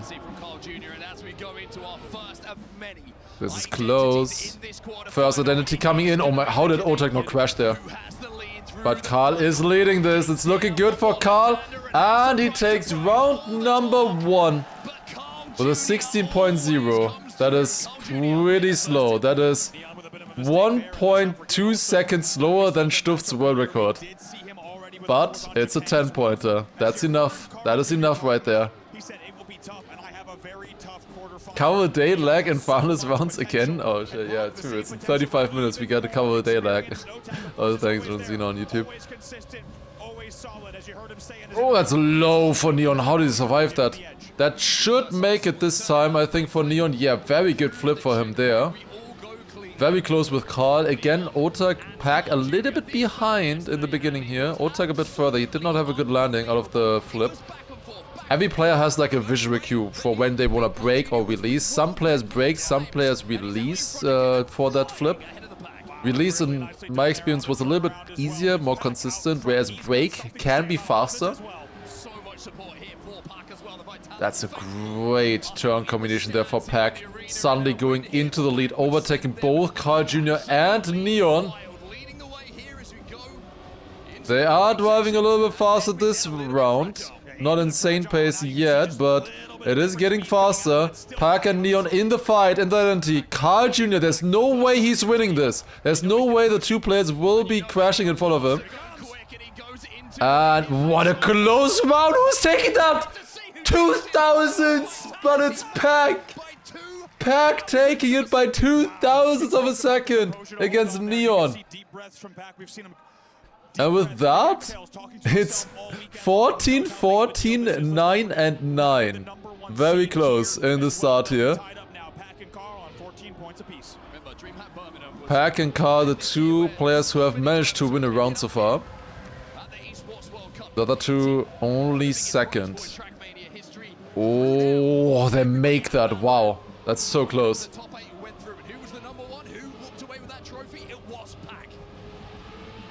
This is such a close round. It's so rare to get this close of a round on Japan. I was scared there for a second. I think Carl Jr. was as well. I think he had the emergency release there. That's how Neon was able to get so much speed through that NASCAR turn. And it gained him a lot. Another crash there for Carl as well. I think that is right after the fracture at least, so I think he's fine. Or was it only engine off? Maybe only engine off. I go with the Neon and Pack now through this. Small release. Get it good. And now the identity. Oh, Pack instantly crashing with his rear tire, I think. That's such a weird crash to have always. He was so... Oh, that's crash for Neon. Guaranteed crash for Neon. He was too hot going into that turn. It is Otak taking it with a PB. 0.96 PB. That is over a second slower than Stuft's. But it is a PB. I think he can do a much better time than that as well. Gets a 10-pointer. And with that now up to 19. Yeah, he was way too fast going in there. And so far, the pace, the best one we've seen so far was a 0.80 from Pack. I said earlier in the previous match that I think Granadi, Binks and Stuft's are the best players on this map. And Karl didn't look good on it. And he's still not really looking good on it so far. He got the 10 point in the first one, of course, but that was mostly due to luck with the others crashing, I would say. I wouldn't say with the 16-0 that you won it on your own. He was the only player to, you know, hold the nerves and actually not crash in the first round. Very close fight from everybody as of now. Neon with a crash there, that one's gonna hurt. Still ahead of Karl, it looks like. This is much better pace now, finally. Pack on a fast run here. Otak still close. Let's see. Pack and Otak into that identity. That was so close for Otak. Who's gonna take this? You have engine off here, so you cannot slow down. You can only do it with braking and getting a good drift in the start. That's a lot better. Otak just improved his PB there by 4/10 of a second, but not enough in that round. Pack takes that one. 2 wins for him on that map. Neon 4-4 crashes. I think he had one where he maybe didn't, where he got second place. But not the greatest of starts. Soldier there in the stands as well, I believe. Let's see. Next map. It's gonna be the pick from Neon. And we're going on to Germany. Germany can be an interesting one. Neon, I think, was amazing on Germany during the Elite Cup and before the Elite Cup. Like, that is the first time we really took a notice in him because just how good he was. He was driving sub-times, even 0.8, I think even a 0.7 in rounds there, just as preparation. Let's see. Oh, Massa decided to get a world record on this one as well. 0.71, neat. Before the previous match. Or maybe he just drove it, who knows. Maybe he drove it now. Okay, Massa decided to do similar to Wizzy after going out, just setting a few world records for fun. That is offline, it is not during the matches. I have seen a 0.6 from Massa as well during practice matches. Let's see if any of the players can get even close to that as well on this one now. You need insane risk for that. It looks like a good start for everybody here. Neon, Otak and Pack. all very close.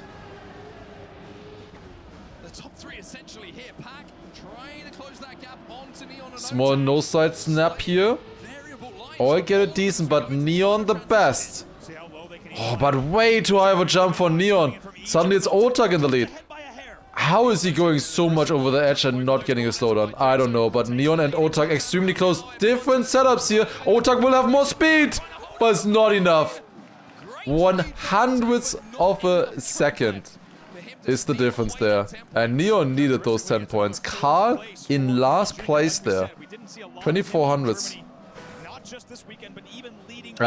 24 points right now. 24 points. Actually in last place with that. Karl in last place. Then it's Neon on 26, Otak 31 and Pack 34. Everybody within 10 points so far. We were expecting a close match here and we are getting that so far. We are not really seeing the insane pace though yet that we were kind of expecting from this match. Everybody's a little bit like tiptoeing around on the maps at the moment. Oh, that was close for Neon. Had to release a little bit, I think, to stay alive there. That's so close though. It is so close for everybody. Where the pace? That's a bit better. It's just barely sub if somebody gets insane. The pace is not the fastest yet, but the rounds are extremely close here. Karl versus Pack at the front. Maybe Otak Neon a small chance if I get a good part here, but it's not gonna be enough. I think Pack takes this. He has a good lead over Karl there with that line. Is Neon surviving that even? He is gaining, I think, in the turnaround, but not enough. Karl with a PB there. Apparently. I think this is the first time he's playing Germany, that's why. So he did one round earlier, which is obviously not his PB because it's first time ever finishing the map. And then the second round is his PB. That's why. Pack with the 6 points. Gaining a little bit on the others though, yet again. But this round now he's starting off a 10th behind.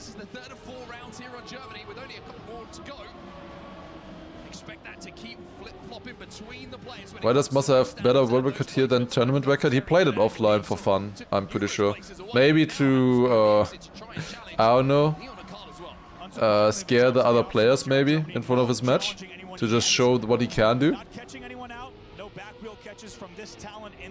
Neon on a fast run here. Karl a 10th behind together with Otak. Pack was behind at the start and just kept losing a little bit of time against the others. Neon is leading. Who's getting this quarter pipe jump the best? Pack crashing. Karl Jr. as well. The two veterans. World champions previous year. But both of them crashing. Neon finally finding into the match. That should be a good time there. 0.86. Great time there for Neon. Still a little bit to go for the world record for him. Let's see if he can do a 0.7 eventually as well.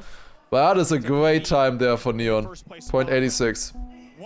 Yeah, it seems like his ending is fast. The way he's doing the turnaround, he's getting a little bit more speed, it feels. Like he's just getting that grip early on the booster. It was always a little bit of an enigma how you do that the best. And Karl still in last place. Could it be happening? Karl not making it into the top 8. So far, he has been at every World Cup since 2012. And I think since 2013 as well, he has not been lower than 3rd in any of them. His worst position was 3rd. Pack is leading right now though, yet again. It is other players doing well. Pack with a great lead. Otak still in range with a great identity perhaps. If he risked this. Mostly he's in the fight for the second against Karl. Karl crashing yet again. Another mistake coming in for Karl there. It's Pack leading and taking the round win as well with a 0.92. Great time there yet again. 2/10 behind for Otak and Neon still able to finish just barely by 1/10 of a second. Carl washed. Last time we called Carl washed, he won 8 rounds in a row after I said that. So maybe I shouldn't say that. We are playing until 140 points. 140 points is the point limit for this one. Why is it saying Japan there? They are not playing Japan. It's showing the wrong map name. Falcons hate watching, maybe working in Trackmania, who knows, maybe. That could, maybe that's it. Okay, we're going on to Pac's pick now, which is Poland. He looked very strong on this one, previously. Let's see how well he does on this one now. I think Falcons is leading against AG, right? But Gwen has made it into the semifinals already, so that could be an upswing there, potentially. You only get points for this club championship in the top 8. Before that, you do not get points. Carl again behind. This is not the Carl we're used to seeing. He is behind, not finding into this match. Incredibly, Carl and Neon looked so good just 2 days ago. And they are bottom 2 in this match right now. Otak and Pac are leading against them. Pac looked so shaky, so slow previously. He dropped down into the loser bracket in fact. But maybe that is just what Pac needs. It is, however, Neon and Otak, and what a turn from Neon there. Otak crashing. It is Neon in the lead. Great pace as well, but Pac is catching back up. Much better entry into the identity there for Pac. But it looks like it's not gonna be enough. Neon just barely staying in front here. 0.96 time there as well. Only 500s away from the tournament record. Great stuff. Also on this one. Okay, Massa just wants to hunt all of the world records, I guess. 0.82 for him on this one. We saw that earlier as well already. I forgot about that. Great time there for him.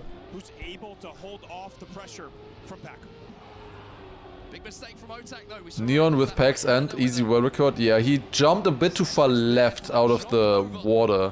That jump upwards is so important, especially because you have wet wheels. It makes the landing quite awkward. Oh, that's a crash. Yeah. Carl does not make mistakes like this. I could see that early. If I can see it early while barely focusing, then Carl should have seen that a mile away. Carl, that is not the Carl we know. That is an uncharacteristic mistake. He is not in it. He's maybe trying to push now because he's not feeling it, and like he's not comfortable in the pushing that he's doing at the moment. What a turn from Pac there again. Everybody else making a mistake though. This should be a free victory for Pac and extending the lead. Interview Jinx continues, maybe. And that is a 109.10. Carl again in last place. He's still not that far away from the others. Everybody's feeling nervous here. If you lose in this match, of course, you are instantly eliminated from the tournament. You do not make top 8. And the thing is with Carl, for his team, like there's a lot of pressure on him in theory from his team and him making it there. They put a lot of trust in him with how many world championships he has won previously in Trackmania. He looked amazing day 1 and day 2. But it's single elimination here. Single elimination. And we're gonna go back to Japan. It is his pick, but he really did not look good on it. I don't know. I don't know where... I'm really interested to see what Carl can actually do on Japan, because so far I've not been seeing it.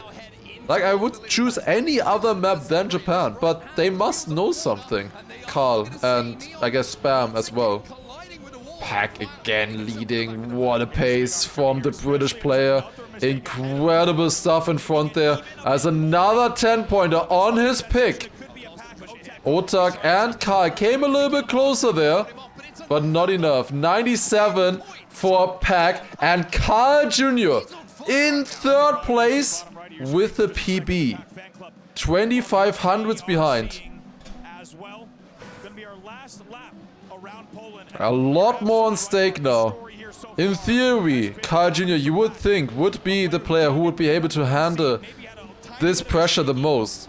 But he is also the player that kind of has the most pressure to perform. Everybody expects him to perform. Now he is leading. He is 10 points behind, third place, and he goes over the penalty. He will have a bit of speed, but instantly from leading the round back to third place here, lost over a tenth of a second. They're also not the best dirt line, letting Otak overtake as well. That's a good line for the jump, but a good line for everyone else as well. What a round this is here right now. Who's gonna get it the best? What an insane pace from everybody. Carl Jr. is risking it, just barely getting around at all. Dude, Carl would be winning almost all rounds with this pace, but it's not enough. Neon crashing the identity. This is insane pace from everybody. Who is gonna take this one? Carl is risking to maybe get Otak, but he has more speed. It is Pack winning the round with a .07. Then Otak second, just 300s away. And Carl with another PB, only third. Yet again. Pack has been fantastic so far on Poland. Just gaining on the others everywhere, always leading. He's doing so well. Now it's very important to note the results that we're seeing are not. And we're apparently still going on Japan now. Okay, next map is Saudi Arabia. Saudi could be an interesting one for sure. I think Pack can be pretty good on this as well. I've seen some good pace from him. Neon, Carl. I've not seen maybe that much from Otak yet, but we'll see. Pack looks bad. He looked bad the last 2 days, or 3 days. Suddenly he's looking good. These maps especially. He always looked good on Poland.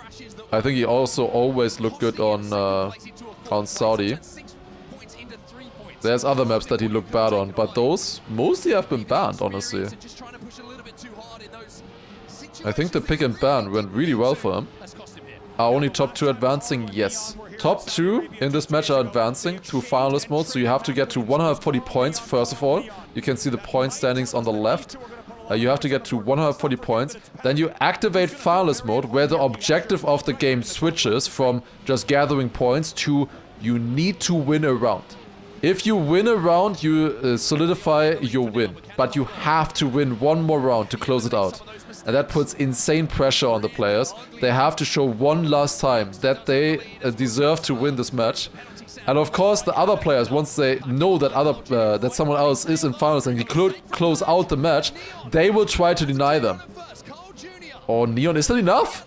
Yeah, it's not enough. And Otak, out of nowhere, takes the win. With a .75, he was the... Oh my god, yeah, he's enjoying that one. Otak is enjoying that. He was behind and suddenly back in first. He was quite a bit behind though. And then somehow wins it. Neon was in a great run there. That was probably .4 pace.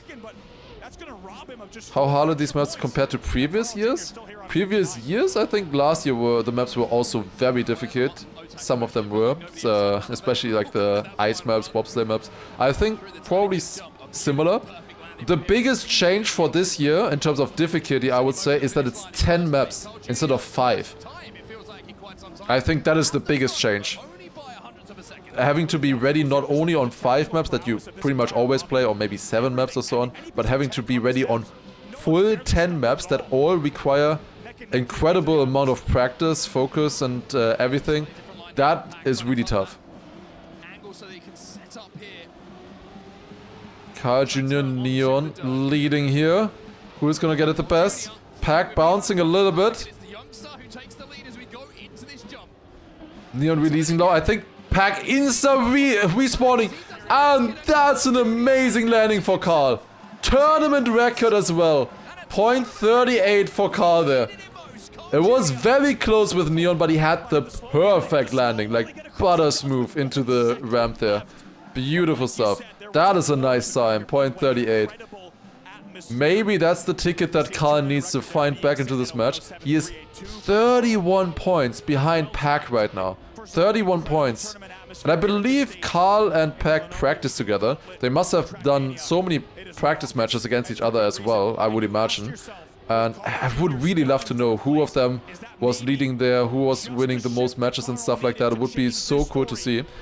But yeah, I wonder how they're feeling now. With a 31 point difference between them at the moment. How often that has happened in practice. It is a very close round yet again here. This is so close.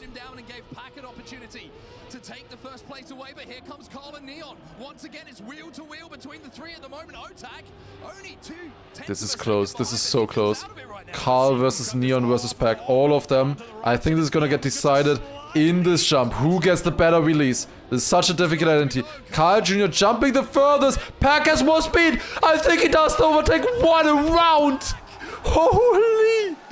0.53 for Pack. A PB, and he needed that. Wins it by 15,000s and 21,000s. That is less than a car. That's like basically a wheel in front of the other two players. They play the map for 1 minute and 7 seconds, like thousands of inputs in one round. And in the end, it's decided by 200ths of a second on tracks this difficult. I love Trackmania. Carl Jr. Neon this time close. Both Otak and Pack have made mistakes. Otak still kind of in range with a great ending. But it's gonna be hard for him with that start. Carl not with a good quarter pipe jump. Otak in the background, I think he clipped. I'm not sure if he had to respawn. He's definitely gonna lose time there. Pack probably gonna overtake him? No, both of them clipped. Never mind. Otak lost, yeah, they both lost quite a bit.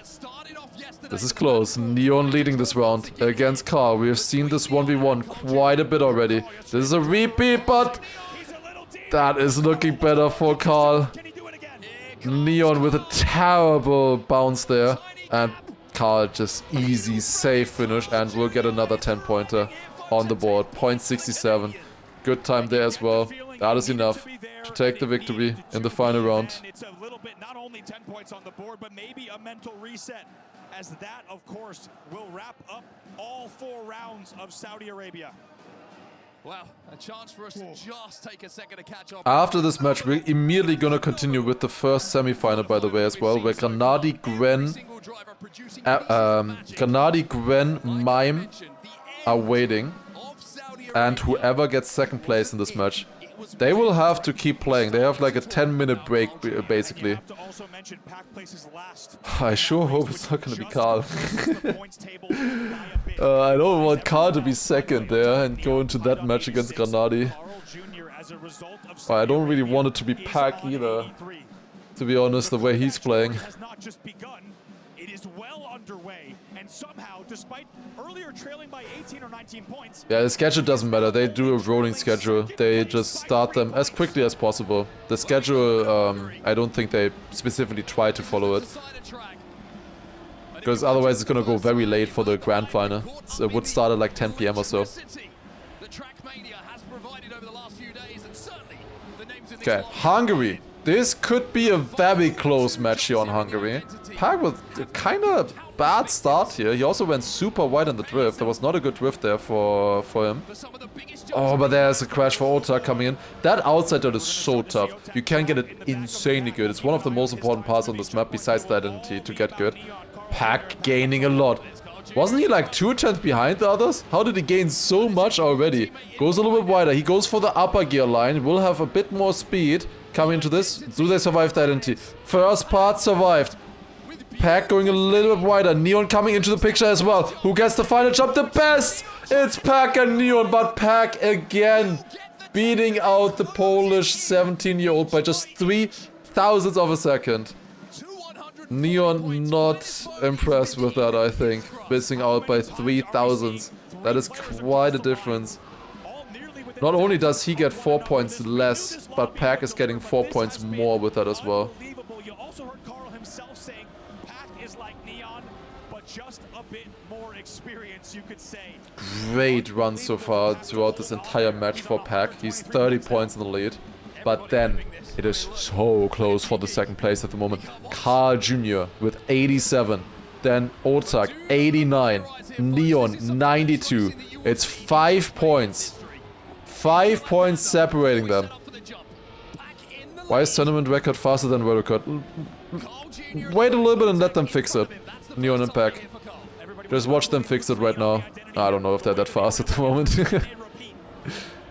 Let's see, let's see. Do they survive first of all? They do survive. That's a very wide line for Pack. That's not clean. Neon is leading. Ah, and that's a crash. 0.50. Triple PB from them. I think Otak and Karl didn't play it yet, that's why. Neon did play it before, I believe. In the first match.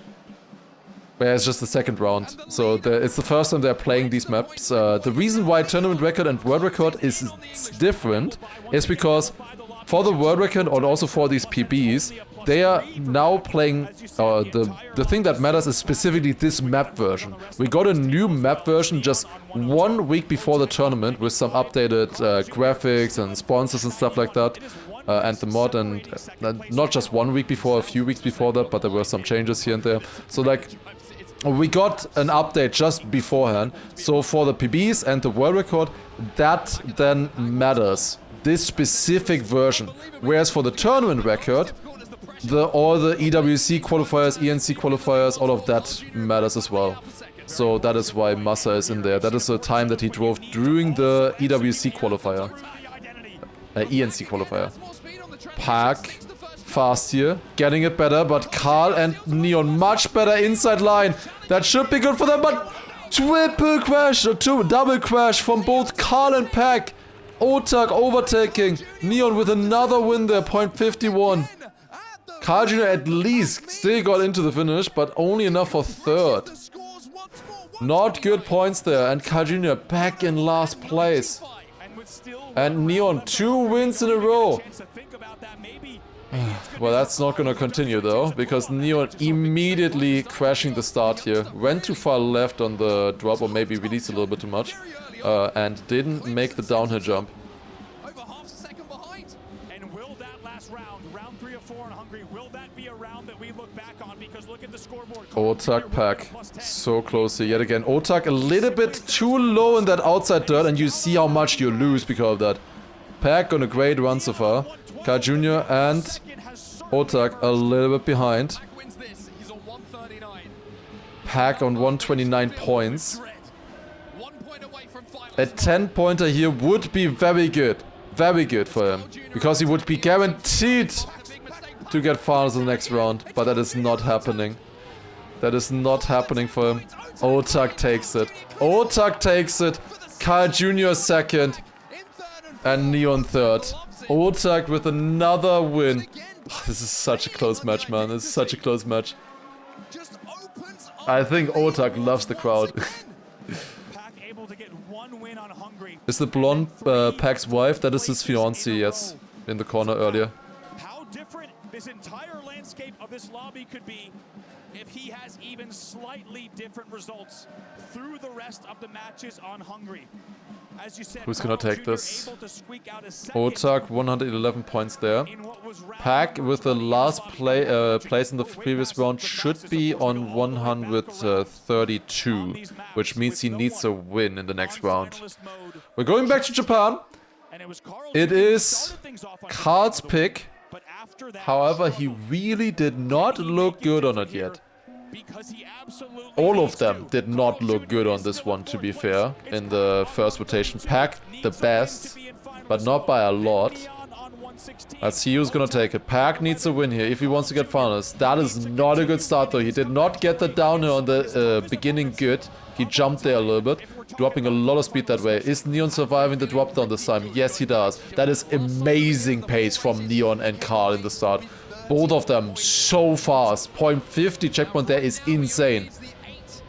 Maybe now they're finally showing what they can do on Japan. Previously, the best time we saw was like, what, a 0.5, 0.6 or something? Second best was a 0.8? Let's see. What are they able to do now?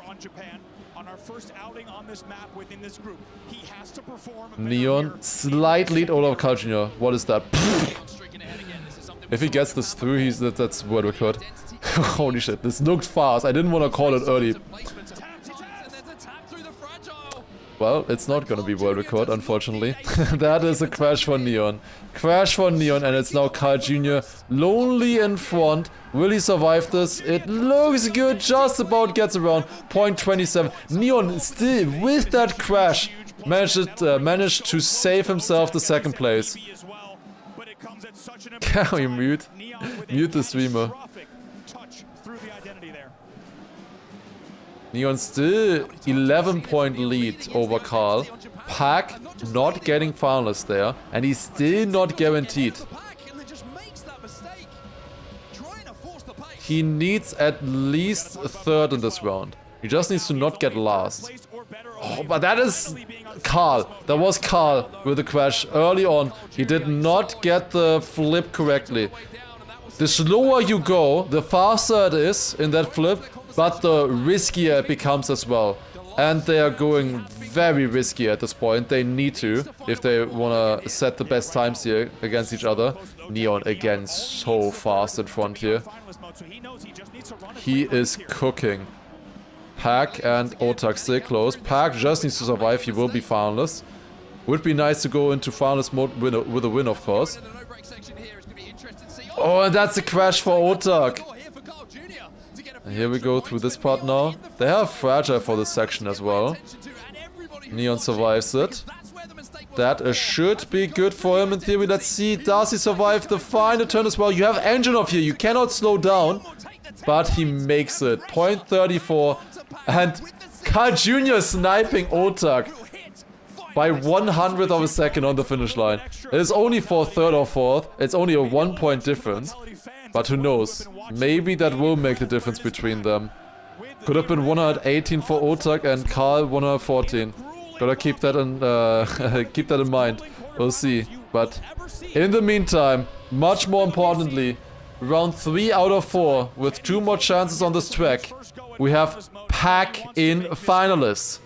He has won rounds on this before in the first rotation. Second rotation so far has not looked as good. But that is one of his opponents already out of the race. Neon big crash. And Pack is leading. However, his mate Carl Jr. is closing in.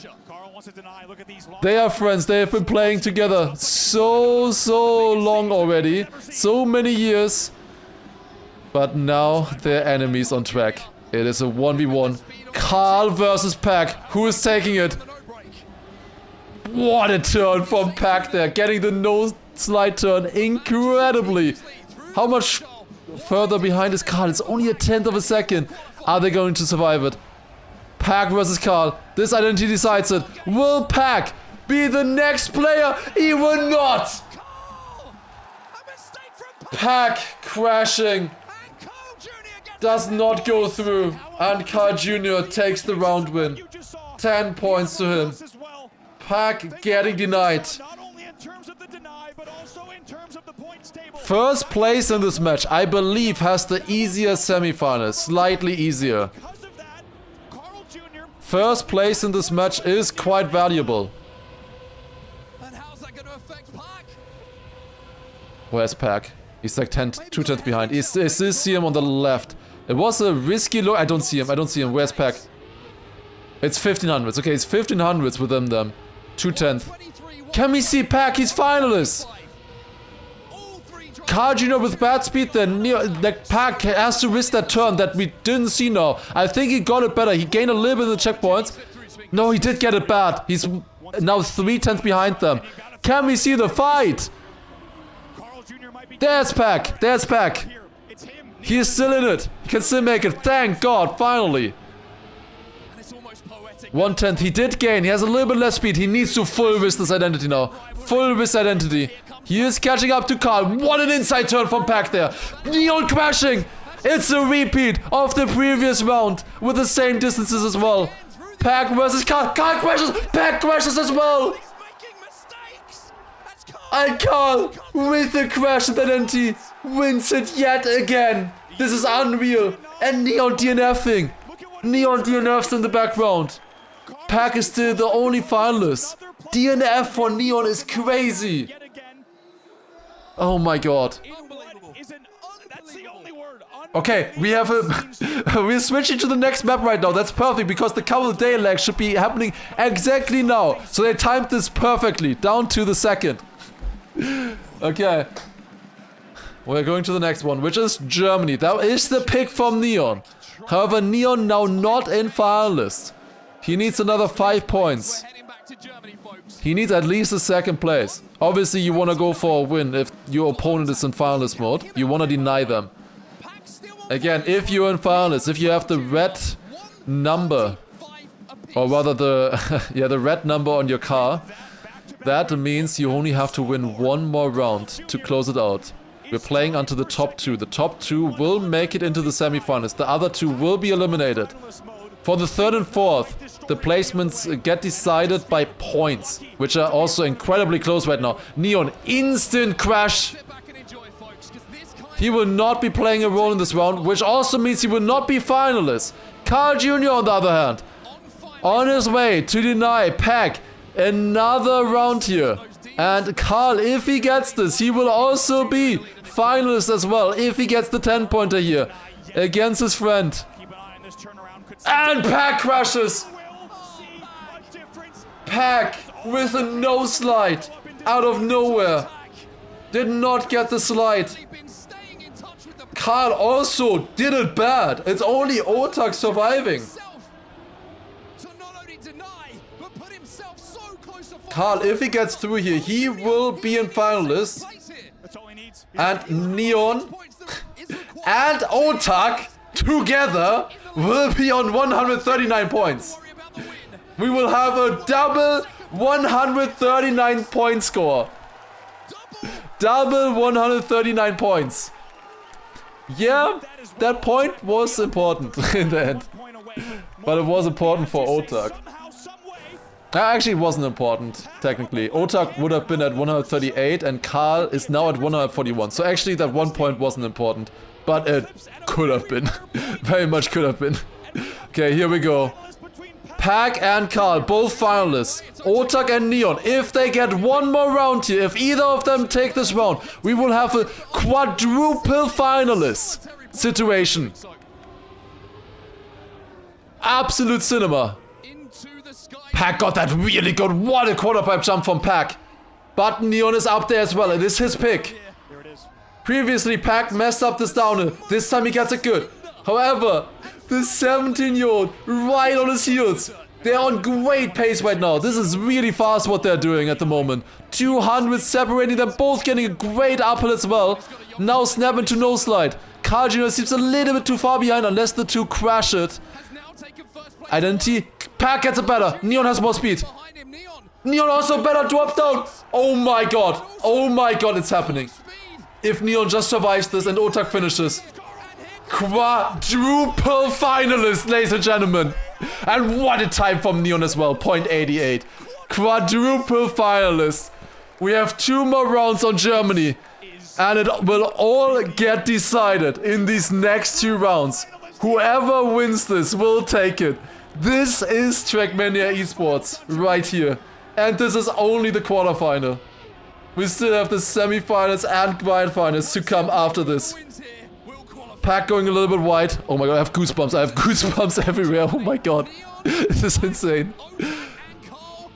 This is so close. Who's gonna take this? Oh my god. This quarterfinal jump is so important now. Pack makes it. Oh my god, what a landing there from Pack. Dude, come on. I wanna see Pack make it now. He has had such a great race here. Such a good match. He deserves it. Otak going wide. I don't see Neon. Neon crashed. Neon DNF. It's Carl Jr. versus Pack. We have seen this 2 times before already on Japan. Pack once again with the lead. He is looking stronger on Germany. Just 1 landing here remaining. And as long as you don't mess up this final turnaround on the ice, you will be in the semifinals. And Pack succeeds. After so many attempts, Pack with the deserved victory, a 0.99 as well. Insane. Insane. Cinema. GG to Pack. Wow. That is insane. I want to know what their pulse is at this point. Oh my god. But it's not over yet. 2 of these players will be eliminated. Only 1 can go through. Is it gonna be the 7-time world champion? The player who everybody expected to have the best chance of winning it today. Will it be Carl Jr.? It will not be! It will not be Carl Jr. Carl Jr. crashes. He crashed the quarter pipe jump. It's Neon. Neon crashes. Otak. Otak is leading. Otak has it in front of himself. 7/10 lead. Otak coming out of nowhere. He has had a great match so far. And it all comes down to this. He is so nervous. You can see it in the lines. He was so nervous about that no side snap. He gets the down. He gets it clean. Do not clip now. And one final turnaround. And it will be Otak eliminating the 2 players from the upper bracket. Carl Jr. and Neon coming from the upper bracket. Both eliminated. Carl Jr. for the first time ever not making it into the top 8 in the World Cup. What an upset right there. What an upset.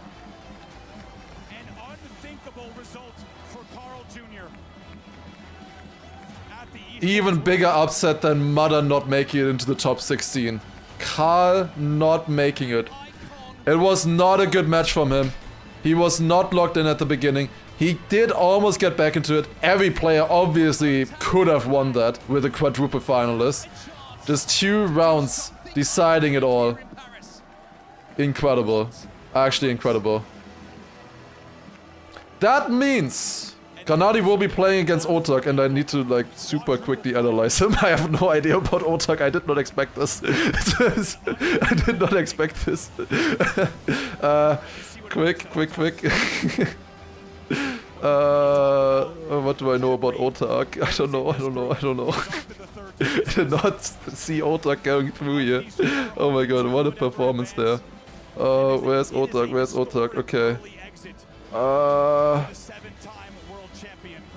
Okay.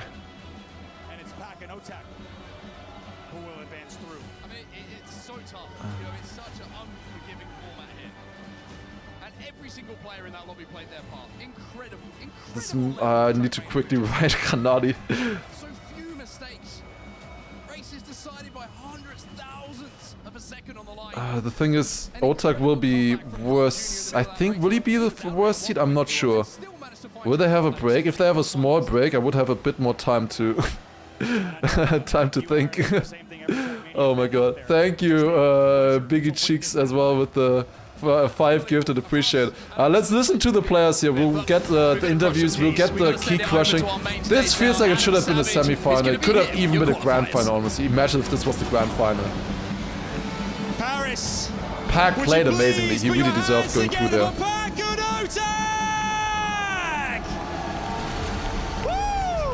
Fellas, who make our way towards the key crusher. It felt like a grand final. It was just a quarter final, but there's so much more to play. I'm going to ask you firstly, Pack, to come forward as you'll be crushing Neon's key. When you're ready, please do the honors as we eliminate a competitor, an incredible racer from our competition here at the Esports World Cup. Pack says farewell to a player who's been so impressive. And there we go. Let me ask you to come forward as a key master realigns things. Otak, come forward too. Pack, I heard you mutter the words just then. That's the hardest race I've ever played. Tell us what it was like to be in there, because we witnessed it, we watched it, we enjoyed it, but you guys felt every second of it. How was it to be involved in that? Stressful, way too stressful. I knew I had to get a point buffer because the maps coming towards the end was going to be difficult for me. But my word, what a match, insane. I mean, Otak played incredible, Neon played incredible, and Carl played fantastic. It's just unlucky that both of them have to go out. They could easily have been in the grand final, to be honest. This could have been a grand final. Very easily could have been. Before I come to Otak, I just want to say the Vitality fans have been absolutely incredible this entire time. Anything you want to say to the Vitality fans supporting you throughout this process? Thank you so much, guys. You've been insane. That was just so good during that match. Keep up for the semi-final, please. Let's go. Love these guys, love these guys. I want to come to Otak now as well. Otak, similarly, the Liquid fans over here as well. What do you want to say to the Liquid fans who have been so supportive? All right, I'll tell it in French, all right? Merci beaucoup, c'est pas fini. On continue de crier sur le prochain, s'il vous plaît. And yeah, I'm back, finally. Otak's back, baby. Before you go and cross the key, just here in a second, Carl Jr.'s key of all keys. What a group it was. We mentioned before, we got world champions in there, 10 titles. How was it for you being involved in that? That must have been a real experience. Yeah, well, I've already played those kind of matches against Pac and Carl especially. I have huge respect for them. Could have gone like either way, but I'm so proud of myself. Because I've been like losing my finalist mode every time on the same map, and now I'm winning finally one in the most important time, and so yeah, I'm so glad.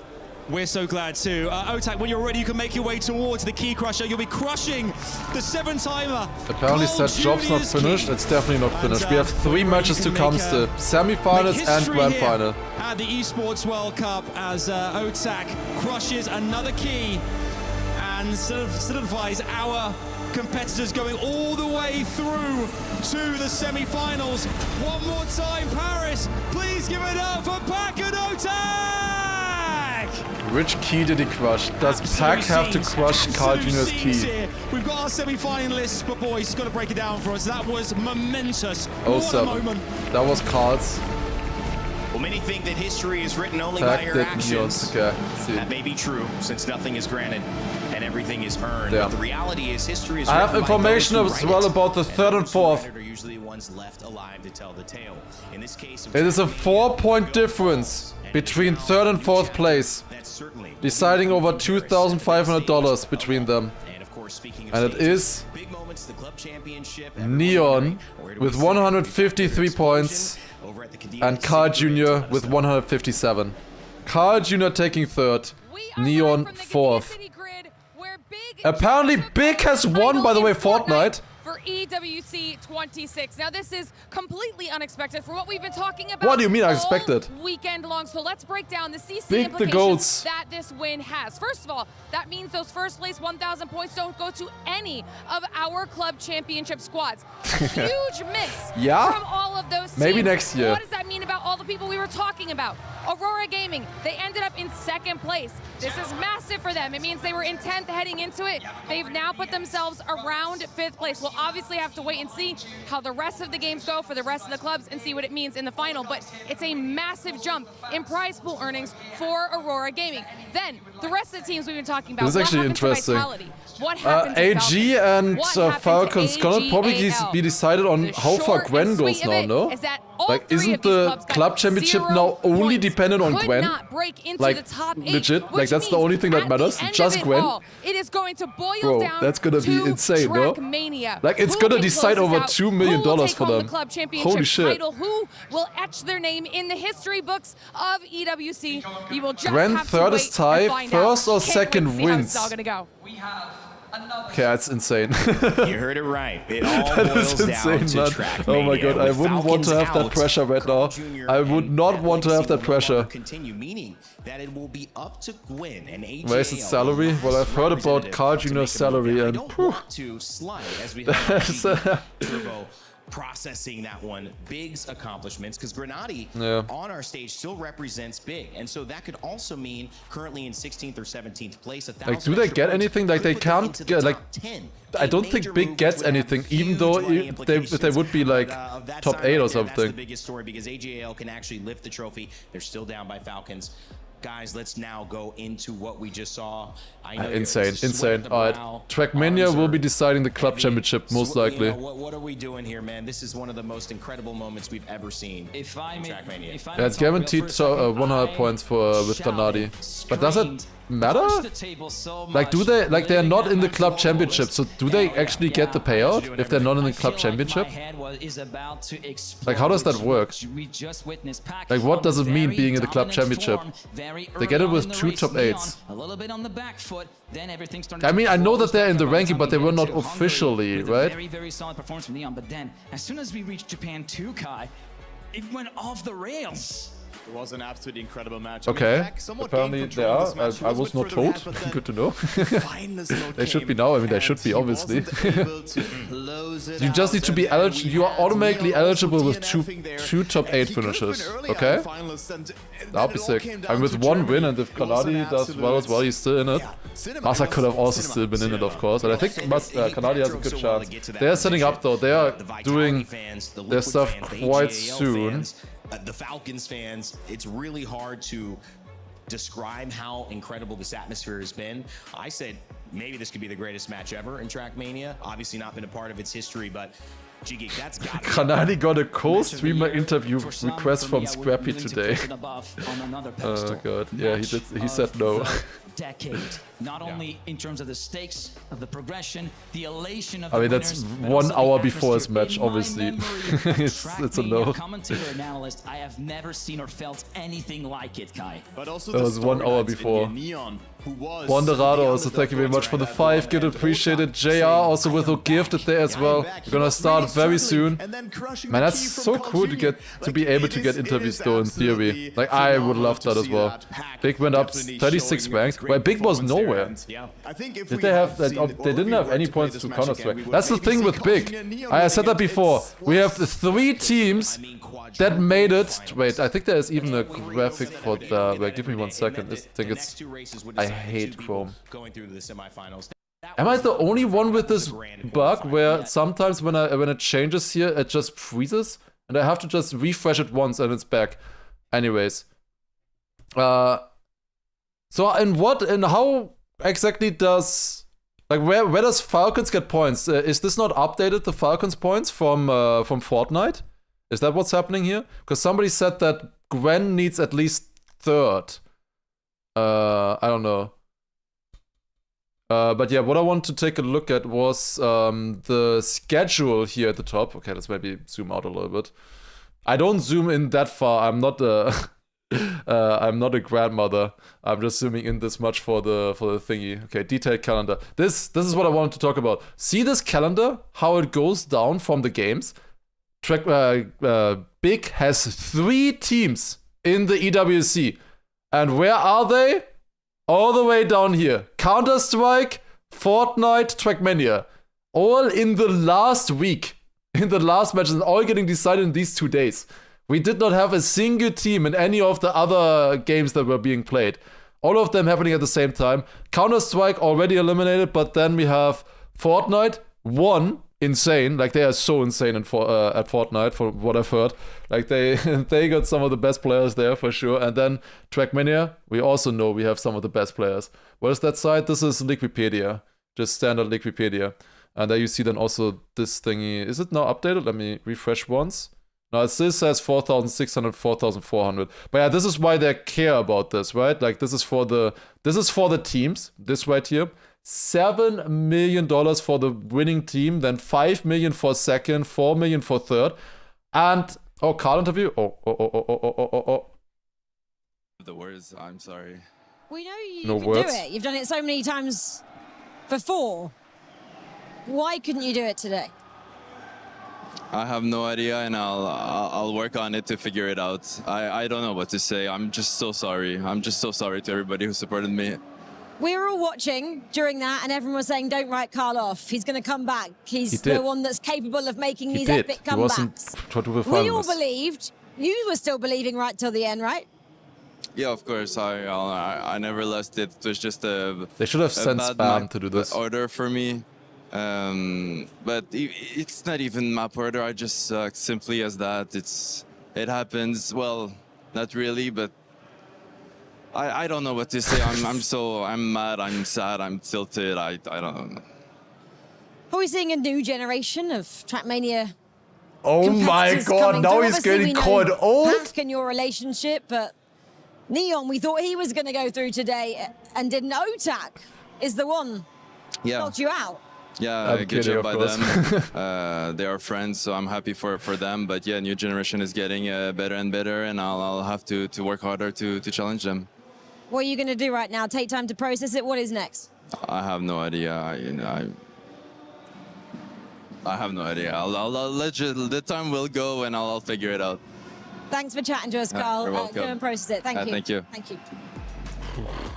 You know, being in those Only moments and I'm you see going the on ovation your from side. I the think crowd, like acknowledging interviewing Carl, Trackmania players, especially right after they got eliminated, is really tough because on yourself, you know, you always know it's not like a strategy thing or anything like that. It's like always they just didn't perform. It was possible. You always know it's possible. So having to interview there does suck, but yeah, that's you gotta be a little bit more encouraging. Come on, man. Back late and learn from this and be bigger and better, but this wasn't my time. Maybe I'm not the main character, indeed, but I gotta say, I don't like that. I don't like that. Alright, it's normal in sports. I don't know. I mean, we're just too. Maybe we're just too nice over in Trackmania. You saw how uncomfortable some of the players felt, crushing the keys and everything. I see Granadi there in the background. He got the different seat this time. Mime next to him. You can see them already. Otak also setting up there. Otak literally just played a match.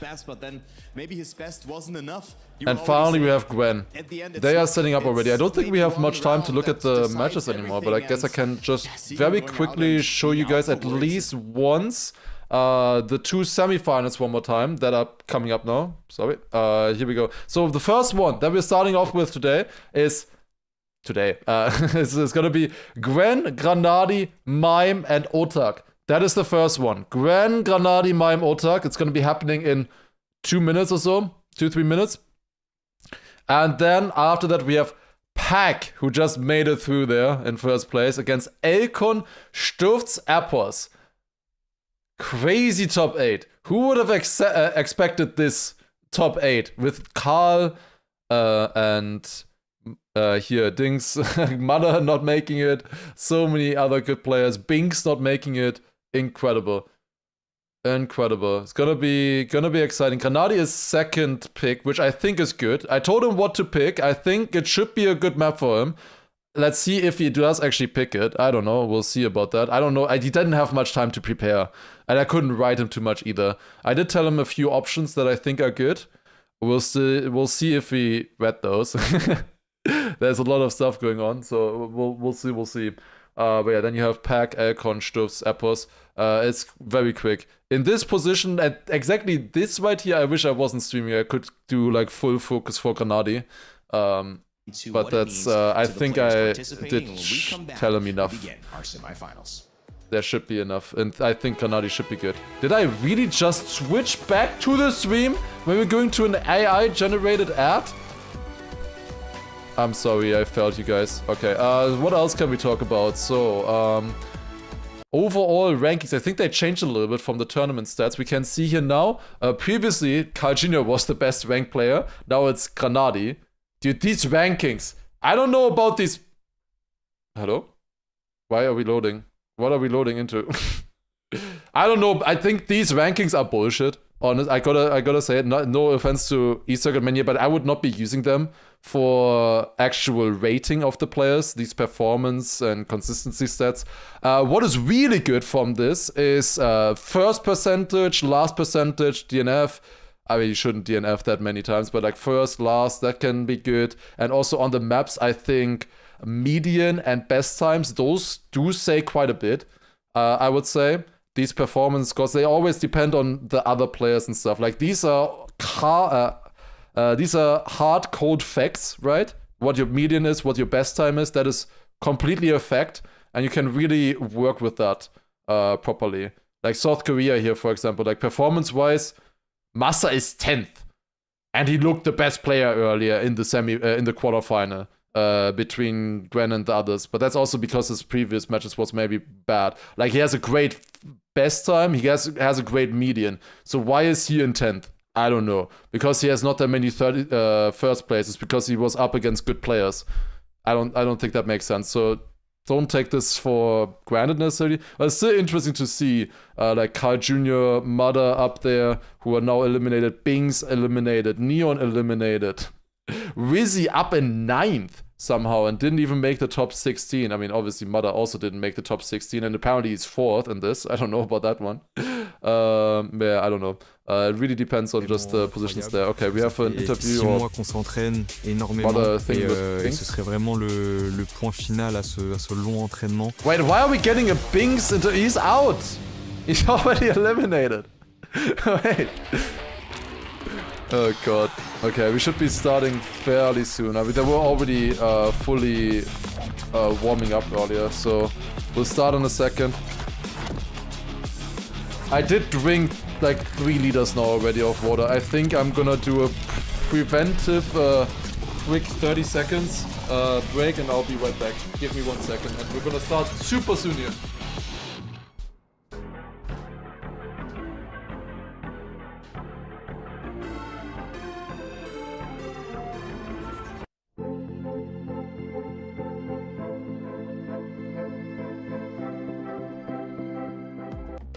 Welcome back to the Esports World Cup here at Trackmania. We have got, well, I could have reversed that, Trackmania at the Esports World Cup. Either way, we have got some major implications for this next semifinal. Gwyn from AGAL has to win, and if he wins, he gives himself and that org a chance to lift the club championship trophy in the grand final. But of course, he's going up against Grenady, Mime, and Otak, who just drove. He's going to be so ready for that, Kai, and I've got Aaron Import Brooks joining us as well. Going to stick with the desk for the rest of the day. Kai, though, I want to talk about Otak coming into this so fresh. That game was incredible, and now he gets to drive again. But I mean, fresh in terms of, yes, he was just coping the pressure, he was winning there, but now he has to reset, he has to restart this match and needs to redeem himself yet again. Of course, on paper, this might look like a bit of an easier match. I would doubt that though, because Grenadi's looking very good as well, and I think he can make it, but at this stage, like, everybody can make the grand final, right? Alright, I'm back. I'm back. Really quickly, by the way, last match crazy. Got to stand between Epos and Elcon, get their reactions. And let's do you this. were in the crowd, man. Let's do this. Let's do this. Also, wait, I need to update the titles. Honestly, I just remembered. I'm going to be we're now in the semifinals because he's going to be the unknown factor in this match. Yes, we saw Otak. So he's going to be semifinals updated on Twitch, and we quickly updated on YouTube as well. That's going to be insane. They're going to be as loud as they can be. That's going to be really distracting for the players. And then we have Give me Grenady. 1 second. I mean, he's been I'm remembering the YouTube stream, of course. I'm there for you guys, as always. That has done super well throughout this tournament with no major issues. And we are coming back. into this match, again, why did I even not show that? I could have just shown that, I guess, with me changing the title. It showed that apparently I've made 63 cents so far in the YouTube stream. Insane. What a leak. Big implications for him. Oh, here we go. Grenady is a semi-finalist. You've achieved what you set out to do. Anything else now, a bonus? Honestly, kinda yes. I mean, top 16 was like my pessimistic goal, I would say. Top 8 was like my realistic goal. Top 4 would be a very optimistic goal, but can happen, of course. I'm just happy to be here. Everything else is a bonus, as you said.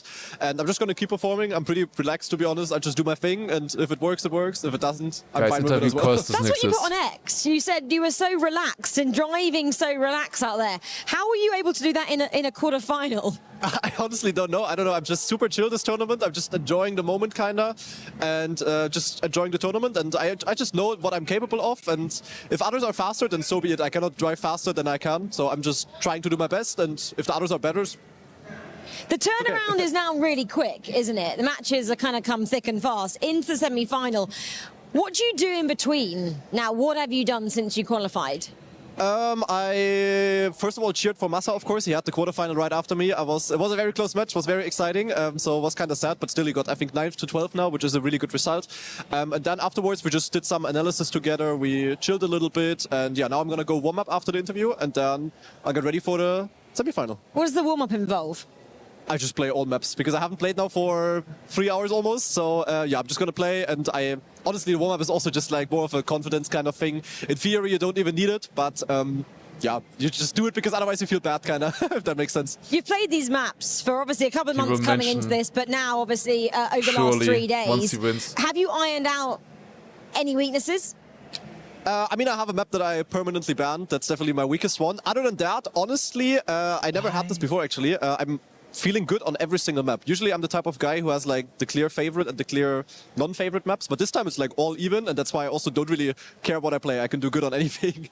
What are we now expecting from you, and what are you expecting from the semi-final? We still obviously have one player left to join you. Yeah, so I play definitely Gwen and Mime. Mime is kind of nice because he was in my practice group. We played together. We kind of know each other. We're also friends, of course. And yeah, personally, I just expect to play consistent and good again. And yeah, I hope I can have a bit of an upper hand there against the opponents. I hope they will make some crashes here and there and I can profit of that. And then in the end, of course, the infamous finalist mode. I hope it works out. But either way, I'm just going to try to do my best and I hope it works. Trying to capitalize on others' mistakes. I like it. Into those semi-finals. Good luck. Thank you. Thank you. All right, Grenade famously with the wheel. Not everybody plays with that. Yeah, I mean, to be fair, Grenade has banned South Korea 4 out of 4 times so far. So I guess it was not much of a secret, I guess. I guess it's not much of a secret. He did ban it 4 out of 4 times. The thing is, he doesn't really have a pick. He can play everything for the pick.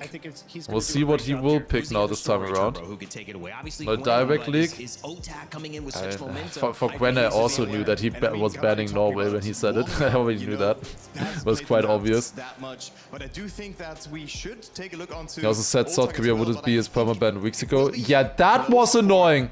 When he said that in fucking stream. I don't know if the other players were told about that by anyone, but like, holy, he just said it in his fucking stream. Is he stupid? I don't know, man. Why? Why would you do this? One of the players we don't mention at the top of it. It's Mime. As well, thank you for the 2 months. It could have been like an insane play, but no, he just felt that much hate for the map that he had to ban it and just even talk about it, that he's banning it. The annoying thing for him is, of course, he still had to play it with the others, since the others did not want to ban South Korea. So he did still play it, he just didn't train it. Paris, how we feeling, guys? Yeah, feeling good. Big 17th team overall, no? Yeah, maybe still more possible. 1,100 points guaranteed. Quarter-final. We've said it many times. It could have been a grand final. The caliber of talent there, unbelievable. But now we look ahead to the semis. We've only got ourselves 8 players left in this contest, all desperate now to get a place in our grand final, Milos. Yes, Team Falcons eliminated also, but that does not mean that the run is done when it comes to the club championship. It all depends on AGAL, on how well they do. All here on our plucky Trackmania everything possible stage. here. However, for ladies Grenade. and gentlemen, Paris, And are for you everyone ready else. for our first semi-final? Let me quickly check if we are on. Okay, we are now. Should be no delay. Cool, calm, collected. Nice, It seems getting that the no walkouts wind again. can shake the mountain. That is the OG Wheelman. Only fitting that such a giant Maybe ad break. represents big We on have the international stage. 56 minutes until the next ad break. Should be good. Having escaped the group of Also prediction, destruction, final. the Oh my god, 2023 world Otak. titleist now faces an even greater challenge. Will the Frenchman cement his legacy and rise above his competitors? He looks good. Looks real good. Look at those shades. Ow! Next up on stage, it's Mime! Representing Natus Vincere, do not let his kind visage and wild smile fool you. This man might have qualified for EWC right on the buzzer, but he's the one having the crowd absolutely He's buzzing. such a nice guy. Welcome to the stage. Next up and finally, it's Gwen! He can destroy you in match, but he's such a nice guy. AGL's last warrior standing. Can the Prodigy reach the Final Four on home soil and stake his claim for glory? One more time, give it up for your racers. Gwen will decide the club championship. It's all up to him now. It's crazy. Multi as well. Multi, thank you for the gifted. Their seats. It's simple, only two I was into the guy earlier, I think it was to you. Not your time, 3 months prime. I was starting. Pressure on for all 4 of them. So Paris, one more time. Let's get this started!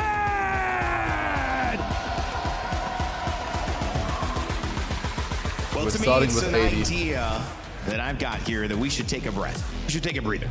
You know, because after all that excitement, we need to slow down to be ready for a grand final. But the truth is, this is a semifinal that has the same level of implications, guys. If Gwyn does not win, the club championship goes to Falcons. If Gwyn does win, though, this story continues. This is gonna be so exciting now. This is gonna be so exciting. Yeah, for the club championship, if Gwen gets knocked out here, Falcons wins. If Gwen makes it through, there's still a chance. Argentina banned from Otak. Yes, okay, that was correct. I told him very quickly. South Korea banned from the Grenadi. Canada banned from Mime. Norway, as always. Japan picked from Gwen. That's good. That's good. Poland picked for Grenadi. Nice. I told Grenadi to pick Gwen if he doesn't pick it. So that's perfect for us. Mime picking Australia. Oh my god, we see Australia. For the second time ever during the tournament. It's coming up in the semi-finals. Saudi Arabia for Otak and the final decider Hungary. I think that's good. I think that's good. Poland again as well. Grenadi has been feeling great on it. Saudi Arabia, he's improved a lot on it. Japan, I think a great one for him. I think Mime and Otak look pretty bad on Japan. Gwen, I was pretty consistent, honestly, on Japan so far. I think with Grenadi's consistency, he can do really good on it. And Hungary earlier was amazing, obviously. So it goes the same way again. I think that's good. I think this is good. No one knows how others look at Australia. Have we seen any of these players play Australia yet?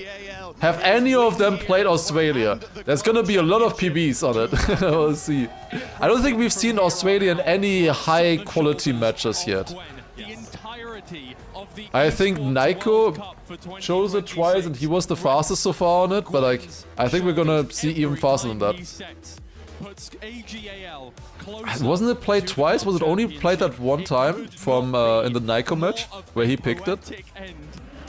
Anyways, here we go. It is beginning.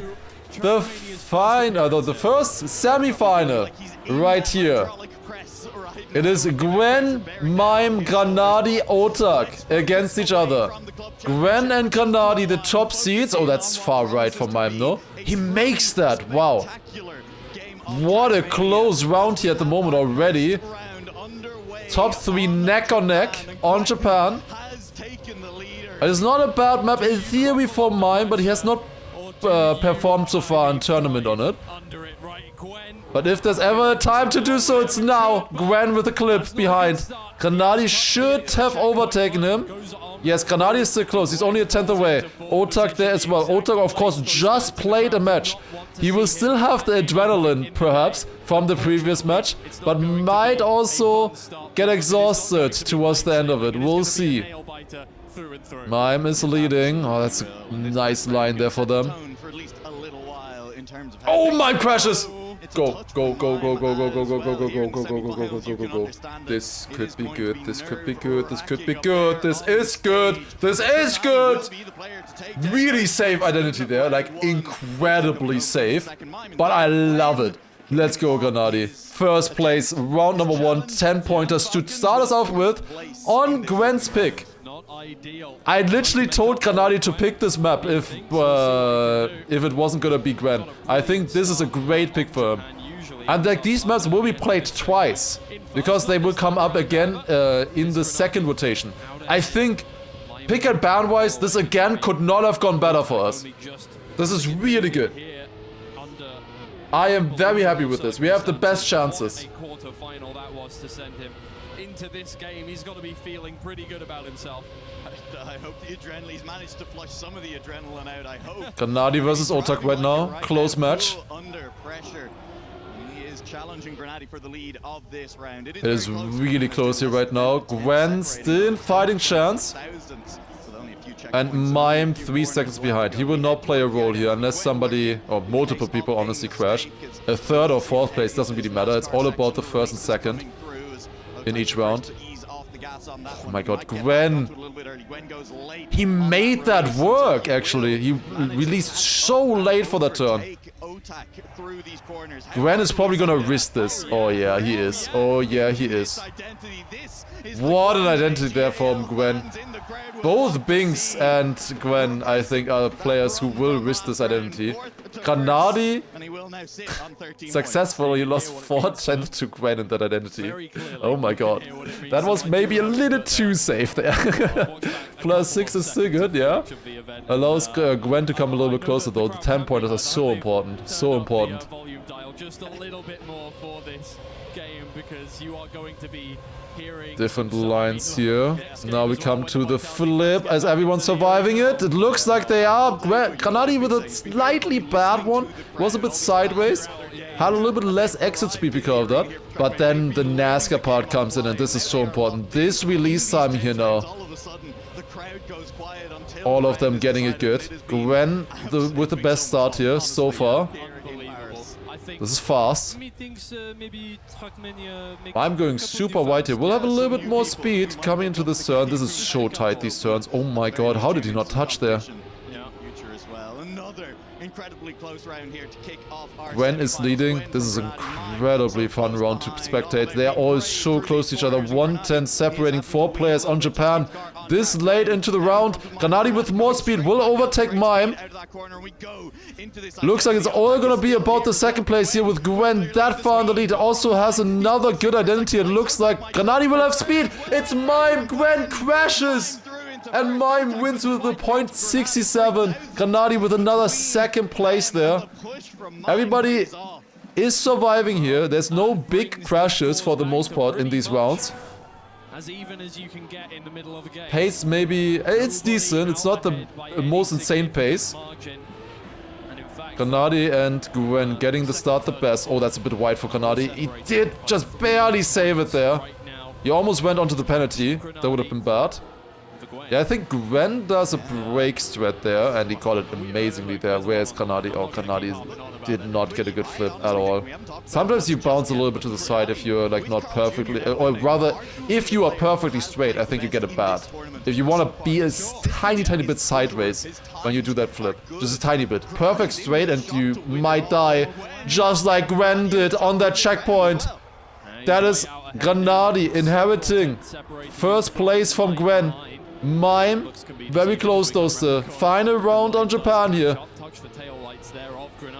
That is a good start. Mime has not been the fastest in that identity so far. He attacks this turn a little bit more. Will have less speed because of that yet again. Always less speed there. Granadi releases a bit earlier than him.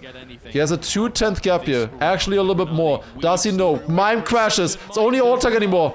This is the moment where Granadi would normally crash if I would be jinxing him. But of course he doesn't. He gets it in. Perfect. .77. 10-pointer. 32 points. Amazing.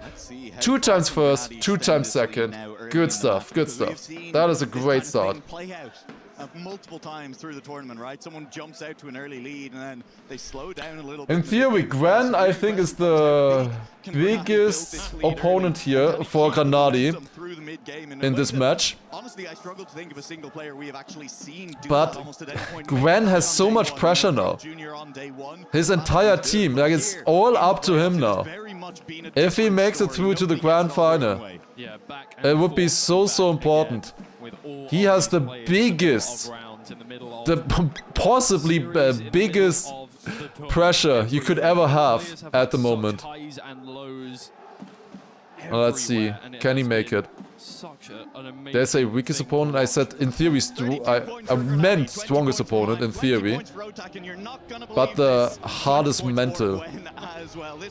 Mime crashing. As a reminder, the club championship is at the moment between AG and Falcons. Falcons, with Carl Jr., is now already eliminated. And the only AG player left is Gwen. If Gwen gets third, they will equal the championship. And that championship first place is $7 million. That's why it's so important for the teams. It's like a $2 million difference between first and second. Saw his reaction after the And Gwen immediately crashing there. Immediately crashing in the start. Will we get a full crowd surf from Otak if he wins? If Gwen gets third, it's equal. If he gets 1 or 2, which in theory he has the pace for, they would win. But yeah, no pressure though. What about CS? Apparently they're not in that anymore, neither of the teams. That's at least what I've been told. That's at least what the chat has been telling me all the time. If he gets third as a win, yeah, I was questioning that. That didn't make sense to me, but people did tell me that all the time. Like clockwork in this tournament so far. Top 4 is equal and top 3 is win. Yeah, okay. But he needs to get through here. He needs to get through here. If he doesn't, if he gets only 5th, 6th, I guess then, would not be enough. The mistake he makes is a big mistake. That's true. He does in fact play for Berlin International Gaming. You're absolutely right, Twiggy. Good wordplay. Okay, and Falcons has tiebreaker if they get 4, so he needs the top 3 basically. Otherwise they lose. Okay. Okay. Good to know. Gwen out to a lead in this one, but Gwen maybe starting to feel that pressure. Gwen had a crash earlier in the previous round. Granadi still able to get the 2nd place in the previous one. This is a close round here. Look at them fighting. It's so close. Look at this fight between the players. Insane pace-wise. Who's getting this as best? Gwen, full risk. Full risk and makes it. Oh my god, but every player made it. What a round on Poland. How did he not touch? How does he not touch? How does he not touch there? Oh, not there either. Mime did though. That's a crash for Gwen instead. It's Otak versus Granadi suddenly. How did... Oh my god, everybody is so close to the walls. But Granadi has speed. Granadi has speed. And he overtakes by just 18 thousandths of a second. Otak PBs, but it's not enough. That's 10 points for Granadi. Up to 48. That's an amazing stuff. 48 out of 50 points. And Otak currently on 36. Just barely made it through his previous match. Montreal, thank you for the 2-month prime as well. Also Keystone as well with the prime earlier. And Boyk is well appreciated. All the support. It's been amazing so far. Did I say out of 50? I meant out of 60. Obviously I meant out of 60. For 50 would not be possible. Guys, you just have to, like, I will make mistakes, but you just have to think together, right? Like, obviously I meant the correct thing and not the wrong thing. Like, you just need to think with me together. Because obviously 50 is impossible. You can't get 8 points in a round. Gwen and Otak leading. Then it's Mime and Granadi. Oh, that's a crash for Mime. Otak and Gwen look a little bit too far ahead though for Granadi at the moment. That's far to the right. He survives it though. No slowdown for the 2 players. I don't think Granadi has any chance to catch up in this round. That is a win for Gwen in this round, which she desperately needs. 0.01 there as well. Great time. Yet again only within a 10th of a second of the tournament record, which is from Gwen himself as well. So close. Leiburg as well, thank you on YouTube as well. Oh no. Not this again! No. It is 140 points for finalists. 140 points for finalists. Then you need to win another time. Granadi did not make the jump. That's the 3rd slap. Off the platforms at the start or what? But he's 6 seconds down, and that is an untenable position to be in. Granadi is still doing well. It's fine. He's mostly in the fight right now with Otak actually. Otak on 42 points. He's very close here. But Gwen, I think, has a good chance of winning this round. Never mind. That's dead. And that's probably... Actually, never mind. It's not behind Granadi. It is Otak now in the lead. 2-10 gap. He's looking very... Oh my god. Good. Gwen DNF! Gwen DNF'd! He didn't make it into the respawn either. He failed the respawn. Or he crashed the checkpoint or something. Gwen DNF, no points to him.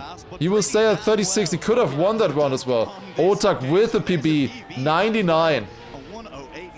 Fastest time so far from Otak. Here at WC on Poland, and he is feeling good.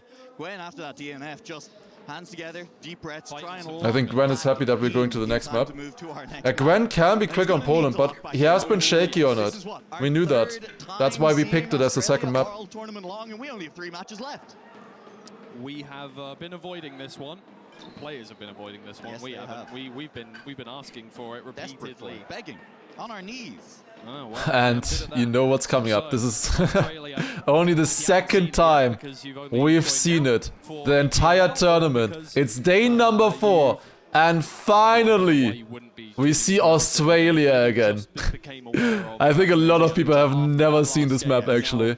It's like, the problem with this map, it's the permaban of Carl Jr., Pack, Bren, and so many other players.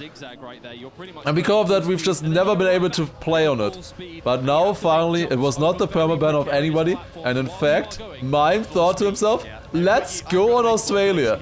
Let's see what they can do. We're starting off with a full speed part. You want a speed slide here. 0.9 in the next checkpoint is good. 0.8 would be amazing. This turn in the inside here is really important. Gwen going wide. 0.89 there for Mime. Now we go across here. You want to get the gear clean across this. Gwen and Mime both doing it well. Now outside dirt, you will get a bit more speed with that. Coming into the next slide.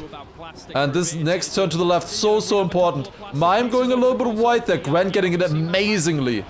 We have not seen any of these players on this map. Let's see what they can do. Yeah, I think none of them have played it in match so far. Gwen has played it randomly offline already. He has a 14.3 on it. Let's see if they can get anywhere close to this. Oh, great turn for Granadi there. Getting the gear. Gwen did not. That's a good start here. Now this identity. The players are scared of this identity. This is a really difficult one. Granadi versus Mime. Granadi takes it by 16 thousandths. Let's go. 0.52. Great pace there. That already beats the actual tournament record during the EWC, I think, in the first round. I think Naiko also had a 0.5 before. We see slightly different approaches there in the start. Some players go down earlier, whereas others go a little bit later. It's all about building up the speed for this full speed part, because the more speed you have, it really carries through this entire section here. Have a big tube turn, then another speed slide down to the left, another one to the right, then over the penalty here as well. Everybody, or almost everybody who doesn't permaban this map, of course, has practiced this. It's a bit of a shame that we have seen it so little, this map. But here we go. Oh, Granadi, I don't know. He did get the gear. Okay, it was fast enough still to get the gear. I wasn't sure about that there for a second. Mime is leading by 1/10 of a second here this round. Otak behind. Otak already with a crash. Currently the closest contender against Granadi with 55 points. We see slightly different approaches here as well. I think Gwen didn't release. It's a bit risky, but he did gain time with that. Now comes the gear. All of them, I think, lost it here in the end. I think Mime has it. I think both Gwen and Granadi didn't get it. But Granadi with a great identity. Inside line! Wow, 3,000s, but it is Gwen taking it. Mime with a fantastic time there. 0.40 on the dot. PB as well. That was so close. I didn't see a difference. I wouldn't have been surprised if they equaled. I wouldn't have been surprised about that. 3,000s making the difference between 2 points. In the direct comparisons, of course, 4 points, since your opponent gets the points that you could have gotten. 70 points for Granadi, then 58 for Otak. It's only 12 points anymore. Then we have Mime with 53, and finally Gwen, currently on last place with 53. They barely made that. Granadi with a nice inside line there. This is looking good. Inside line there. Get around the turn. Oh my god. He barely made it. Whew. That was so close. And that's a crash. Did I say 53? I meant 40. Guys, I meant 46. Isn't that obvious? I obviously meant 46. Just listen between the lines. Mime in the lead now. Granadi, of course, with a crash there. That's unfortunate. Oh, that is also very unfortunate. Oh man, that's so sad to see Gwen crashing there. Oh, Otak, did he crash? Otak crashed. Otak had to respawn. Gwen respawning as well. Will Gwen finish this? I don't think he will. No, he did. Okay, it was within 8 seconds. You need to finish within 10. You have 10 seconds finish timeout. If you didn't finish until then, you get a DNF. You get 0 points. Did not finish. That was lucky to get 6 points there for Granadi. That identity is difficult. That is one of the reasons why a lot of people have banned this track. Because they're just scared of that identity at the end. Identity being like the defining part at the end of a track that really like sticks out to you. Like you can remember this track as the map with that really difficult plastic section at the end. Or like Germany with the backwards and the turnaround and stuff like that. All of the other tracks. So close. Able to hold the line so steady up against the outside of that dirt corner. Yeah. Granadi Gwen extremely close yet again with Mime catching up a little bit, it looked like. Oh, but Mime crashed. Otak is also a decent bit behind. It's a 1v1 again between Gwen and Granadi. And Gwen desperately needs these points. In theory, pace-wise, I definitely see him in front of Mime and Otak. But so far, it hasn't really been showing that. However, in this round, there is Gwen. And Gwen with a point 36. Great time there from Gwen. Winning the round. Granadi still second, still decent points. The wheels went out from under him and he lost the speed back to Gwen, but very nearly Granadi carried the speed through that identity to snipe, and well, that's it. Goodbye, Australia. It was nice. What was the time? Point 36. Mime had a point 40 before. Fastest turn EWC records. Things could get weird in the second semi-final and of course the grand final. That's an excellent drawing. Mognadi in Love Trackmania esports. Well, he is looking to mog this semi-final in many ways. You could say Twiggy is still. Is that the were they imitating the 7TV emote? Saudi Arabia. From yeah, from Carl. That's the one I was thinking of. Yeah, that's true. Unfortunate. That took me a second. Tragically. We go on Saudi. I think Saudi could be a decent map here as well. I don't know if I see Otak on it at the moment. I think everybody can be good here. Gwen can have great pace, obviously, as always. Mime was decent on it earlier, I think. He just needs to find a bit more consistency, and he's not finding it in round 1. That is a small mistake there for Mime. Starting out a little bit, he barely still makes this jump. But he is already 3/10 ahead. Behind. Oh no, Granadi. That's the first time I've ever seen him fail that quarterpipe. Quarterpipe was correct. My brain is all over the place. Quarterpipe jump. It's been 4 days of Trackmania action, and I have no co-caster. You can see it on their faces. Yeah. But now, Mime and Otak, what can they do here at the finish line? This is so close. Mime, Otak. It's all about this release timing. Is Mime fast enough? He is. Gets a really good one. You just see how much you can gain there if you get it sick. Point 69 for Mime. Oh no, that's a DNF. Oh, why would you try that if you're behind? Oh no. That's 3 points. 3 imaginary points that he could have had. Would be at 85. That sucks. 3 points, big loss. It's much worse than, you know, 3rd to 4th. It's the same difference as 2nd to 4th place in a round. Getting a DNF instead of just at least finishing. Gwen, massive crash in the start already. 2 seconds behind the others. Needs to rely on the others making a mistake now. Granadi, of course, he wants those wins. Great start for the players here yet again. They can all drive fast times on this.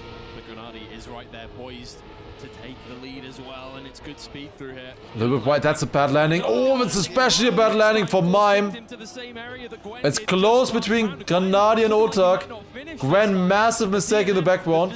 Oh, I think Otak with a bad jump there as well. That bounce a bit random. If you go for that line. It's a really weird part. Granadi lands it. Otak should still be able to finish, but I think he's gonna get slow motion. I think Mime will overtake him. Yep. That's why I'm the analyst. That is why I'm the analyst. There you go, and Gwen's still able to finish. Granadi with a 10-pointer. Closer to Granadi as well, who really has, before that round, gone. Otak is so much better than I thought. He is a world champion. He was world champion in 2023 together with Bren. He didn't look that strong throughout this entire year, I would say. Didn't look that good in Elite Cup or DreamHack. We find maps that suit the other players, and all of a sudden that gap shrinks. It's down. But now he's there. Did he actually play in DreamHack? I'm not sure if he was able to make it there just now. It's Granadi versus Gwen. Granadi doesn't do this drop line that Gwen is doing, but it never really looked like it gained a lot for them. I think probably if you get lucky you can gain some time with it. Then there's Mime going still for the jump line. Granadi switched the lines on this one here after day 1. This is so close. Or day 2 actually. Oh, I think Gwen doesn't make that. Granadi doesn't make it either! And suddenly it's Otak and Mime 1 and 2. Oh my god. Okay, at least this time they finished still. Barely. That's not great, that's not great. This could be so much better. Players are shaky, but look at the point differences. It's coming close, it's coming down. It's getting closer and closer. Mime is definitely having a much better match now. They're all scared. This is so important for them.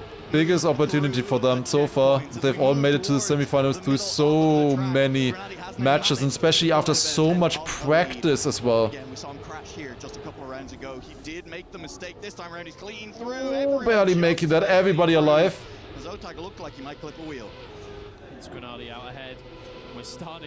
Granadi has a 1/10 of a second lead. It's not a lot, but we can work with that. Gwen, very awkward line for him there. Oh no, Granadi touched. Mime went for the white line there. He did gain with the jump. He did get a good there. But a bad bounce. Sees Gwen back in the lead. It's a big jump there for him. He will have to release. Otak has more speed. It's enough. It's enough. And the only reason why it's enough is because Gwen, I think, air braked or just didn't get the nosedive. Gwen, physically, the center of his car was ahead of Otak's. But Gwen had such a nose up, such a wheelie in the air, that the wheel of Otak's car just barely, by 5,000 of a second, touched the finish line earlier. And another 10-pointer for Otak. He's catching up. This is getting way too close, man. It's getting way too close. It's going also too quickly, man. I can't believe this. This is the semi-final. It's about so much. There's so much at stake here. That's the thing. So many times we've been like, these two people are very close to finalists. Everybody else is quite far away, actually. It's relatively comfortable. 98, 96, 92, and then only Gwen a little bit further away at the moment with 76. Otak early crash, Granadi slow out of the first drift section here. Also not a good grass part. There is still the identity remaining. Remember, Granadi won 4 out of 4 rounds earlier on Hungary. This was randomly picked as the 5th map. We have always 10 maps to choose from. 4 maps get banned, 4 maps get picked from the players in order. And then there's 2 maps left that then have a random pick between the 2. After this map, we will be going back to map 1, which was Gwen's pick, which is Japan. But first of all, Hungary. It's not happening in this round so far. Granadi is gaining though. He's gaining on... it's not enough. No way, it's not enough. Great time by Gwen, 0.49. And just 6,000ths of a second between Mime and Granadi. He had a line where he couldn't go. Doesn't he get sick from looking at that? That's crazy. But yeah, if they made the line smooth, I think, in the downhill before the final jump there on the identity, I think either of them could have gained a little bit, but it was very tough for them with their lines. Mime quite a bit behind this round. Gunnar is getting frustrated at this point. Yeah, he was leading a lot. And now it's just not working out for him in all of these rounds. He's not getting 10 pointers. Always has like one mistake in there. And he's behind now again. We've had it before that players crash in front of him in this identity. That's what we saw in the previous quarterfinal. Semi-final is another story though, and every single player surviving the first jump. Gwen in the lead, has a little bit less lead though. It will be a first place for Gwen. Another first place for Gwen. Otak behind in third with a PB. Great time, you would think normally. Not enough, and Mime with a DNF. I think he had to go for the jump. I think the slow-mo safe route wouldn't have been enough for him to finish. Well, that's a big loss for him. Otak within 5 points of Grenadi. And then Mime another 10 points behind. But an early crash for Grenadi. No, he can do so much better than this. He had a great start so far in the match. But now, like the last two maps, he's just not playing the way he can. The way we know he can. The way he knows he can. He's looking very, very good in this round indeed. Well, once again, we will go back to better maps potentially. Japan went really well earlier. Poland as well. It might improve for him then. It will be a little bit of a reset. I think he needs a reset right now. Otak is leading. Otak on great pace yet again. Would be insane to see Otak go into the grand final. Gwen versus Otak. Is Gwen doing it again? He's doing it again. Point 63. And suddenly Gwen is back in the picture. 3 wins in a row on Hungary. Insane. Absolutely insane. On Hungary, 3-round wins. This is crazy. Oh my god, man, you can't be doing this. It's 9 points! 102, 106, 109 and 111. How? 9-point difference. We have played 19 rounds so far already. And it's only 9 points between them. Has dropped behind. You're absolutely right. Gwen has overtaken Mime. Grenadi a little bit behind it, but this is still fine. He can catch this up. Oh, what a turn from Grenadi. That was really risky. Does he get a good landing here? Not really. It is Gwen and Mime leading into the identity. Oh, that's a crash. That is a crash. Probably not gonna have a chance. We haven't seen crashes in this identity for so long. The players are so locked in right now. Normally we see so many crashes here, but now everybody is absolutely locked in. What a time for Mime, 49. Another PB there.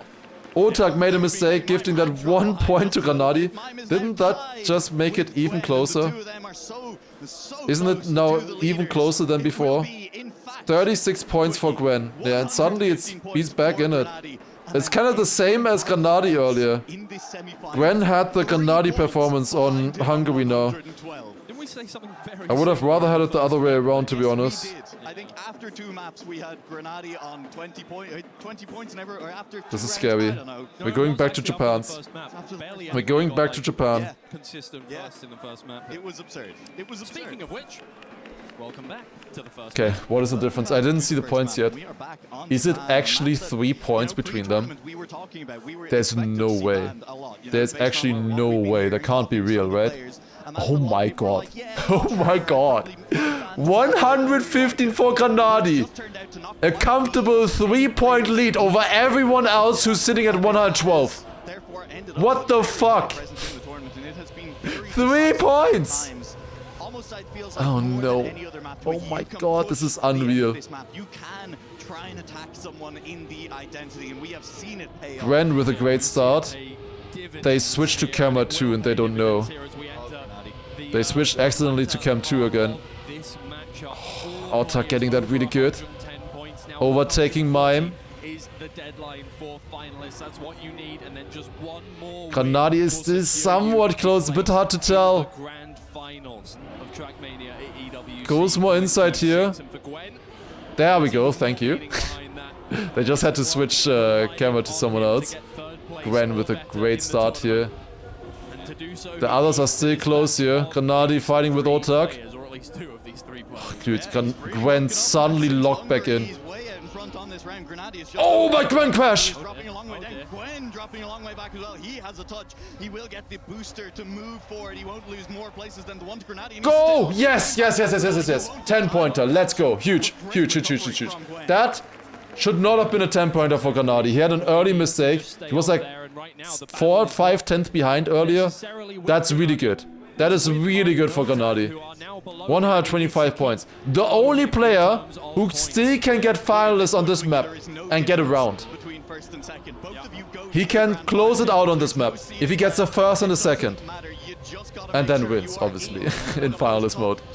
Finalist mode is at 140 points. That's what they're all trying to reach. Once they activate finalist mode, they need to win one more round to secure the victory. However, of course, once you're finalist, the others will go over hell and back to try to stop you and deny you at all costs. It's gonna be so tense, especially now with the grand final, the tickets to the grand final rating just a few rounds away for every single player in this match. I guess there's probably gonna be only like maybe 6 more rounds maximum. Just behind the pair of them, and I have seen Grenadier push this identity before, but I've also seen Mime Gwen with such a good start again. Gwen is locked in, but he has Fatal Identity before, same has Mime. But this time it's pretty big differences here going in. Oh, what an identity from Gwen! Oh my god, point 17. And Mime even gained on him. 600s behind. Double PB, insane times there. I think both of them just beat the non-Stufts world record on this map. Stufts, of course, waiting in the other semi-final. And that's Granadi on 129. Well, that sucks. Well, that sucks. It all depends though, anyways, what kind of positions you get. He needs 11 points. Either a first or anything else, or he needs 2 second places. Same for Gwen. Exactly same situation. If they had 129 or 128 points, it almost doesn't matter. But it's not a good start for Granadi. Both Mime and Gwen just woke up on this map. They are looking so fast all of a sudden. They are so ready. They're 2/10 ahead. Autark is kind of falling away right now. He has no answer to this pace from the players. Granadi gained a little bit there on Mime. Wild setup for Gwen, but he gets around. That is less speed. What a close fight with identity. Suddenly Granadi comes back into the picture. Granadi saves this identity a little bit more than the other players though. Mime attacks, crashes. Where are they? Gwen takes it. Gwen takes it. 1400s in front of Granadi. Oh, that's bad. That is potentially bad. Granadi needs a second place now. Gwen guaranteed finalist if he finishes. Granadi needs a second place to make it a double final situation on Poland. Everything's possible. Everything is still possible. Just needs a second. Just needs to be within the top 50% in this round. That's such a big jump though for Granadi. He survived it. He has good speed at least. Especially Grenadier, who if he finishes 3rd or lower will not be on finalists along the side. Oh, Gwen crash. Gwen crash. That's huge. That's huge. But no, Grenadier didn't get it good either. Mime Autark is so close. Oh my god.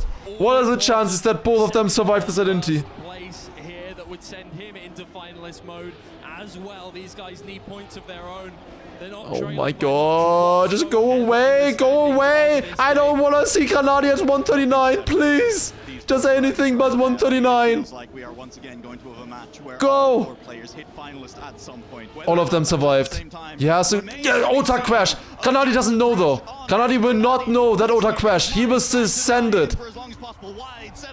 But he makes it. Yes, yes, yes, yes, yes. Double finalist. Double finalist. That's important. We're going on Poland. Yeah, I didn't want to see 138 either. Oh, come on. Good luck. Good luck, have fun to the players. Come on, come on, come on, come on. At the moment, it's only Granadi and Gwen. Only Granadi and Gwen. If they don't make it in this round, I'm gonna get nervous. Because then suddenly Mime and Otak will be there as well. It's such a close match. Going on Poland. Yet again. And it is Granadi's pick. It is Granadi's pick. Relax. Relaxing, relaxing. And here we go. Here we go. Come on. He did not fail the start. Thank God. I was gonna say. Gwen has a good start already. These drifts are quite tricky to optimize. Gwen with an amazing start there. Oh, it's so close, man. But it's Otak and Mime that want to deny that. And Mime will also be on. I just can't. I just want to watch.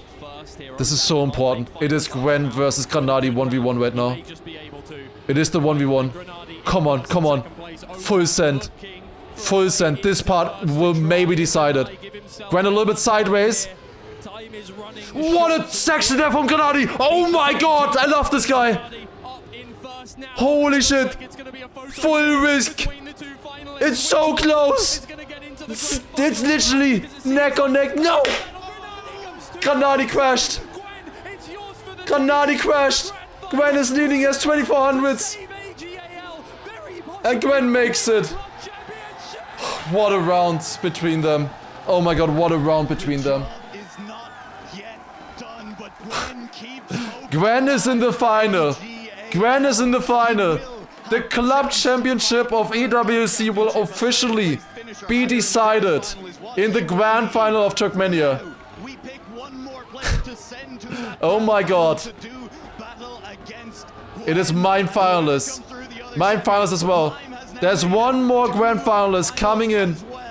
Is it gonna be Granadi? Is it gonna be Mime? Or can Otak win 3 rounds in a row and deny him? We have seen this exact same scenario before, where Granadi had an amazing match against Mime, and then Mime snatched it away in finalist mode on Poland. There is no way he's gonna steal it away again. Come on, Granadi. I need to see this. Go! Mime has a good. No, Mime has a good. No, no, no, no, no, no, no. Granadi risk. This doesn't look good. This doesn't look good. Mime survives and Granadi is attacking. Mime has a banner. It's not enough. It's not enough. It's not enough. 2 times in a row. Mime eliminates Granadi in a close round on Poland. The Polish player eliminating Granadi again. Home advantage. Oh my god. Damn. Granadi played so well, but it's not enough. Not enough. 5th and 6th confirmed. Mime makes it to the grand final together with Gwen. Oh my god. Still a great performance from Granadi and Otak. Both of them can be happy making top 8. Granadi is ahead of Otak. Granadi will get the 3rd place, so Granadi will have 5th and 6th. Twiggy, he put himself in a hole in this match. I don't want to gloss over that fact. It's the same situation as Massa. He had the better match and then didn't close out in finals. Can we get rid of finals already? Oh my god.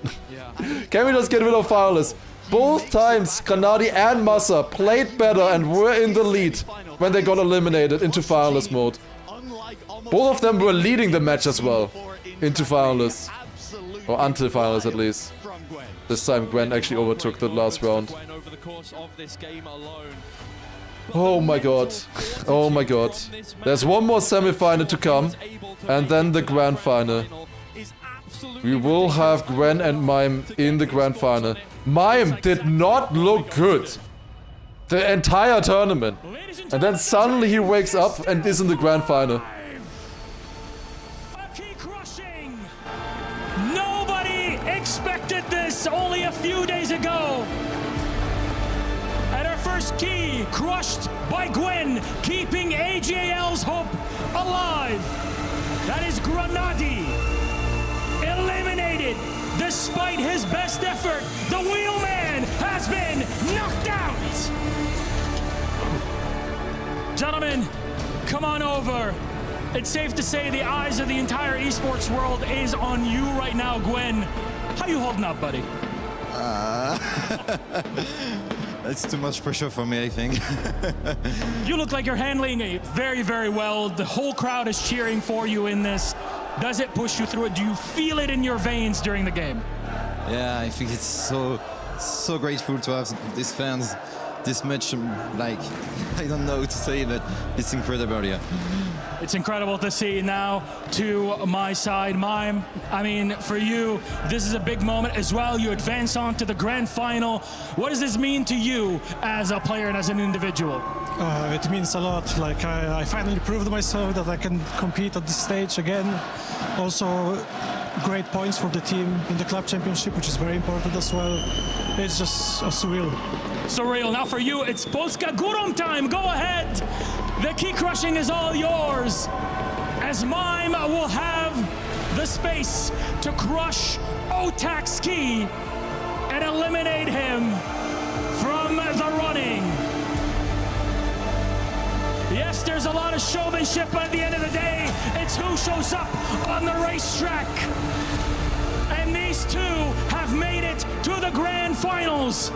Mime, Gwen, AGAL, and Navi have made it to the grand final! 7 weeks, 24 titles. The Crazy best stuff. organizations and players in the world battling for their share of points to get to the top of this leaderboard, and it will all come down to the grand final Oh man, in Trackmania. oh man. If Gwen It's places third place 2,000 viewers on the mainstream. AGAL That's will be climbing, your it's club climbing. champions. If not, It's it getting will go there. back to back to back to Falcons. But before that, we must Oh my god. compress after this one and talk a little bit Oh about my that god. matchup and also what is to come, which is the other side, the other semifinal. There's still more to go, wings. man. But man, Turbo. Both Massa and Granadi were better, I think, in their matches where they got eliminated. It was more possible. It's good positions in the end. But both of them could have gone further. Both of them could have made it one more spot. Gwen, Mime Gwen after a great comeback, but guys, I think it was 3 points. will be in the grand final. We have another semi-final coming up very soon though. They are setting up right now where we have Pack waiting together with Elcon as well. Some really exciting picks. Then we also have Stufts as well, also waiting there. And finally Epos. Those are the remaining players that can still make it. Two of the practice group in the final year, and the two non-big players. Possible, very possible. Elcon has been playing well. And that's not saying that nobody thought necessarily that both Granadi and Massa were looking a lot better. Or, not a lot better. Mine was pretty close to them in the practice. You know what I mean, right? But it doesn't matter. For everybody else, Mime falling under the radar, but we all know that Okay, thank you for the 45 months. It's gonna start very soon. What happened to Carl and Neon, pressure, then pace deficit against Pack. Why is ENC next year? Because they couldn't find a location in time, I guess, for this year. I don't know the exact reasons. We just know that it's postponed. Will Big finally fire Lars now? These are great positions for them. They did amazingly. I would be more scared in Spam's shoes with Karl not making it. I think Grenadier and Massa played really well, and they got very far for everything. Like a top 6 for Grenadier, top 12 for Massa, that's still pretty good, all things considered. I said that to you. Is Trackmania ready for this moment? I think we are, but... And I think on my side I did as much as I could. Pick and bans were on point, it was only down to the players then. I think in the future we have some plans for how we practice. I think the practice was not perfect from us, the preparation, and I think we will be able to improve that. 300k for Big, yeah, I should be happy about that. I think we're in a scenario surely we can get some of that. We will definitely crown a brand new champions. Yeah. So as far as Do I'm Mime and Icon use the part maps too? Yes. Gwen have never So they very much benefit from that. Yeah, so forever about my raid for the for the EWC part maps. We need to talk about that still. Yes. Ghana interview coming? Yeah, I don't want to go away here because Gennadi's interview is probably coming very soon. Gennadi was the closest, so he will be interviewed, guaranteed. It's tough to go through, but some of those lessons are the best that we get throughout our lives. Practice group limited for 4 players. You can also do a practice group with 20 players or something if you really want to. Just not worth it at some point. It's the case that's been happening the whole time. It's the finest of margins in the end. Triple finalist, it wasn't to be today. Yeah, sadly not. It was a very close match. I played a little bit worse, I would say, than I would have planned to. I had like 2 maps where I didn't really perform. I don't know what happened there, but can happen. I don't know. And yeah, in the end it was really close. With my co-league Mime, it was Cinema Razor. I also wrote to him, good luck. And yeah, in the end he felt it a little bit more. And with that he's in the final. I'm not, but I'm totally fine with that, to be honest. Yeah, sum up your performances over the last couple of days. What? Again? Sum up your performances over the last couple of days. How you feel you played overall. I heard couple of I'm honestly overall really happy. I think it's one of the best tournaments I ever played. I would also say I think I'm 5th to 6th now overall. It perfectly fits where I would like put myself into in the world list, if that makes any sense. So I performed exactly how I wanted to. And in general, I had mostly only good matches. I played really well.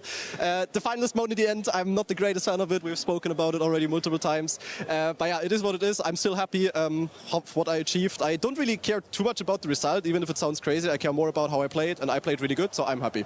At the level which everyone else is playing at as well. Yep. Tell me a little bit about that, because it's insane, isn't it? Yeah, I mean, honestly, at the beginning of the match, I had everything under control. I did my usual stuff. People were not too fast, not too consistent. I just did my normal stuff. But then at some point, people were getting faster. Gwen started a crazy comeback. He, I don't know, he just locked in and was really, really fast. Mime as well at the end, very, very good. So I would say the level at the match was definitely very good. I played sadly a little bit worse than in the previous match.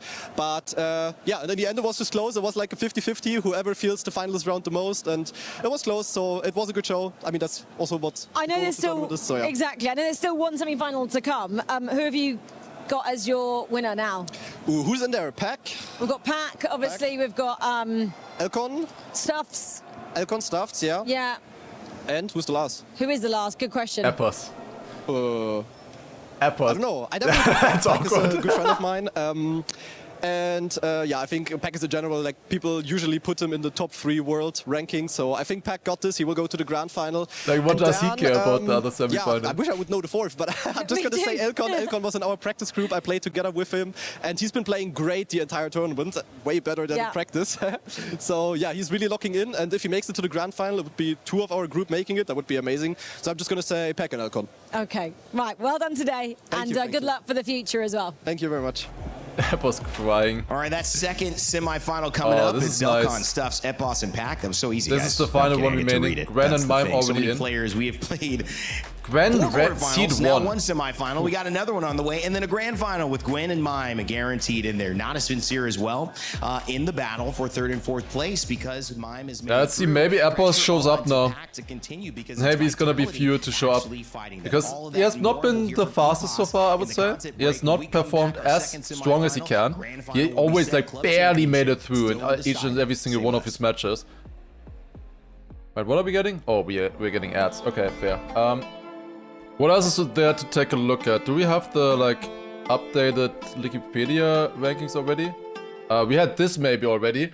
So we have 2 finalists already. This is the previous World Cup rankings throughout the last few years that we've had. Kyle Jr., of course, there's a reason why Falcons picked him. There's definitely a reason why. He had 10 appearances and the worst he had was 3rd. And then we also have Pack, who is still in this many appearances. Won it twice, of course, once together with Carl. Massa, unfortunately, out already. Mother, also already out. We had Bren out already. Binks out. Who else is still in? Mime got a 2nd and 2 3rd and 4th places already. So he's definitely in there as well. Both of these were in 2v2. So that's more like, oh, we get an interview. Oh my god, wait, there's another interview? Really? Oh yeah, okay, here we go. I think the most important thing for me is just resetting in my head, because a lot of people, when they get to finalists, they try to push, because you need the 10-pointer, right? But I just tried to settle myself to do my lines that I've done throughout the entire tournament. She literally did an interview with him. What? And so I just tried to stick to what I know. We have seen how this interview is done before. Trackmania has been today. You just watched that 4th quarter-final. Yeah. You're hoping... Best match I think I've seen in Trackmania. Yeah, unbelievable. The level right now, did you expect the level that we've seen? To be honest, I didn't expect how clutch people would be. Maybe the level is roughly where I anticipated, but people are performing under pressure, and it's amazing. You're one of those players that you've come out openly as well and said you can deal with this pressure. Why do you think that is? I don't think I can necessarily deal with it. I'm all right with it. Yeah, it seems. I think for me, it's just, again, like I said, just reverting to what I know. I don't need to go the extra mile every single round to get every 10-pointer. I just need to drive, and if I drive well, then I'll be rewarded. So I just try to keep it to the basics. So what's the plan for the semis? Stick to the basics. Stick to the basics. And I guess as well, the fact that you know how to perform under pressure in your other line of work, beatboxing, does that kind of help a little bit, performing? Maybe it plays some part of it, because, I mean, I perform to crowds, but it's different, because when you're performing to a crowd in beatbox, you're getting all of the crowd involved, whereas when you're playing Trackmania, a video game, you're kind of just like staring at a screen. So the confidence is there, but I don't think it plays a massive part in it. You know what I think you should do? Get the crowd involved. Basics and get the crowd involved. Come on, E-Boss, semi-final time. Cool. He thinks he can come in here and play my game. Alright. There was one more thing I want to take a look at. Which was... Well, we were just talking about this. There's obviously Mime with 2nd and 3rd, 4th. We had Otak earlier with a win, of course. Him not making it. Appos so far not with the best results so far. We had 7th, 8th in 2023, then 2024, which was solo. He got 5th or 6th. He didn't make it into the grand final there. They did not do that many matches there. Sturz also made it to 5th, 6th in 2023, which was 2v2, of course. So yeah, we'll see how well they do. If I was up against Sturz, I would definitely ban Japan. Like, he has been so good on that one. Poland, also a great map for them, I would say. So we'll see what they pick. For the club championship now, with that obviously being important, as you can see with the prize money for all of these teams. Let's take a look at this. Do we have some updates? There we go! New! Big is shown as new. Because we were not in there before. Big is suddenly in the top 15. What is top 15? Let's see. That is 350k. Okay. Surely I will get a bonus, right? Surely we get a bonus, right? We'll see. I think the Fortnite guys definitely will get a bonus after the 1000 points they scored. Granadi with the 200 in Trackmania. The end definitely could have gone further, as we know. Was very close. I think Massa could have also gone there as well for sure. Liquid also improving there with Epos, also Otak making it in there as well. And then we have Navi and Gwen here. At the moment, Gwen guarantees the tie with Falcons. However, Falcons apparently have the tiebreaker on their hand. So that means that Gwen needs a third place. If Gwen at least gets a third place, he will make it. And that will be determined by points. So first place, once they finish in finalist mode, the match will be over. You only get one winner basically, and then the other players will be determined by their points in that. So as long as Gwen has more points than the fourth place, it will be enough there. Also, you need 2 top 8 resets to be eligible. So without Grana, they would have got nothing. Yeah, I mean. So technically, with Granadi, we scored big 350k, right? Because that's our thing, obviously. Surely with the 200 we got. So yeah. Also, I love, by the way, how they have the setups here for games with co-placements. You always have 1000 points for first, then second, 750, third to fourth, 500, then 200. Then you have this for every placement, 1750 and so on. And then you just have Trackmania alone. Just Trackmania is different because we are doing 1v1v1 matches, of course. V1 matches. Because that is different. But it's like the only one that's different. We are special. Right at the end. Yeah, at the moment, Gwen is getting these 300 points for his team. If they get the 500, if Gwen gets at least top 3, that will dethrone Falcons. And apparently Falcons won that 3 times in a row. So that would be kind of hype, honestly, if Gwen makes that. I kind of want Gwen to make that at this point now. Would be sick. We'll see. Oh, pack interview.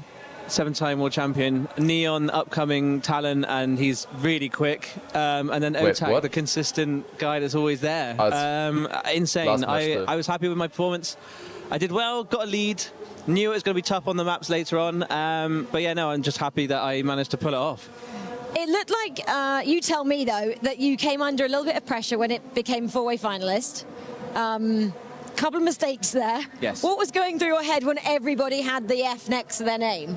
When everyone had it, I thought, wow, now everyone's in the same situation as me. So we just got to send it and give it my all. Luckily, it was enough, and I'm just happy that I managed to pull it off, and I was the first one through. If I was not the first one through, it would have been even more stressful. So I'm just happy that I managed to close it out in the end after a really strong match. How difficult is that to do? Because the pressure on the stage, the fans, they're out in force today. Yeah. There's a lot on the line. Yeah, it's hard, but I've done it many times now. So it's just about getting into that feel, getting to the groove, and just find that momentum again. I like the track, so it was one of those ones where I know I'm good, just do it now, and I did. I have to ask you about Carl. Brilliant mate of yours, obviously you've achieved so much together. Must be tricky and difficult seeing him go out. Yeah, it was really sad, to be honest. I was a little bit upset when that did happen. I was cheering him on in the final round, and it was really hard to see him really sad. So yeah, it's not one that I'd like to see. Hopefully I can just go out there and win the whole thing now, and that means that we've done good as a pair still. The matches come thick and fast. What's it look like between your semi-final? Yeah, it's going to be another tough one. I just hope I can just perform like I did just now and get through to the grand final. That's the main thing, and then it's about having fun. What do you do in this break? I'm just going to chill out for a bit. I need to practice warm up different tracks now because there'll be different tracks played to the last match, so I'll just get used to those, get my grip, and just go for it. Confidence, where's it at? 10 being high? I feel good. I feel really 10? good. So hopefully we'll just knock it out of the park and deliver another good result. Come on. Come on. Come on, go back. Pac talked about his fiance supporting him, but if she wasn't that's gonna be quite important. That's gonna be quite important there. Vitality. They're just finishing there. Apparently it's if Pack makes it through, is it then also close with Navi and Pack? Wait, Navi and Vitality, I guess. Because of Mime versus Pack. What is the difference there? That would actually be interesting to see. Let's see real quick. What is the difference right now? Navi, Vitality, it's 50 points right now. It's 50 points. That's also 1 million. Yeah. So the Trackmania match is gonna decide over like $3 million or something. It's no biggie. Potentially, of course. We'll see. Interesting. What are the standings right now? Navi is ahead, so Pack needs to get through. I think these points are from Pack already right now as the 7th and 8th. So if he goes through, they will be 200 points further. But then if Mime beats him, I think that's probably going to be enough, I guess, right? Yeah, so if Pack gets into the final, it's just a 1v1 between them. Whoever gets further wins it for their team, I think. If I just did the math correctly there. We're starting. History, only 2 will get there. Let's find out who. 5th, 6th already? No, it shouldn't be. He can still get 7th, 8th if he gets 4th in this round. Finalist mode deciding 3 million. Yeah. That's gonna be wild. That is actually gonna be wild. Do we get a Gamba? Dehydrated streamer? I finished another liter of water already. I'm 3.5 liters deep today already. During the stream. I think I'm not dehydrated. Paris are making so much noise right now. Paris, are you ready for the next semi-final? We're starting soon. They're going wild. I love it. Get a prediction for the winner as well. I don't think we need already locked in. Who will the final 2 be? I think it's time we meet them. First up, would you please welcome to the stage, it's Pack!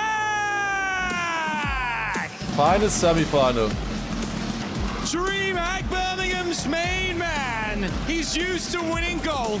A former world champion with his sights firmly locked on the grand finals. The Titan is ready. Next up, it's Epos! The beatboxer extraordinaire kept his spirits up through thick and thin. UK legend representing the legendary organization of Team Liquid is only 1 win away from yet another grand final in 2026. The next competitor is Stuffed! The Dutch destroyer. He's already exceeded expectations, reaching the top 8. But can he be truly godlike and reach the grand final? And last but not least, it's Elcon 21! A champion of grassroots Trackmania, Elcon was a no-brainer pickup for Team Nemesis. Time and time again, his dedication made him one of the fastest learning players, now a step away from glory. This is it, Paris. The penultimate race here with Trackmania, the Esports World Cup. Who will be the final 2 to join those already secured in our grand final? Paris, let's have you make some noise! It's time to start our engines. Gentlemen, go to your stations. Keys, buy them too. This is going to be incredible. Let's get this is going to be incredible here. Soak it it's warming up there on the maps, joining the server now. Incredible opportunity here. Australia ban is guaranteed in this one. If Pack goes through, Pack perma-bans Australia. Akon perma-bans Japan. Mime. Usually, I think. What did it be perma-ban? I think he switched it around. Sometimes I think, I don't know about Mime. Oh, we see Norway? We could see Norway.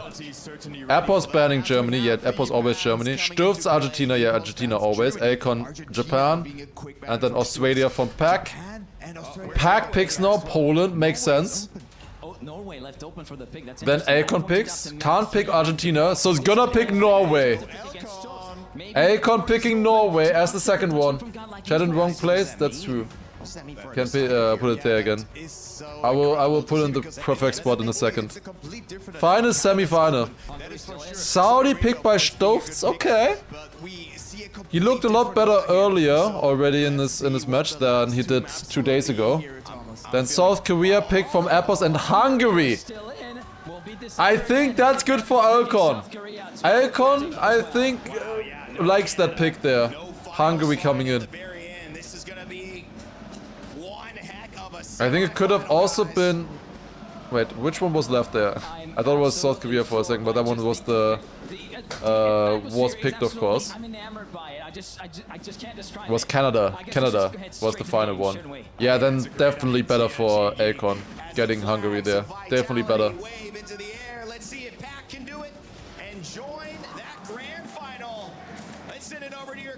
If Mime and Alcon make it there... Wait, which stream were they watching? Which stream were they watching? It looked like they were watching a stream. I couldn't quite tell. I was busy there.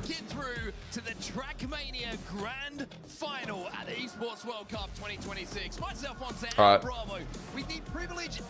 And here we go. Poland coming in. I gotta say, the atmosphere in here is incredible.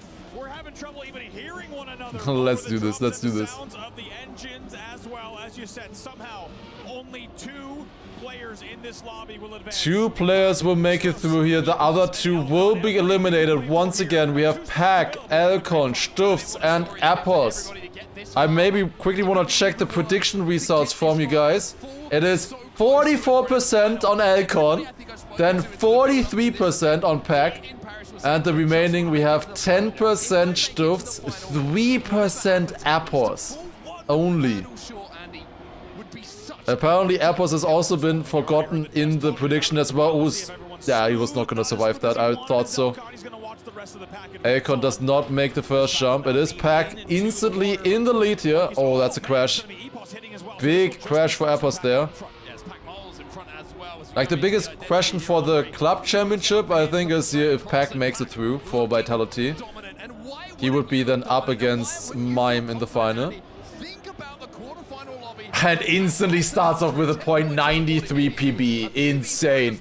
That is 200s away from the world record, or rather tournament record. Master decided to improve that one a little bit. That is insane pace. Hamburgers, thank you for the prime, appreciate it. Here we go. In Trackmania esports history, that last matchup against Neon, as well as Carl Jr. Gonna be an incredible match for sure. Oh, Apples barely surviving that. Apples has a lot to prove in this round, I think. He always just barely made it through. Never really showed like a better pace than other players. Always in finalist drama making it. What can he do this time around? Started off with the 4th place in the first round of Poland. With a big crash in the water section. Let's see. First of all, this jumps come in. That was clean for Alcon if he survives it, but second time in a row. Alcon clips. This goes a little bit too risky, too low. Stufts attacking, and that's a crash. That's another crash for Stufts there, and it's again Pack leading. Apples is catching up a little bit. The true Brits still in right now. Making it in front, and it is again Pack taking it with a .23.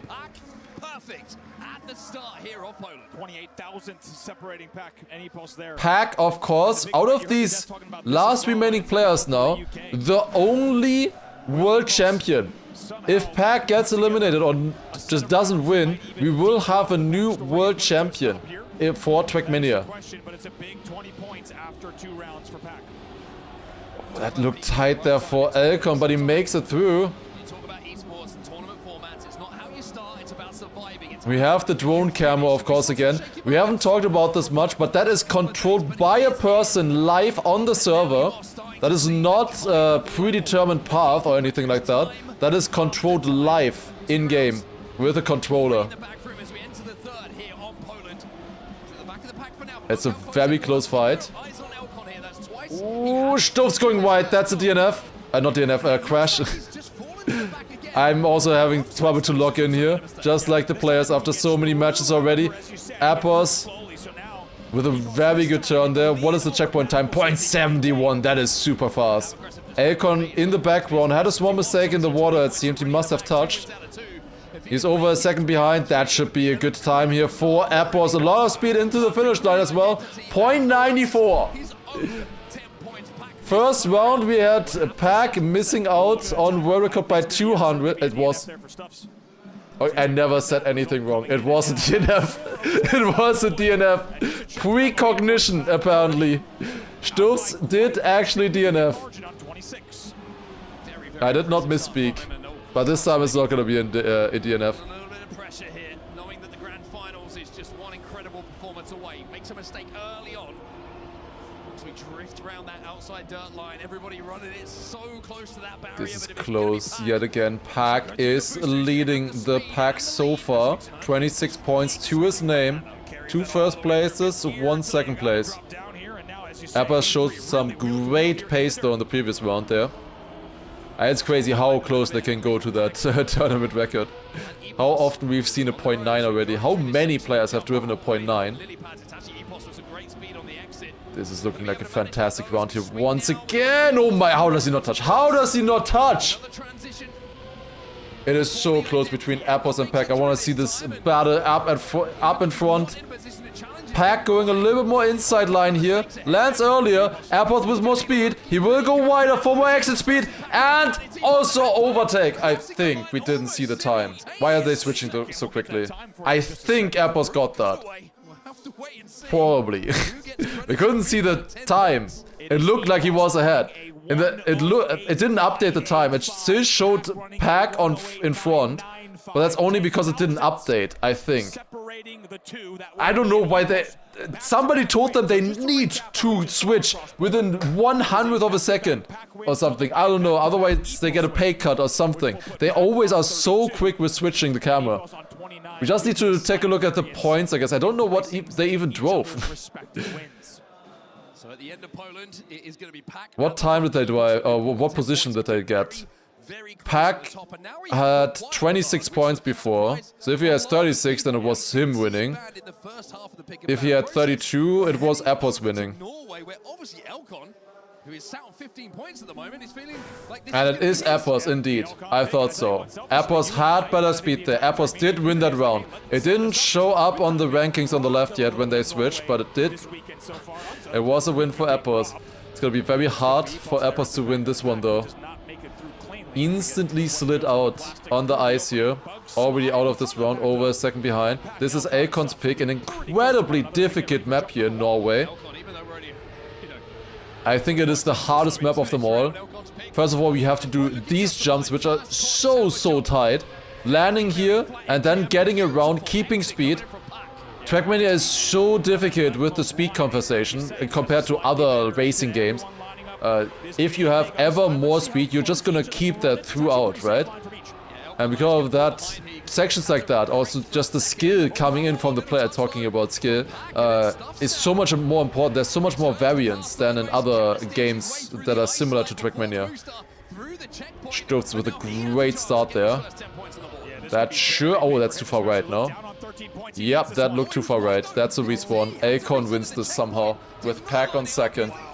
Not the greatest time there. Is Stürz able to finish? You have to respawn quick if you want to finish. And I don't think that's going to be enough with a clip. Unless it is enough. 9.1, it was enough. We respawned very early. If he respawned a little bit later, he would not have been able to finish there. So at least he got the 3 points. I'm pretty sure he would have tried if he didn't know that if he respawns too late, he's not going to finish. But it was looking very unlikely for him to land that one. We go through the backside section there with wet plastic. Very easy to start a backside on that. You just hold gas, brake and ride pretty much. I'm misleading this one. Oh, that's a nasty crash. I think he didn't get as much speed as he expected on the landing, and because of that just went a little bit too inside. Let's see the battle up front here. It is very close right now. Akon, Stürz, Appos all surviving here. Elcon looking like this is an inspired pick.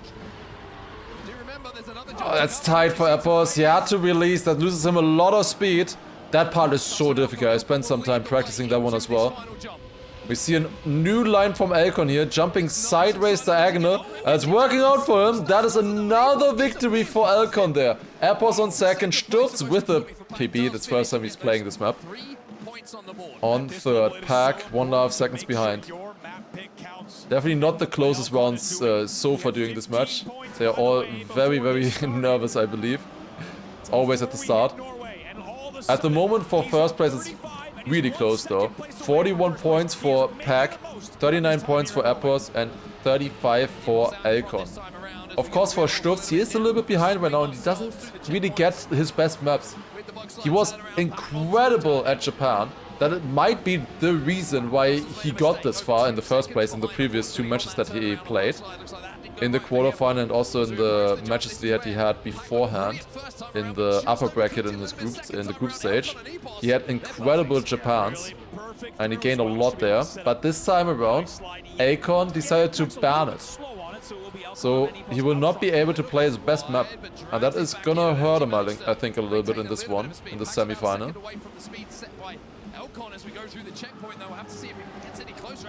Elcon leading here again by 1 second. Classic Norway rounds right here. Not close at all. It's all about survival. That should be a good landing there for Elcon. What kind of time is he driving here? It is world record. It is world record. That looked very fast. World record coming in from Elcon. The fastest time we have seen. A 1:10.09.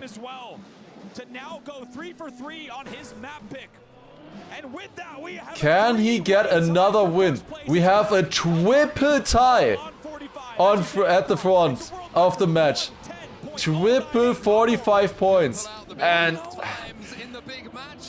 fourth place seems to be staying where it is for now, with Sturz making another mistake there. Epos will have a bit of speed coming out of that part. Will overtake Pack, I think, here, just barely. But it's Elcon far in the lead yet again. There's a reason why he picked this track. It is such a difficult one, but look at that landing from Epos. In just one jump, he just gains 2 tenths to Elcon, just like that. Oh, and Pack getting a good drop down here. Look at the speed he gets into the grass. That ice slide is so nasty to drive. It's such a weird ice slide. But he gets it super good. Sliding out here, Elcon having to survive that line there. It's not the greatest. He's still in a fight with Epos there. And Pack with a great lead should be able to land this as well.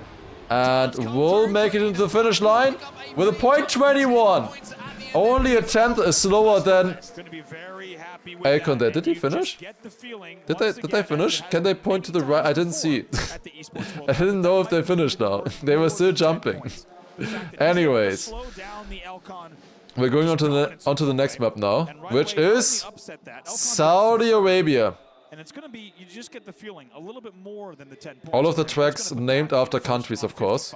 And if Pack just a bigger picture here, we talked a lot about club championship and Elcon 34 points there.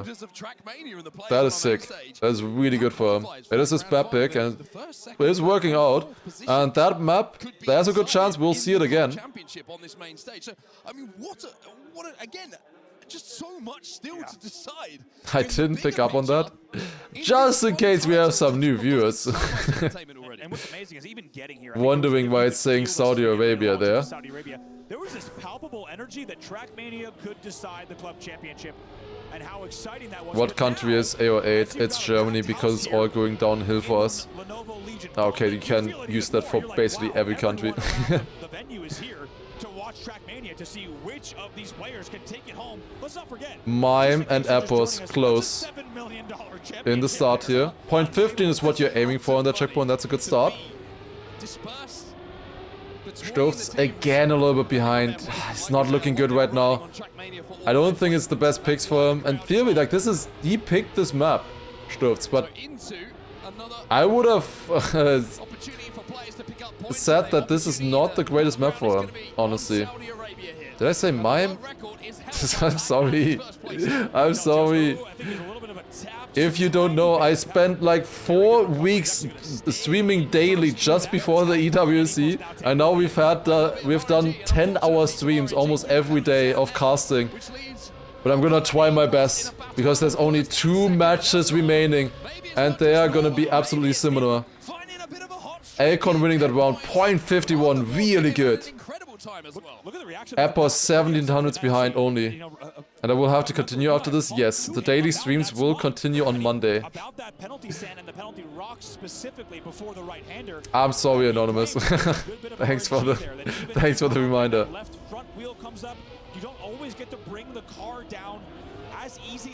Let's take a look at the next round here. It's so close. Look at the points. 57, 58, 59. And then Stuft's right now in 30 points behind the others. Not really in it so far. I don't know if he has... I don't think he has won a single round yet. I don't know if he's even gotten a second place yet. I'm not sure. It's really not found into it. Not been getting the greatest amount of points here. Was a little bit of an upset with him making it this far. It definitely wasn't expected at first. Akon going for the different line here, going for the jump line. Didn't get it good. You could tell he didn't take as much speed there, went a bit over the penalty. Not able to keep the gear with that. The jump line in theory can be faster if you get it well. That's just so much harder. Appos gets it well. All 3 players in the front surviving it. Great pace there. 0.58 for Appos. Pack only 500s behind him. And Akon on last place. Only 3 points. A part of this race and now firmly in the lead with 67 points. What a massive win for Epos here. Just feel like the one player in this tournament who has quietly gone about his business. Yes, indeed. He's the player who's currently sat on 6-7. There you go. Appos on 67 points. Currently in the lead. Pack can join that point total if he gets last place in this round. And Akon if he gets 3rd. That's amazing. Let's go. Now we have an early crash yet again for Stufs there. Pack with a great lead. He's the only one who has really survived the start here in this round. Appos quite a bit behind his usual pace on this track. But maybe can still catch up on this one here. A bit of a jump there as well. This seems like an easy round for Pack to take. A little bit of a bounce there again. But he should have this. He should have this. Yeah, they make that jump and Pack takes another victory here with a 0.46 PP. What a great run there. Stufs will finish. Akon just about also still finishing, getting the 3-pointer. You only have 10 seconds to finish after the first player finishes the round. Pack, Appos so far doing the best on Saudi Arabia. Akon falling a little bit behind. 2 last places, I think, in a row. Team vitality, man. Gets himself a slender advantage as Elcon now will lead the way. Stuffs is really strong. Tiny gap, I thought it was a different map, yeah. This map is, if you, for a little bit of trivia, this map is inspired by a Trackmania Grand League map, which was the esports circuit for a long time. I think 2022 or 2021, it was played in the grand final. It was a 1v1 between Carl Jr. and Mother. If you don't know those names, those are like 2 really washed players who didn't even make it into the top 8 this time around. Crazy stuff, yeah. But it was played there, and we now have the same identity, the same ending on this track here as well. It's a little bit different speed-wise. You have to do a different setup on this one. And Appos with a massive crash. Only getting 3rd place. Stufs the overtaking because of the slow-mo at the end. And oh, that's a DNF for Pack. That is a DNF. I don't know if he would have been able to finish there. Where did I end up? I ended up in 9th to 12th and 5th to 6th with Granadi and Massa. That's what counts. Stufs also will take a few points off of Epos, or specifically just 1 point. So let's go ahead and take a look at the table. Since I am their analyst, that's what counts. That's what counts. Elcon now on 75 and Pac in 74 out of Saudi Arabia. Yeah, and now it's the EPOS pick. We're going on map 4. It's South Korea. And I will say, 5 to 8, you mean? No, it's 5 to 6. Gennady got third in this match. Very consistent. Third and fourth is determined by points, and Gennady obviously in finals mode had a lot more points than Otak. There is not only a money difference, he gets a little bit more prize money that way, but there's also a club championship difference in terms of points, I believe. Have a little bit more of a say here in this semi-final. Yeah, you're right. EPOS's line and the identity, he runs it so close to the concrete. It is way too close for comfort. When we talk about that diagonal line, we'll check it out at the end, but right now it's EPOS into the dirt, high speed. Okay, going into round number 1. Oh, big mistake there for Elcon in the beginning. Oh, what a zoom from Stufz. Apple's got it good as well. Pac a little bit behind. I've never seen like great pace from Pac necessarily on South Korea. I've not seen a single .3 so far. Let's see if they can get through. Stufz Airport's very close. In this identity here now, at the ending, you need to turn around to get the reactor, to then get more speed onto the next upcoming straight. It's pretty creative identity here. Very difficult to do perfectly. You want to straighten out perfectly and be very flat. Oh my god, 2,000 of a second between Stufz and Appos. Stufz driving a PB, winning the first round for himself in this match. As a Trackmania newbie, Pac still has a chance of winning this, or is it over for him? Pac is currently in the semi-final and playing at the moment. Even tied for first, he can definitely still win this. If he gets first or second place here, he will be moving into the grand final, where he's going to be facing off against Gwen and Mime. And for like the battle between Vitality and Navi, that's also quite important. His opponent there will be Mime. Whoever is ahead of the two would win it, I'm pretty sure, for their team. And that would make a difference of $1 million in prize pool for them. So that's quite significant. Let's see. Appos is leading it. Pac on second. How close everybody is here. EPOS leads the way. The line from Elcon doesn't quite have the exit speed, but does take a position away. And now it's all about it is close. Appos Pac in the lead right now. Elcon and Stufz still close. Who takes it? It's Appos with a .25. 100th away from the tournament record. Pac also PBing in that round. That's looking a lot better for Pac already pace-wise. We have 2 more rounds still to come up. PB but has a world record, yeah. Wait, how? That shouldn't be like that. Wait, did he PB or was it Pac PBing? It was only Pac PBing, no? Shouldn't show otherwise.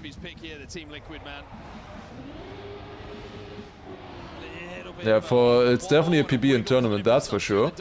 I'll pass a little bit wide. He's catching up a little bit to the other players. But again, Stufz in the lead. Stufz maybe with a chance of a comeback. He's doing well here. Finally getting to the match. Does EPOS want to be on the approach into the engine off block in this tight Pac leading into the identity here. He is currently 9 points behind Appos in the lead. The Twitch chat had Appos as 3% chance for winning it. And there's Pac with a .26. Insane pace. Insane pace from the players. And as a result, it's going to be EPOS on 97 and Pac knocking at the door with 94. For Appos could also be insane. Yeah, that's also true. He could make a big jump as well. In general, it's gonna be super exciting there. I don't know if any of those teams still have players in Counter-Strike though, because that's also still happening tomorrow. I will get some decisions there. Just seems to not quite have the speed through that first section comparatively to the front of the Packers. Now no.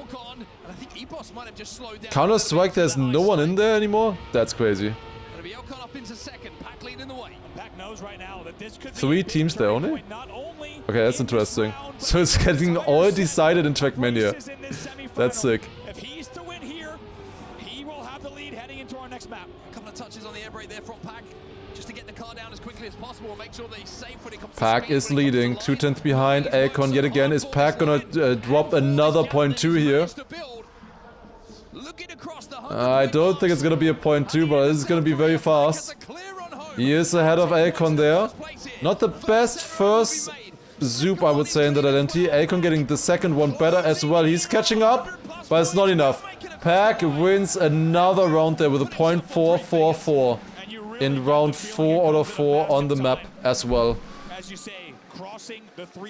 And that was also the 4th map as well. All lining up together. End this one convincingly. Just take a look here. Mudda wants to put him to sleep. At the trademark. Are we going on Hungary now already? Anything but. As we see Pack not only crossing 100, will also be Hungary is such a tough map, especially during stress situations. Everybody, I think, can survive until the identity, but then the identity is so difficult. They were incredible in the other semi-final on it, I would say. They survived it almost every round. They were so good there. Let's see if we're gonna see a similar performance in this semi-final as well now. Pack doing well. Then we have Epos only 4 points behind him. Elcon a little bit further behind with 90 points. However, he did do really well on this map previously. Can he show that kind of performance again? Stofz on 68 points still seems a little bit too far away to play a role here.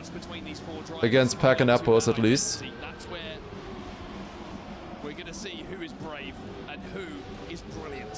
Oh, early crash there for Epos. Oh, and that is, yeah, also a crash for Stofz. Can he make that jump? Pack is leading. This is close, this is close. Who is gonna take this one? Pack versus Elcon? Yeah, I thought that was gonna be a clip. That was gonna be a clip there for Elcon. And Pack takes it. With the PB, 0.65. That's a very slow PB. Pack takes the win in the first round. Very bad round there from the players. It's great points for Pack. 10 points in the lead now in front of Epos. Epos not having the greatest of rounds there, only 3rd place. As you can hear in the background, the drums of the Team Vitality fans urging. Pack, the only player who could be a recurring world champion. Everybody else is still in the matches, still in for now. Has already won a world championship before. Would be his 3rd, indeed. It is again Pack and Elcon in the fight here in the front. Stofz making a mistake. Made a no side, very uncharacteristic mistake there in that turn. I think that is coming from nervousness at this point in the semi-finals. Pack is looking good. This is the Pack that we always fear. 0.48 for Pack. 2 PBs in a row, and that is a fantastic time. It's a fantastic time yet again. They also said fantastic time. 124 points, and Epos got 7 points in the time where Pack got 20. The gap is widening. They're going closer and closer to finalists. Of course, 1st and 2nd will go through. Pack very wide in that round. He's a little bit slower than the others, but he's been slower before and then caught up everything in the rest of the track. Oh, that's so close. Look at how close that is. Everybody within 0.05 of a second. People, I don't think, realize just how difficult it is, this game, to be on this kind of level, pushing this hard against each other. Pack going low again. Double crash there? How? That's crazy. Pack barely making the jump and he's gonna get another victory. That's 30. 30 out of 30 points. I think did he also win the previous 2 rounds on South Korea as well? Is he on 5 round wins in a row? This is insane. Talk about unbothered, focused and in his lane. Has he maybe picked the best time in the history of Trackmania to find composure? He is just now 1 win away. Airports inside line, they're jumping a little bit. Sturz leading this round. Still seems a little bit too far off. But Akon, in the meantime, has actually caught up to Airports. Airports with 1 third place and 2 fourth places so far on this map. He has only gotten 10 points in 3 rounds, allowing Akon to catch up back to him. Pack was in first place this round, 1 bad drift, and suddenly he's in last. Will the others survive the jump though? All 3 of them do. It's such a difficult part there to survive that without having to release. And it is Appos taking it with a 0.43. Incredible time there. I think that's the 2nd fastest time we've seen so far, all tournament. The fastest being a 42 from Elcon. Maybe, I think that was maybe a faster time with the Carl Jr. Neon pack match earlier, I'm not sure. Elcon 4 times 2nd. It's decent points, but he's missing those 10 pointers there a little bit. Pack in the lead. But the fight between Elcon and Appos heating up. So Pack will go 3 for 4 on Hungary. However, he will not hit match. What about the tournament record? Exclamation mark TRWR. I've answered that question 100 times already. In our next round. As I take a quick look at my notes on the picks and bans, it quite simply said Pack picks Poland. It is a different map version. So no better place to Yeah, we're going back to Poland. It is the first map in the rotation. We've played 4 rounds of this so far already. And it is picked by Pack. Pack was looking good on this one. I believe he had 2 wins, or was it even 3 wins? I know Appos also drove an amazing time as well. Both Appos and Pack drove very close times to world record. I think a 96 and a 94. Sturz this time leading this round. He did not survive any rounds in the first rotation.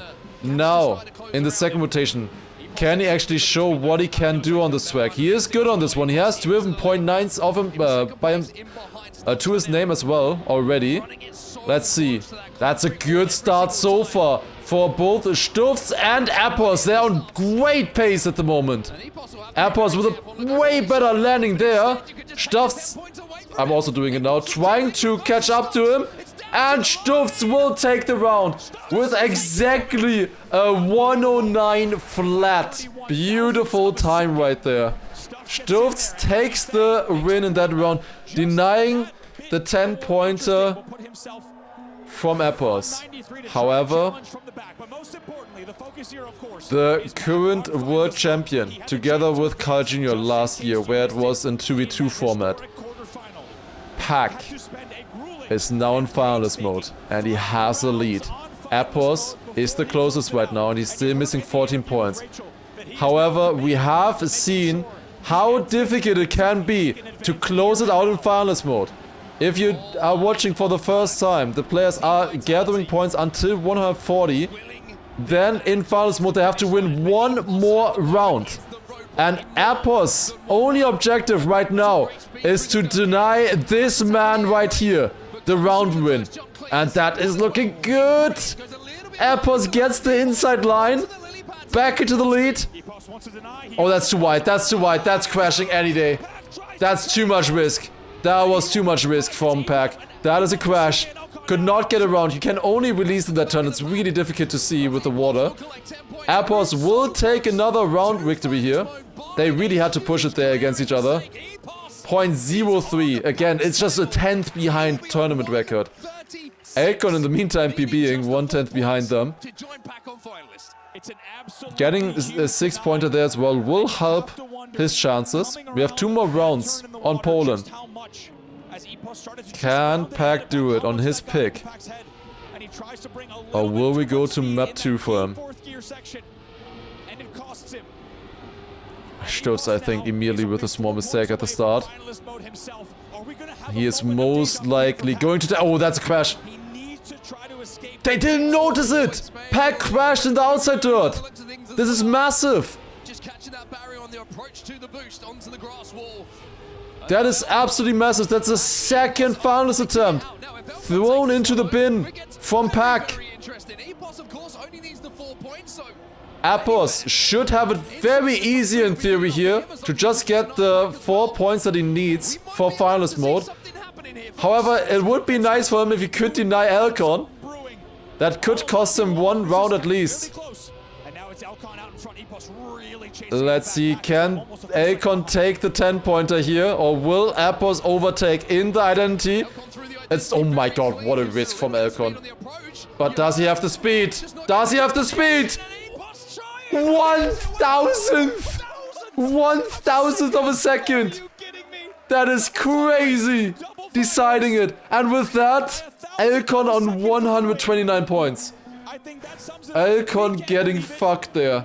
129 points. That's huge for Appos and Pack. That means they have at least 1 extra round without Elcon as a threat.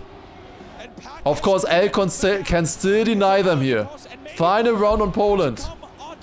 Stutz out of the round. Elcon a little bit behind. It is a 1v1 of the 2 finalists at the moment. Pack going a little bit more inside. Appos will catch back up with more speed. It is so close between them. Is it going to be decided by pace? Or is it going to be a crash? Will it be decided by nerves? Pack going so risky. But he goes wide. He's late on the right steer.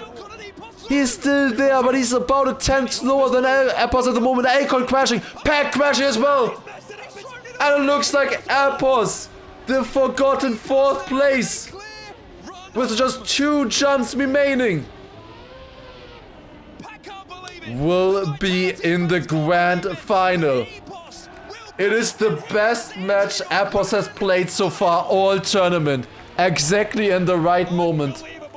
And Appos will be joining Gwen and Mime in the grand final.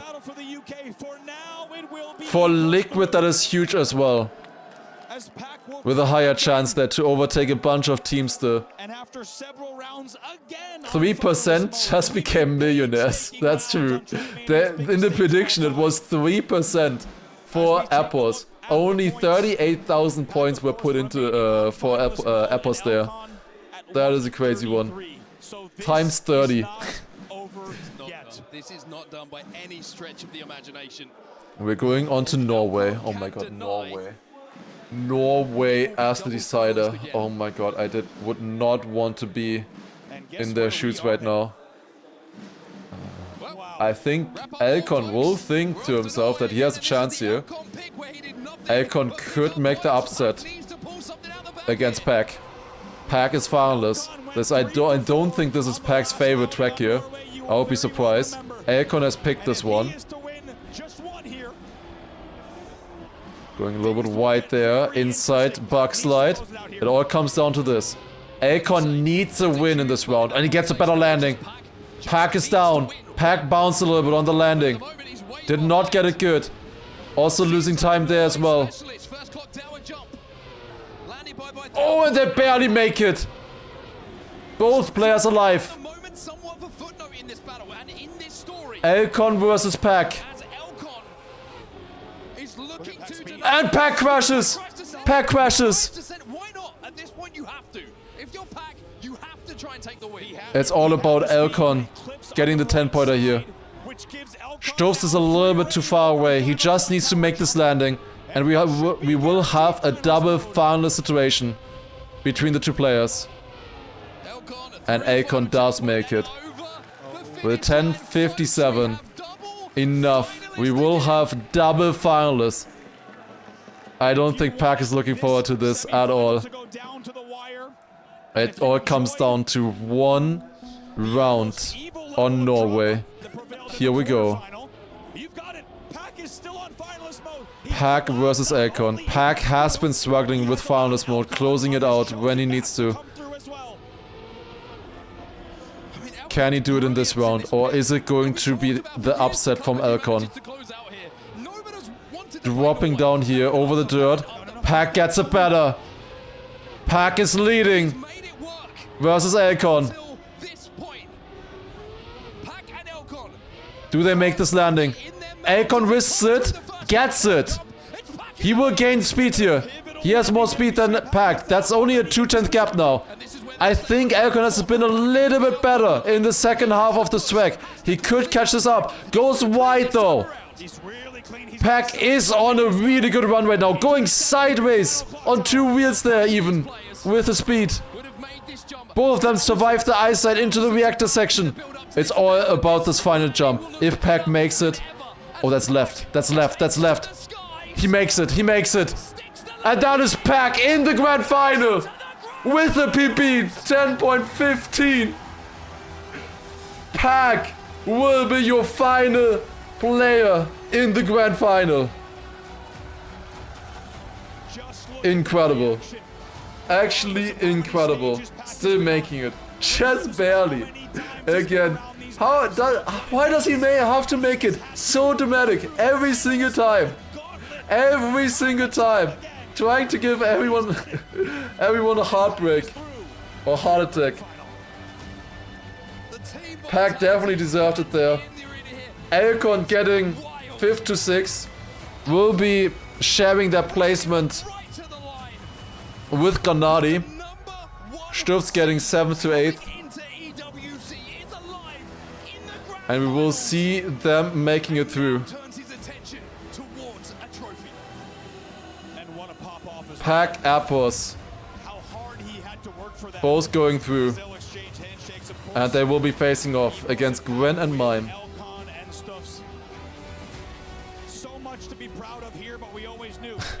Just keeps going, just keeps going. And that is kind of the most cinematic final you could have for that championship. With Liquid, Vitality and also AG in there as well. There will be an Elcon interview. Oh no. I mean, you just see Pac there, he's arguing with himself, why did I do that? And let me tell you, if he had to go through another couple of rounds of finalists, he's got a full head of hair right now. Crash there. That always sucks. Like me, because the amount of times we have seen him on finalist early and not being able to convert. So scary. Yeah, whoever gets first or first place or is in front between Navi and not between Navi. Whoever is in front between Mime and Pac will decide. Wait. It froze. Give me 1 second. Okay, there we go. Will decide this right here. 4 million versus 3 million. It will decide that. Navi versus Vitality. That is the fight between Mime and Pac. Literally, whoever finishes in front of him, each other, will give his team, will give their team $1 million. That is the difference. It's all coming down to Trackmania. Then listen. Out of the competition, and we now have our fabulous 4 locked in for the grand final. There we go. It's all When is done. grand final happening? 10-15 minutes, I would guess. Fellas, Incredible. 3 Brits. It's gonna start immediately after this. We spoke earlier on today, Epos, and you were saying it wasn't good enough. I can't leave it that tight. Again, you didn't. You made sure to secure it early on, going through first there. What was it like to be in that race? It looked so spicy, so fiery. Yeah, I mean, the level was good. Pack was doing good early on. Elcon made some points back on Norway. And yeah, it was a close 3-way race. I sadly think Stuffs didn't really find his way into the match, even though he was driving pretty well. But nah, man, finals was my goal, and I'm relieved that I'm here.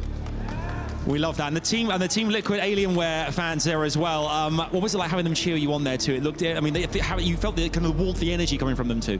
Yeah, I mean, we need something to combat the Vitality fans. You guys are loud. They certainly are. Speaking of Vitality, the Pachysaurus Rex. Incredible scenes here. That's right, Vitality fans.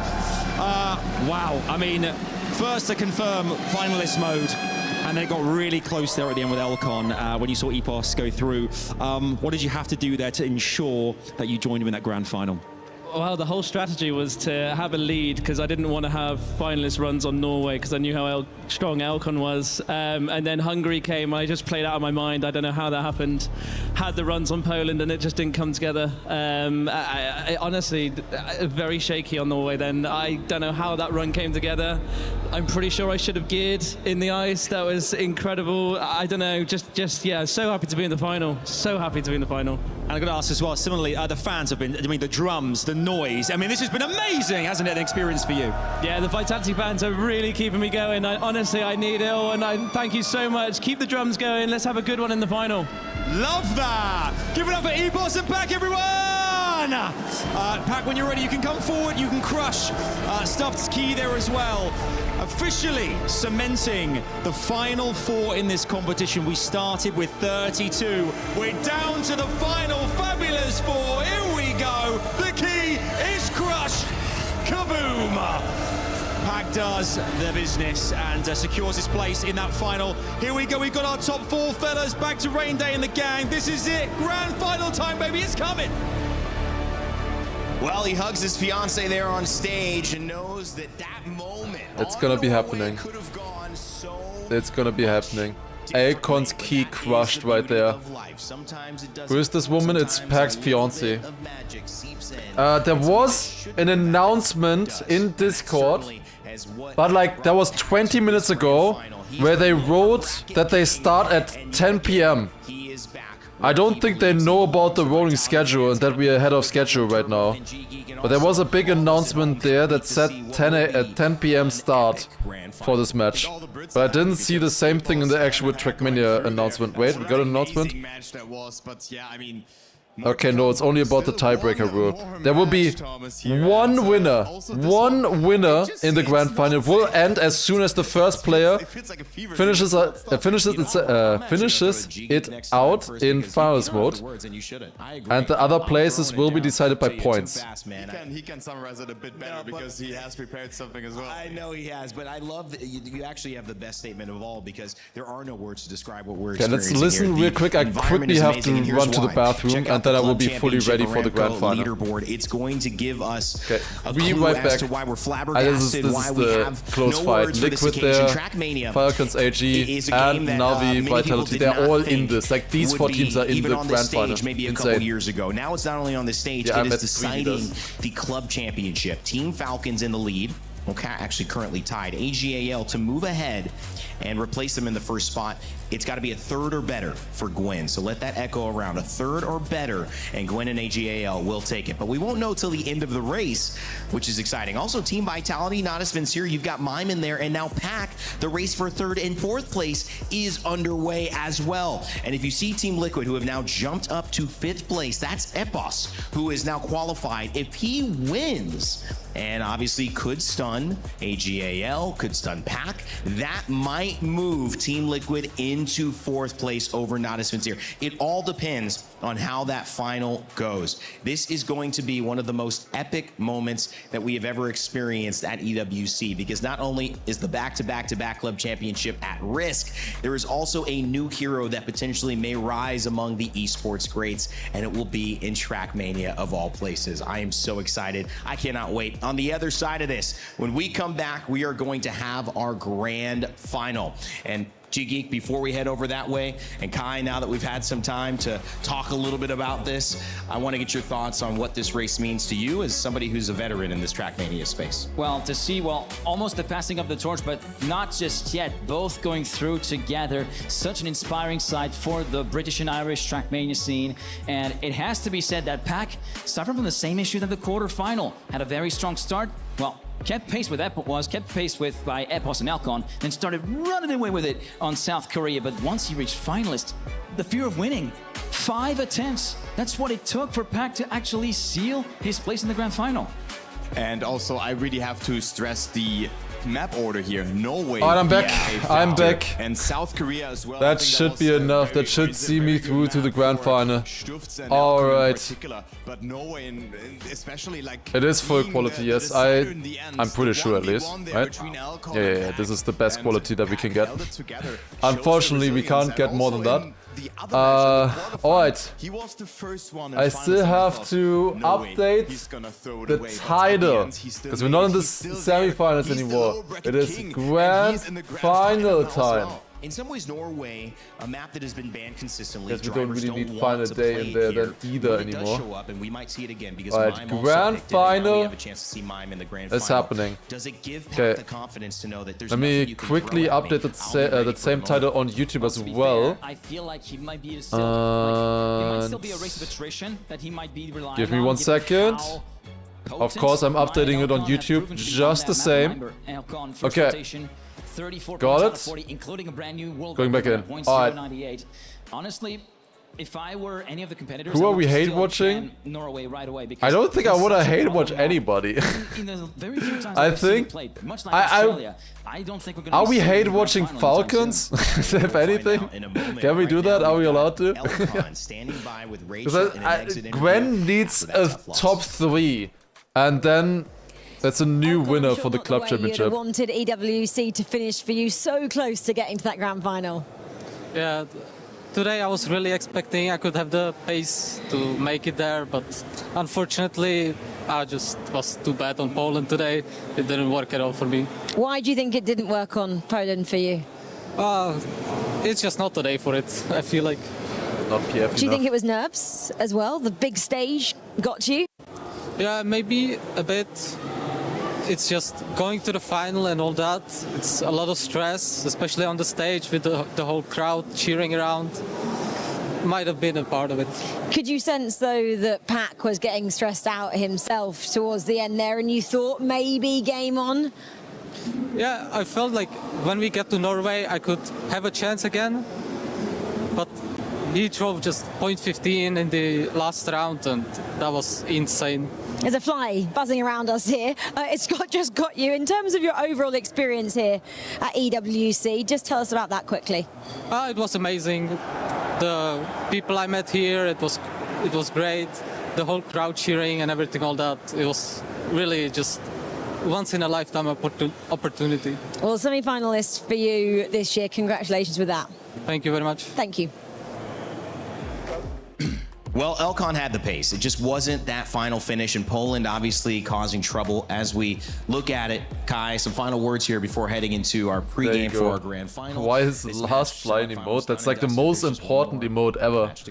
One more, but also one quick thought. We don't have the PF emote? Damn. Once a lifetime opportunity, I think he will be here next I think we have the last fly emote because once into like 10 hours into a stream, I accidentally swallowed a fly, or rather the fly came flying into my mouth as I was talking, and I accidentally swallowed it, like literally while I was talking and streaming.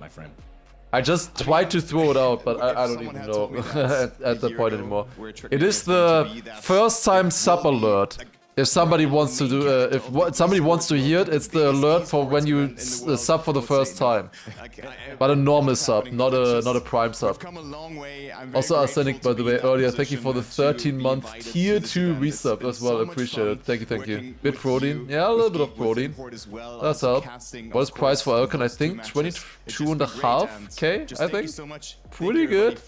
yeah, cheering. You know, almost. I've seen that as well. Yeah, almost at the level of Margin Mondays. It's buddy. 20k? We'll see Okay, you in a 20. moment. And of course, you Yeah, I think it wasn't it then 25k for fourth, 35 for third, 70 for second, and 130 for first, I think. And it is mine. Vitality, Na'Vi, Liquid, and AGAL. Wow. Are Prime subs counting for the challenge? No. Prime subs will start counting on Monday again. Monday, we are returning to standard streams. We will be continuing the Prime number challenge, where we're very close to reaching the Royal update, which is, I think, is going to be really fun. I've been playing through basically the entirety of Trackmania, and always playing all the Prime number maps. Has been quite fun, and we're continuing that on Monday with the regular streams again. I hope to see you guys all there for surely the final day, right? Surely. surely. That's gonna be starting at 8 PM there. Why are we doing AI generated ads? That's so is there anything else to take a look at still? I mean, this is the prize pool repetition for Trackmania. We have, as I said just now, $130,000 for first place. Ridiculous. Actually ridiculous. Wait, we can update this. It should be... Yeah, it shows now the players. So from today, so far, we have the top 16. We have Richie, Josh, Neon, and Bren. 2 times Wumbo is kind of crazy in the top 16, if you think about it. And Neon without an orc there, $10,000 for them. Then we have Massa, Paco, Carl Jr., and Bings, 9th to 12th with 12.5. Then 15k for Otak and Stufts, and Granadi Elcon with 20k. That's pretty good. That is still pretty good, I would say. More than you would have been able to get at the Repo Faster, for example, and as a first place. That is for a top 6 there. Total for Granadi and Massa is 42,000. That is decent, for sure. And then, of course, we still have the top 4 coming up. Massa is same level as Karl confirmed. Honestly, if Massa, with his performance, played against Karl with his performance in that match, I think it would have been close. 32k. 32k. God damn it. I meant 32k. Guys. We gotta think a little bit, right? Obviously, I meant 32k. Obviously. Interview, mime. Oh. I mean, I get support Listening as well from the fans. The messages that they're sending to me, it's really nice. Like it motivates me for sure. I want to do the best for the people that cheer for me. In terms of the maps as well, is there anything you want to avoid in this grand final? Not sure. Not sure No yet. idea. In terms of your celebration, I love it as well. Is this like a mime hand? What's your celebration? Where's it come from? It's just the absolute cinema. I love it. Can you do it for us? We hope to see some more of that celebration later on from Mime. Congratulations on making it to the final. Good luck. Thank you. Play is in our DNA. Wait, who renamed the emote? Why is it called 7 It becomes Cinema? our superpower. We still have Cinela, so that's good as well. Who renamed that? Now imagine an entire Anyways, let's go back to what we were looking at. I love Chrome. Give me 1 second. Okay, it's back again. Alright, so we were just talking about the prize money here. So for the final or the final 4 positions rather, we have 25k for 4th, 35k for 3rd, 70 for 2nd. All of these positions, once again, including the points for the club championship thingy, will be decided by points. Points will decide that. This is by far the most important match of the entire tournament. And then finally, 130 for first place with 1,000 points there. It is very top heavy for sure, but yeah. Granadi all-time biggest paycheck? Yes, that is his biggest one. I'm very sure about it. They're very, very sure. Bren did not quite reach deep dip with this one, 10,000. My biggest paycheck is oh fuck. They all beat it. I'm pretty sure. Alright, what else do we have? I think that's about it, right?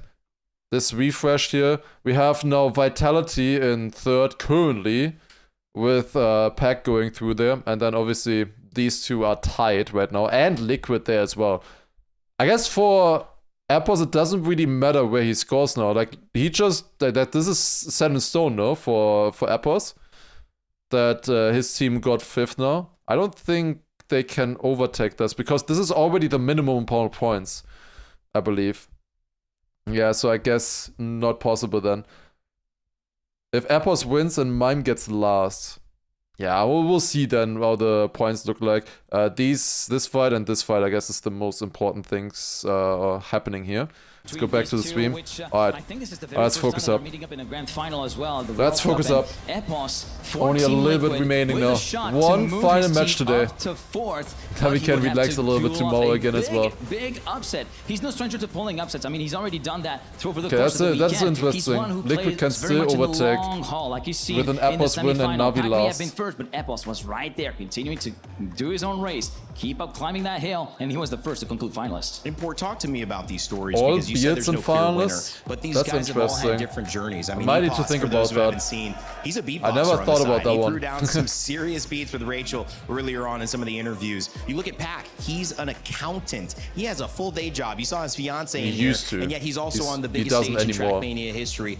What's the narrative of this esport that now, 20 years ago, has found its way here to this big, bright stage and finally has a chance to tell these amazing stories? The narrative of Trackmania is I love Trackmania esports first and foremost. The host did a great job. Yeah, I didn't listen too much to these guys here, but I've not noticed anything bad from them so far. So many different versions of the game. You would think it would be over, but it hasn't, and it's revived and revived. Every time it's been kicked down, it's came back up, and now on such a grand stage, it is now at the forefront not only of this club championship, but the esports world as a whole. And honestly, it's deserved. Must be pretty special for you, a guy who's organized tournaments out of his own time, volunteered that effort to help keep the scene alive. It's amazing to see both of you really who have done so much work to make this esport what it is have this moment. Yeah, I mean, as a community organizer, organizing the event XP EVO, which you've heard multiple times throughout this tournament, also coming in a couple weeks here. But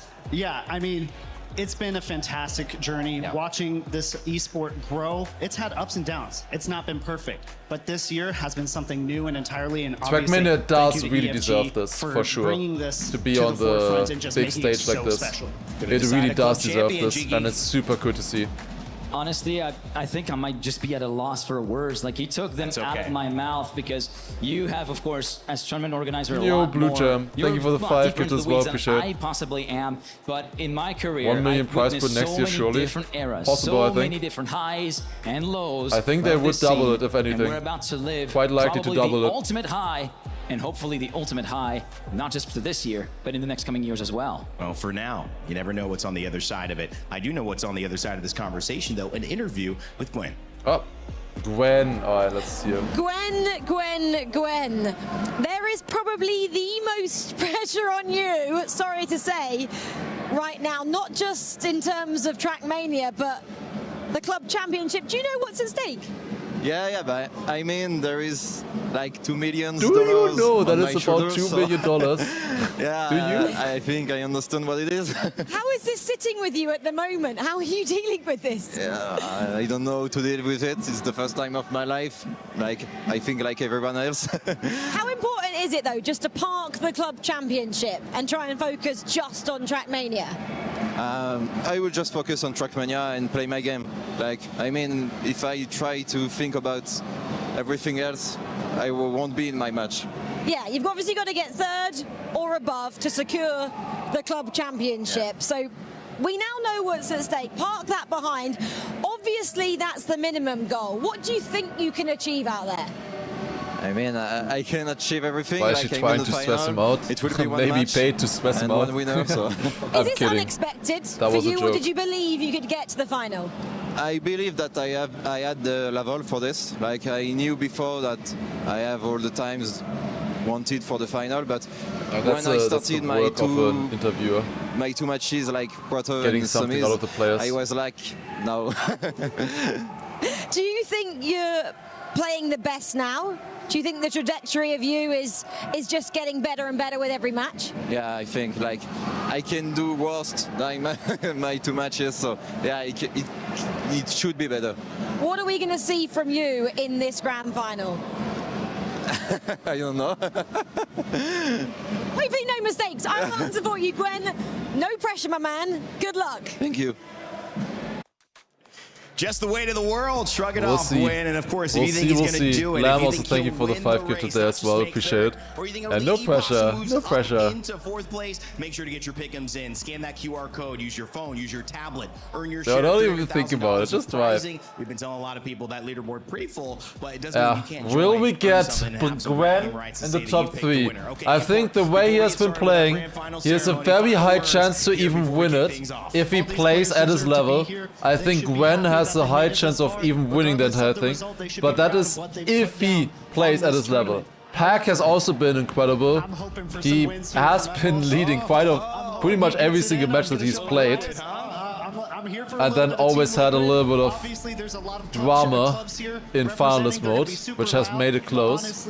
Everybody here, they're just great. It's a great crowd. G-Geek. Quick prediction. It should be a proper prediction. It's gonna start very soon. Not only for the story of AGAL potentially pipping Team Falcons to the club championship, but also he comes from a home region. He comes from Brittany, Britain taking the world championship. Come on, Gwen! Well, listen up. Can you hear that? The smallest prize pool at the Esports World Cup. The very last game out of 7 weeks and 24 titles. And this will decide your club championship. This moment, this esport has waited for 20 years in the making. And now one race, one track, one corner will decide who holds the trophy and stands atop the entire world of esports. I have goosebumps. Gentlemen, start your engines!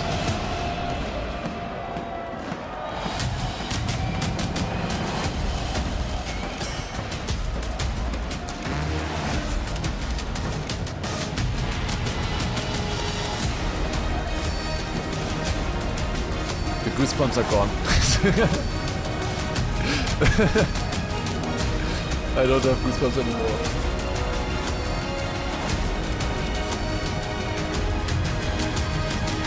That's a sick choreography. Like holy shit, they're so good. I don't understand it, but it's really good.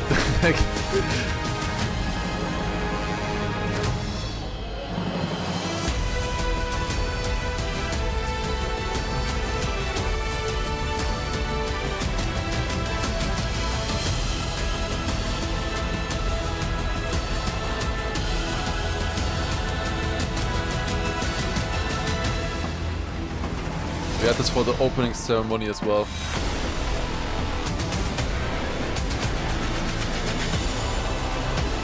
Starting very soon.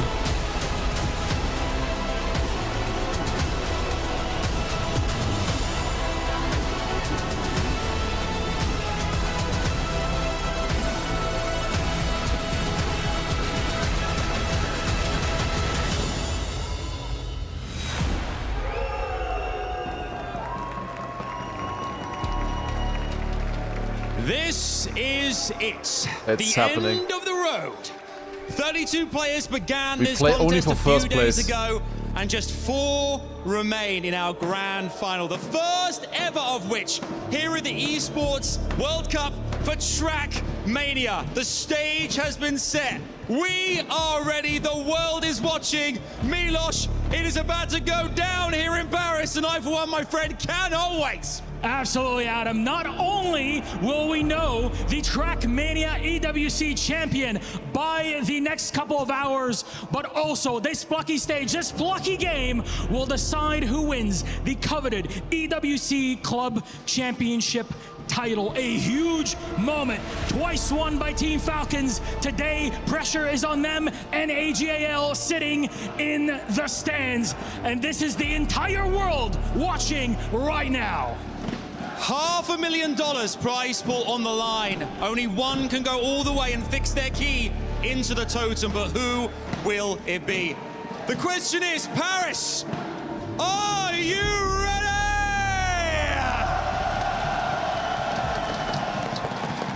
Milos, we're in France. We should do this in French as well. Okay. We're getting an ad now, so we don't have it later. I see. Hey, yo, thanks for the gift. It was Lamb earlier. Of course. Meet your grand finalists. Here they come. Would you please welcome the beatboxing hurricane, Ibas! Born to race, born to win, it's mine! King of the tracks and king of the hive, it's Pack! And last but not least, the man, the myth, the prodigy, Gwen!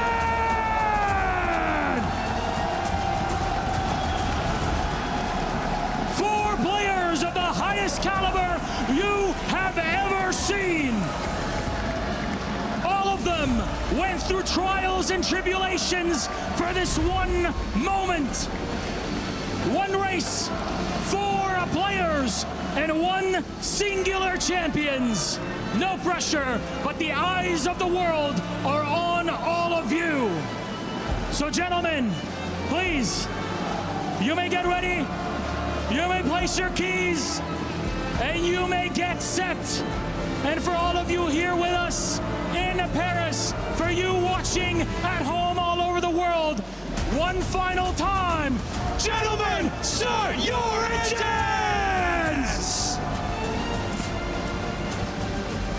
My God. Ah, this is sick.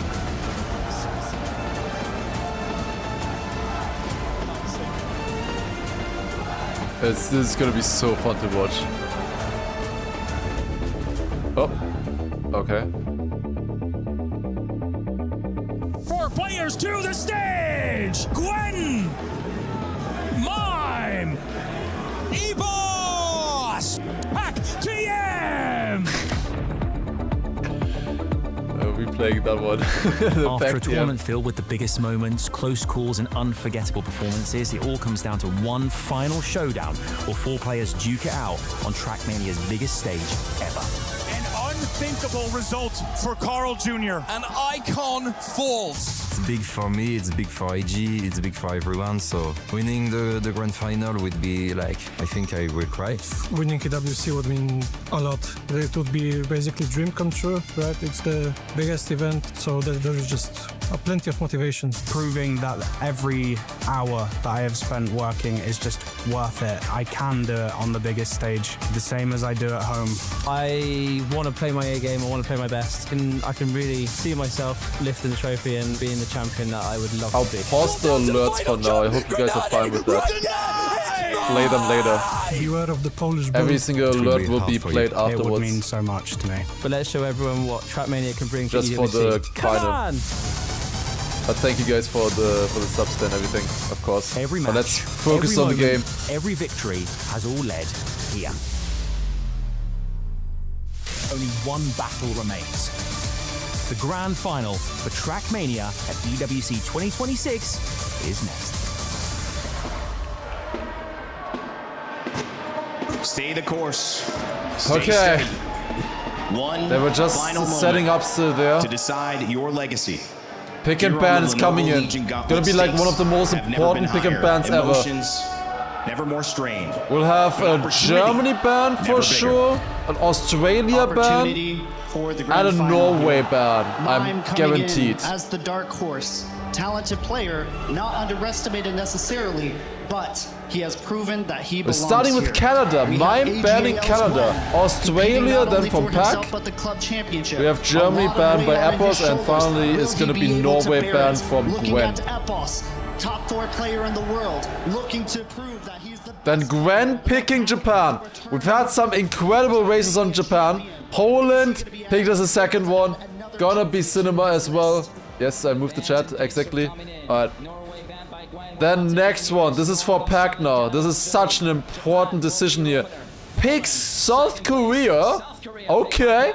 He looked good on it earlier. Gwen is very strong on South Korea in theory as well. Then Argentina and Hungary as the 5th map. Poland might decide it again. We'll see. This is gonna be happening here. Oh, it's gonna be so sick. So I think I'll let you do the honors and send it over to New and Twiggy yourself. Prepare for cinema. It is gonna be decided by the first player winning in finalist mode. We don't have this awkward waiting time after the winner has already been decided and then still closing out second, third, fourth. Once the first player finishes in finalist mode, it will be done. The final will be over, and the other positions will be decided by points. So whatever Gwen does, he doesn't want to be last place in points. That's all that matters for him, really. I think it's gonna be better. It's better for a grand final, I think. Means first to reach finals has second locked in for sure. Yeah, well, you played second best then at least, right? It's not guaranteed. It could be very close as well. You could get overtaken in finalist mode as well. And here we go. Round number 1 on Gwen's pick. It's Japan. It's such a difficult map. Under pressure, I would say. But here we go. A really difficult one, to be honest. Great pace from the top 3 here already.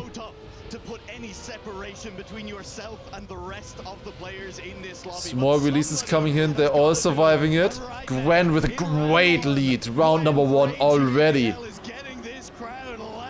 We see a bunch of Trackmania players, they're still sitting in the crowd, who have already been eliminated.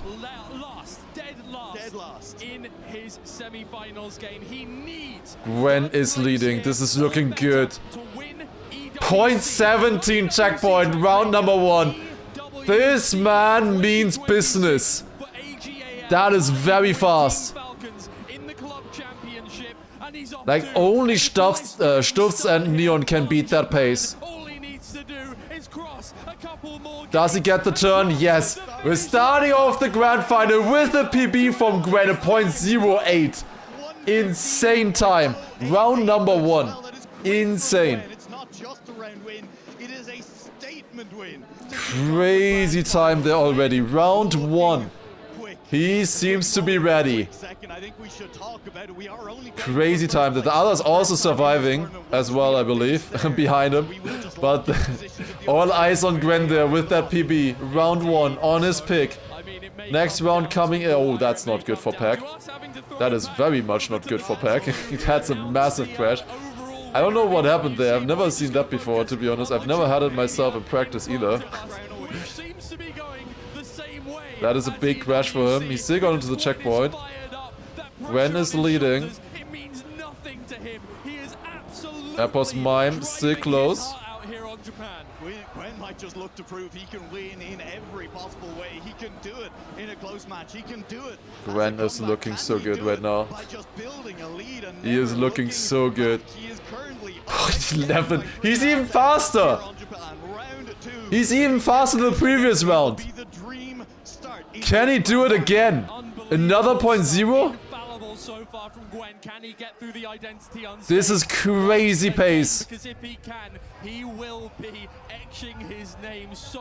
It's insane. It's insane. 0.11. 0.11. 0.0 into a 0.11. Insane from Gwen. What a start. Like, you cannot imagine a better start into Japan than that. Like 0.5, 0.6 is good pace normally, right? And he just drove a 0.0 and a 0.1. Let's see. But for the Brits here, I mean, there's so much on the line for everyone involved. I'm sure they're all very happy that they've got to the grand finals. Mime and Pack, not really the greatest start so far, 6 and 8 points respectively. The round basically finished the exact same way. Putting Gwen so far with 20 points into the lead. Apos on second place at the moment with 12 points to his name. Oh my god, Gwen! Gwen! Gwen! You can't do this! That was such a beautiful drift right there. This one not so much. Apos overtaking there, but that was such a good line. They're so fast, man. I don't know if the commentators have any idea just how fast they're driving right now. This is insane pace. Pack is also still close. He's only 3/10 behind. For Japan, that's very fast. Gwen is leading this. Oh my god, this guy. This guy, 0.09. Apos PBing right after him. Insane. Insane. I think Mime is smiling a little bit, seeing those times. That is crazy. Apos another second place there. At least we had a switch in points from Pack and Mime. Gwen is definitely handling the pressure pretty well right now. Goes a little bit higher this time around for the flip, but gets it very good still. Pack still close here. It is Gwen's pick. He is top seed. He's looking fantastic right now. Goes a bit wider there. Apos and Mime out of this round. Only Pack still with a chance. And there's the first touch. Wait, did Pack also... Oh my god, Pack survived that somehow. What? How did he not touch on the inside? That's crazy. It's so close. It is so much harder to drive this than it looks. These maps. Oh my god, the risk from Gwen! This is an engine off. This entire ending is an engine off. You are not allowed, or it is not possible for you to release. If you're too fast, you're just too fast. Nothing you can do. Pack survives it. Clean run there. Gets a 10-pointer to himself as well. I know it looks insanely hard already. It is so much harder than it looks.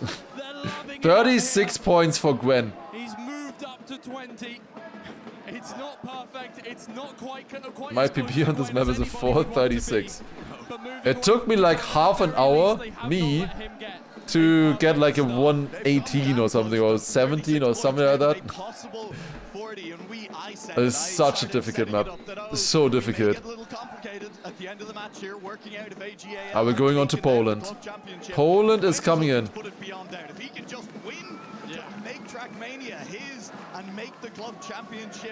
Who is gonna take this one here? Took me 8 hours to get the other time, 3 hours to get the other time. Yeah, the other time is like 3-4 seconds slower than what they are driving here, right? And we're starting the first round on Poland. Here we go. I can leak all the PBs now? No, I can't. I don't think I can still. I would rather let the players do that.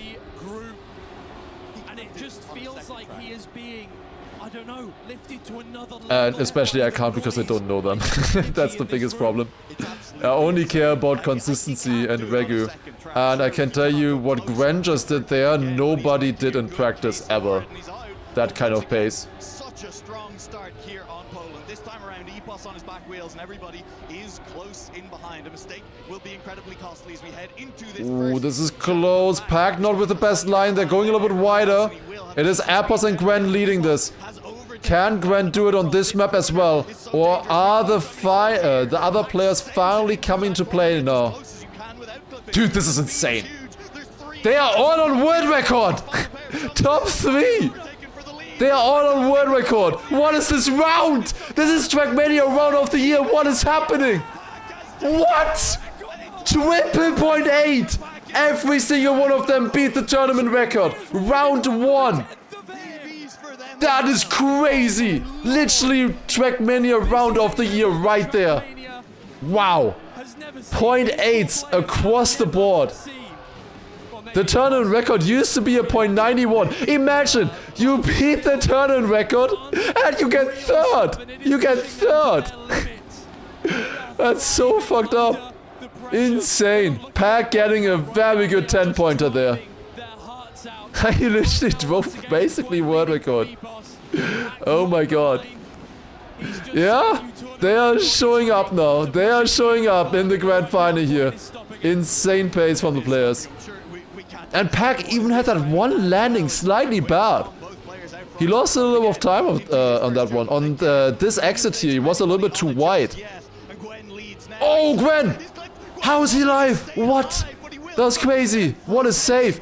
Pack crashing. Was pushing it. Gwen is still in a fight against Mime. Not anymore. He's not making that. And Gwen wins. Gwen wins. There's no way Gwen wins this. That's crazy. After he crashed in that round. Still drives the point 14 with that crash. Pack is not finishing this. Mime Apple is just a barely... Yeah, like, we have triple tournament record into this. It's a classic. Oh my god. Tournament record and then into DNF as well for Pack. Not even able to finish the next round. Yeah, they saw the pace in the previous round and they were all pushing. They were all pushing that round. Gwen drove a great time in any other match, but he crashed. He crashed in the round. And he still drives a point 14.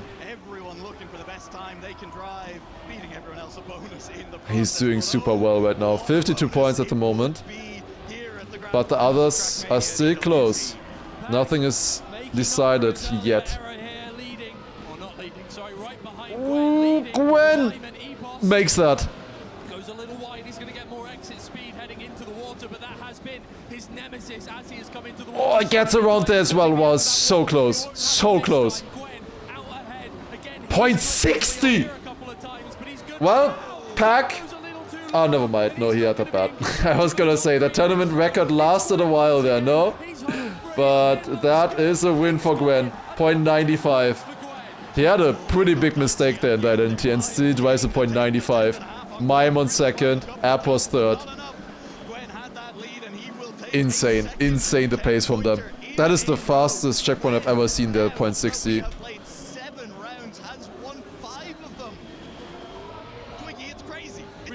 Gwen on 62 points so far. Out of... Yeah, out of 70 points available. 5 wins, 2 second places. He has not seen third or fourth place a single time throughout this match so far. Has not done a single crash either at this kind of pace. That is the Gwen that everybody always fears. Everybody always talks up Gwen. And that is what he can deliver. When he's locked in. Pack leading though. Great round from Pack so far. Mime Apple's a little bit further behind. Pack on insane pace again. This is so close. But Gwen, what a landing! Oh my god, how did he not clip? Tournament record again! How? Ties the world record for Massa. Tournament record, another one. Holy shit, this is Trackmania right there. Insane pace. It's crazy what they're doing right now. I thought they would crumble under the pressure in this kind of situation. 2 times tournament record on Poland. And Poland, we have been playing it basically every single round. Every single match we've seen Poland. And then 2 tournament records. Just coming out there. The Pack was 500 in front of him. He didn't have quite as good of a landing though. Almost, maybe even a 10th ahead of him. Before the in the water. Oh my god. We're having to use the brakes in maps as a brake. And now we're going on South Korea. Which, was Gwen's pick previously? Gwen is really good on this. So let's see about this one. Gwen picked this in the quarterfinal. Here we go. South Korea. Who gets this one the best? This one is the one with the reactor zoops. Dude, Gwen is driving insane. Like insane. I don't know if there's any chance of anyone catching up to him. I'd say Mime has been quiet in this match. He's not been contesting for the lead, but it's so close with the others. 34, 36 and 39 points. But for first, it is not close at all right now. Gwen is so locked in. It's not like the others are playing badly at all. They're having great matches so far. But Gwen yet again in the fight for the victory here. Gwen versus Mime. And it is really good pace from them yet again. It is really good pace. That's an awkward reactor zoop though for Gwen. He had that bad. Another one also not that good. I think Mime should take this one. And he does. Point 33. Needed a PB to hold Gwen back in that round. That is a PB for Mime. Fastest time he has driven. That is another second place for Gwen though. Still has not seen third or below. We're going on to 140 points. And as a reminder, the points are nice and all, but the win will only be decided in finalist mode. Imagine having to win one more round. Oh, that sounds so difficult for Gwen at the moment. We'll see, we'll see. We've seen pressure coming in for these players many times already.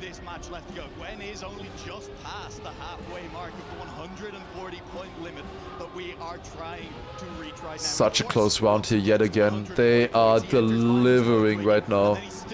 What a matchup this is so far. And it's not like Gwen is getting these wins handed to him or anything. They are pushing like crazy.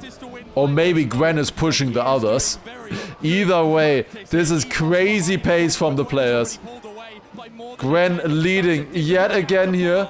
Close fight with Appos, but that is another win. And a point 31 PB for Gwen. Again, only 700s away from the tournament record. Oh my god. And Pack is not getting good points here. It is his pick. 45, 46 and 48 points. Oh my god. This is gonna be the shortest Trackmania final ever? It's over once first place wins. Are we gonna be done within like 25 minutes? What is happening? Gwen could have been eliminated in the semi-final. There was a good chance. Also the quarterfinal looked really close.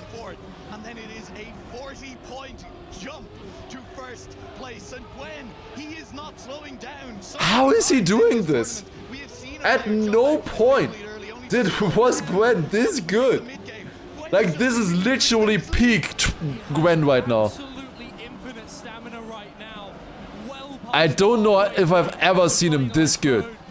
Trying desperately to claw something back, anything back. At this point, it feels like they're working as a team. Maybe he got promised a cut of the $2 million from AG versus Falcons. Oh, that's white though. I think that's a crash for Gwen. First time ever, Gwen makes a crash. He was too wide. He was too far on the right side. That's the first crash for Gwen. Only 3 points. Confirmed washed. Finally he bleeds. From the fever dream that has been going on right now, made in Gwen's mind, what he was dreaming about last night, maybe. We have woken up in Gwen's dreams right now. Exactly. But finally, So close for the others. 52, 52, 55. It's absolutely ridiculous. And again, the points will decide it between them. It's gonna be about the points. Oh, Appos. Very bad line there. It is the two yellow cars in front right now. Mime and Pack. Gwen attacking. Great turn there. Insane turn. We should note, contesting for third place in this club championship as well. There's a whole other storyline going on there. We haven't even gotten to It's a 1/10 difference. fighting it out for the front of this round. Yeah, that is a hell of a lot of money. Oh my god, Pack. Whoa. Your organization. So close. The other team, Pack, he's the only Oh my god. trying to stop Gwen from getting another 10 here. Pack should have this. Mime's too far behind. Oh my god, that's too far left. That's too far left. No, he survived it. Pack with the save there. 0.28. Fantastic time again. 400s. How much money does first place get? $130,000. 130k. Second is gonna be 70k. Then it's 35 for third. And finally fourth place 25. Like this difference right now, those like tiny amount of points difference currently from second to fourth is a difference of 40,000. Why do they use USD? So it sounds bigger. With Euro it would be less because the USD is so much weaker right now. Gwen's playground. That's all it is, and everybody else is just trying to stop him now. Finally, we have had a few rounds where Gwen hasn't just stolen everything. Should have done the Zimbabwean dollars maybe. Truth fired, it's only at 85%. It used to be almost equal. It really dropped in the last years. Which is unfortunate because you're always being paid out on Twitch by dollars and not by euros. 15% pay cut. Unlucky.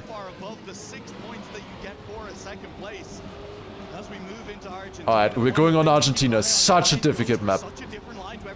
There's no way Gwen can do it on this one as well. He is the only one doing a different line in the ice turnaround. You have to get the checkpoint there in the background. Right here, he turns around to the left. That is not a good exit for Gwen. Drops down. He was too far on the left. He couldn't get the right exit there. Pack going super wide. Does survive it though. Now Mime does a different line here. He's going to go to the right side. Early landing. Will then have more speed into the ice. Different line coming in there as well. And it's looking good right now for a Mime victory in this round. Gwen actually on last place by pace.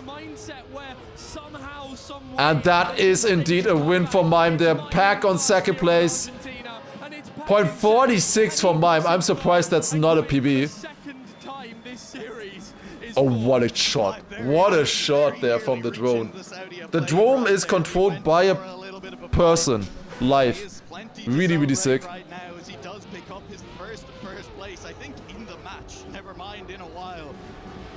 Hit triple digits is so far ahead, but of course, world record and tournament record are Gwen's on this track. However, that's an early mistake for Gwen. Gwen a little bit behind. It's not too far. With mistakes, you can catch it up. Mime and Epos are in the lead. Oh, Epos, too wide. Pack should survive that transition, yes. Oh, Gwen going too wide there on the turnaround. Way too far. Where's Epos? Epos is gone. It's only Pack. Many crashes in this round. Mime 6 seconds behind. That's not the best line for Gwen either. Pack should have this easy though. Yeah, Gwen is not getting the turnaround well at the moment. Oh, that's a touch. Epos should have more speed. Can we switch to Epos? Thank you. Okay, we didn't need to, I guess. There. A little bit late, but thank you. It is Pack winning this round. And then Epos second. Many mistakes this round. Really slow pace. Really slow pace. Pack can be happy with that 10-pointer there. For sure. Solidifying the second place at the moment with that. will take home the 10, and this match is still far from over despite that massive lead that Gwen sprung out to. It was 104 points for Gwen. His charge has slowed down a little bit in the last couple of rounds. The others are catching up again. Gwen is mortal after all. It can and it will. We're constantly getting reminders up there of the club championship. 4 out of 5 players in this grand final. 4 out of 5 of the top in the club championship are in this grand final. That's so cinema. It could not be better for Trackmania in that way. So many positions getting decided right here. Everybody will be watching. And so far we have had an insane match here, for sure. It has been sick. Insane pace from so many players. Mime going wide. You see the difference line now coming in yet again. We will have more speed into the ice slide. Let me go over the dirt. One bobsleigh remaining. And Mime will take it right here. That looks good. PB, point 31. Mime woke up. Insane pace from Mime right there.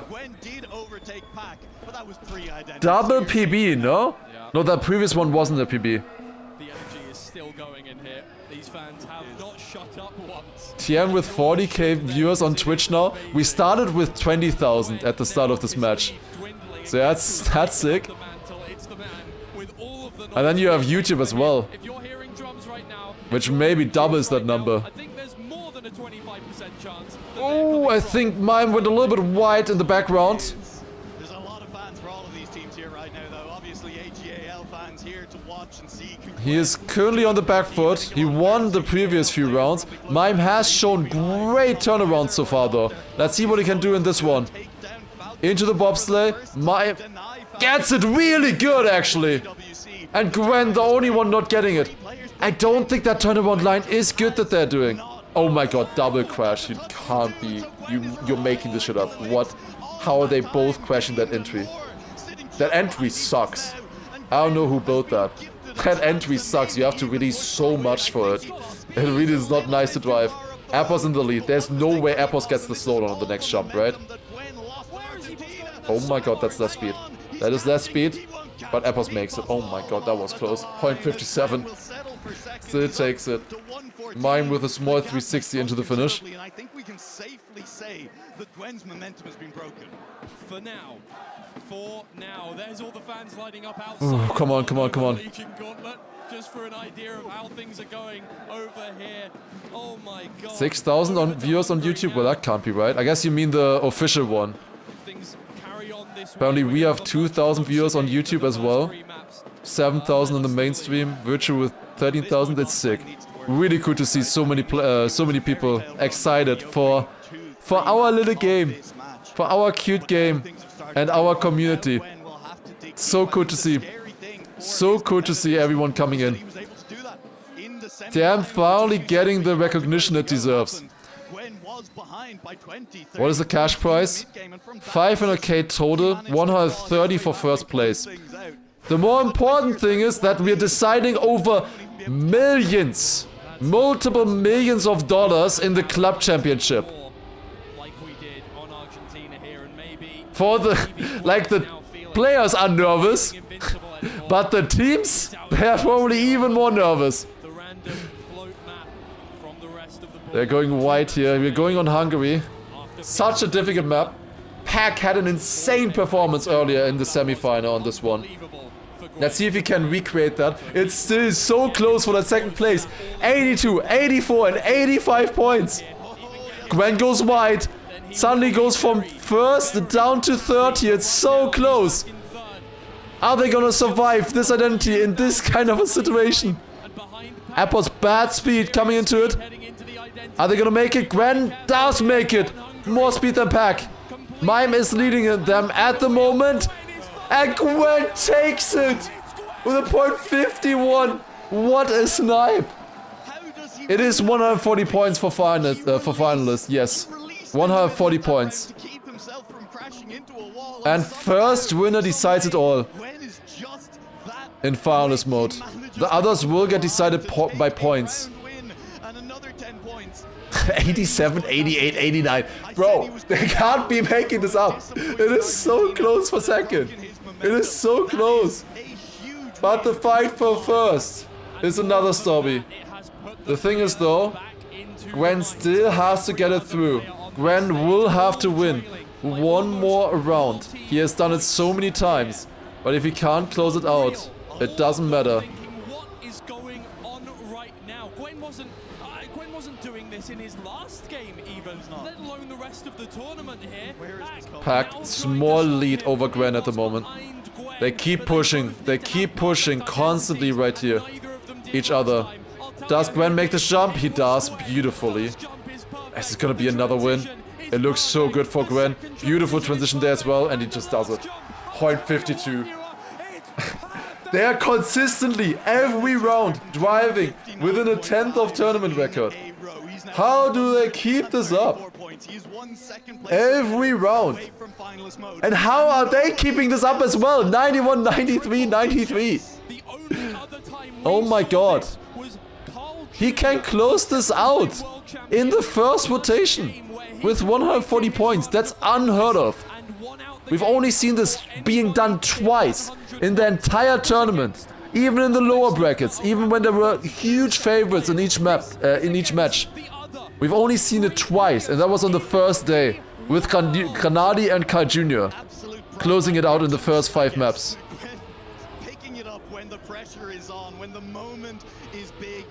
But if they did not have Appos, Pack, and Mime as opponents. He's just so locked in. He only needs a second place. They all make the jump. It is so clean. One final jump remaining here, and Gwen wins another. Gwen wins another. This is unbelievable. This is so unbelievable.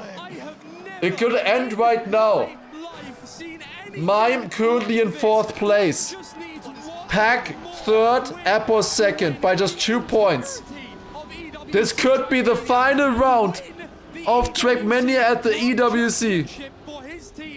This is $130,000 prize pool going to Gwen. Biggest prize pool we've ever had in Trackmania history. And he's 30 seconds away from claiming it. Early crash for Mime. He's out of this race. Only Appos and Pack can deny him. He needs a win. He needs a victory in this round now. Oh, it's so good. They're so fast. That's a clip. That's a clip. That's a clip. They survive. They survive. Insane pace there again. Another 0.5 winning time. We survive for one more round. And that is great points for Appos. Appos now up in 2nd place. Whoever wins between Pack and Mime also decides over that position as well. Between Vitality and Navi. Whoever wins between them wins it for their team. The 2nd place is 2nd place is 70,000, 3rd place 35,000, and 4th place 25,000. And that's decided by points once the first player goes through. And we're going on to Japan. It is Gwen's pick. Gwen's pick coming in.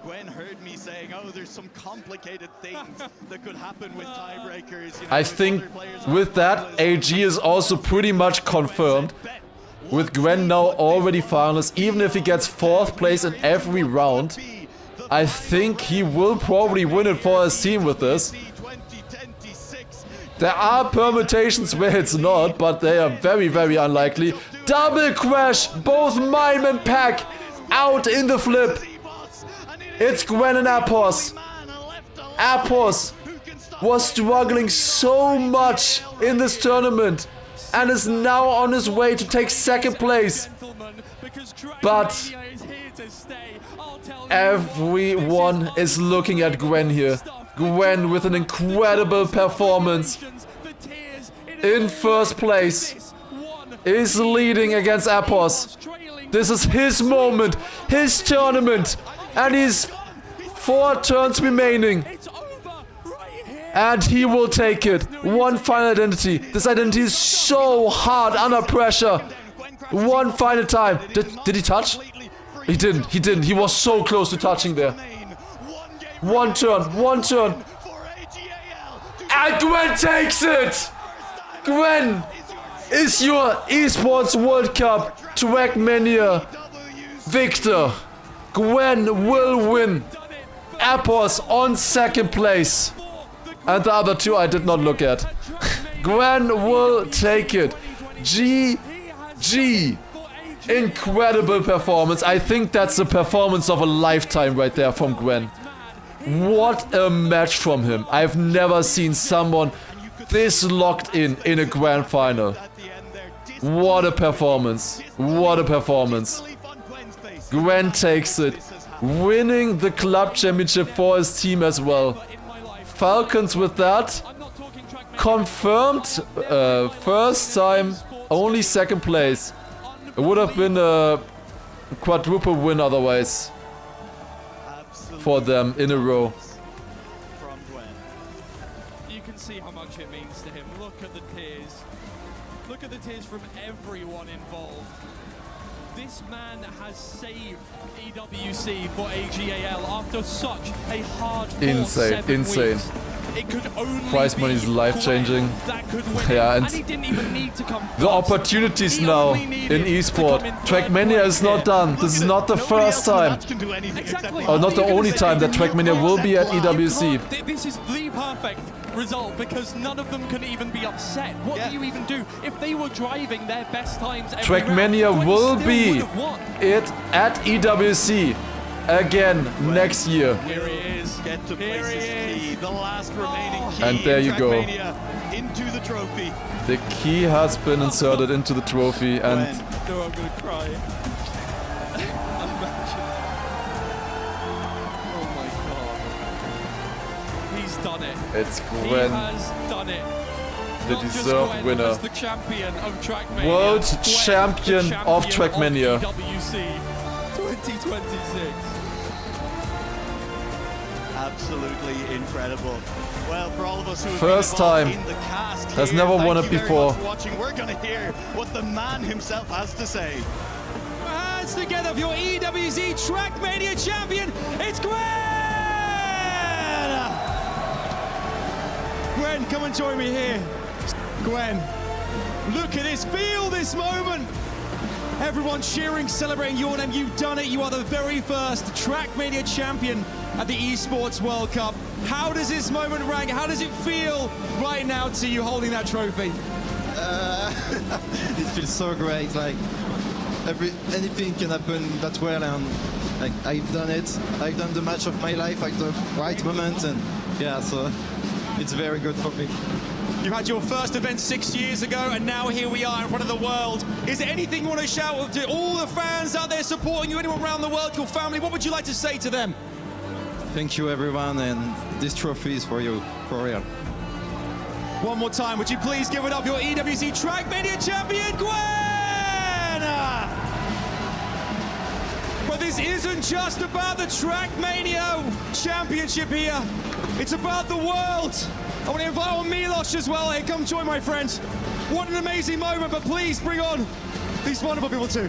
It is an incredible moment for esports history overall and for AGAL because, ladies and gentlemen, we're just going to have to say it. Please put your hands together for the Esports World Cup 2026 Club Championship champions, AGAL!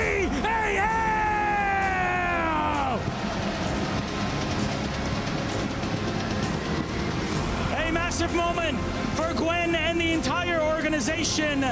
And speaking of which, we're gonna have a quick chat here with some of the MVPs here. Mr. Chairman, Mr. Le, congratulations on the massive win. You as a club, AGAL, have come a long way since competing at EWC 2024, improving every single year and having the victory here today. How did you achieve that? How was that process of improvement each time? Hello everyone, I'm Lane from AGAL. This is our third year to come to EWC. I remember in 2024, we are just at the gate, in front of the gate. But last year, we become the sixth. But this year, please tell me, which is the best team in the world? Thank you so much. A massive moment for you, and AGAL has grown from a China-focused organization into a household name all over the world. I mean, a huge achievement. Now that you've won the club championship, what's the next step for you? I think when we go to the global, I think that's our honor. For the next step, I want to build more rosters in the world and become the next year champion. Next year champion of the great global stage. Next year's champions in the making. Thank you very much, Mr. Le. Though I turn to you, Mr. Abu Bakr. I want this guy to yell BitConnect. Vice President of Business at AGAL Global, at AG Global. I'm told that you had a big hand in the win this year at EWC. How do you find and what makes a championship winning roster and player like you've had with Zubair, like you've had with Gwen? It's completely, I've been scouting, working hard, like 14 hours. I'm watching all the matches for almost 24 titles, watching each player, and then it's my research, and then I think it's all luck. And it's all those players who work very hard, who don't take pressure Alpha at Dream the bigger cooked. stage. I think they Alpha win. Dream got And them it's the spot at self-belief AG. in every player. Alpha Dream if you cooked. believe in yourself, you can be He's the champion. manager of So we made Gwen and we made things. Zubair as the champions. Shout out to him. Congratulations as to well, you, Mr. if they are not Abubakar, doing it. to you as well, Mr. Lu, and congratulations to the world on your EWC Club Championship champions. One more time for Gwen and AGAL!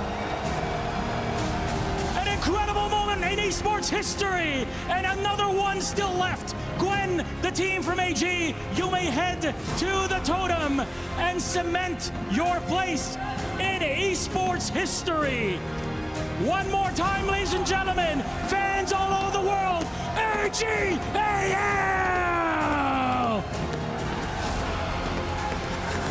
Well, sometimes the words fit a moment, and sometimes the moment is too big for words. What this man just did, and maybe the most dominant performance in a final we have seen in EWC history. Insane. Does anyone know who won between Pack and Appos? Not Pack and Appos, Pack and Mime? Because that also decides $1 million. It was Pack? Okay, GG. Pack takes it and Mime in fourth. GG. How many points was the difference there? I couldn't tell. Just your winner of Trackmania, but the representative of your 20. Yeah, that's nice for Vitality then. EWC got close there, got very close. In AGAL. 103 to 97, okay. Apple's also insane, of course, we're still getting the second place there in the end. Please hand your trophy to our keymaster. Do you realize what you just did? You just won the club championship at AGL, my friend. And you just won Trackmania, the biggest state in its history. Please, come with me. Say thank you to your fans. High fives, stab ups all around. Trav, unbelievable. Gwen, come here. Congratulations. With all the pressure on your shoulders, you managed to get it done for AGL. Just one last thing to do. Take to the stage, place your frame in the totem, and eternalize yourself in esports World Cup history. This is incredible for Trackmania, man. Holy shit, this is so good. This is actually incredible. Wow.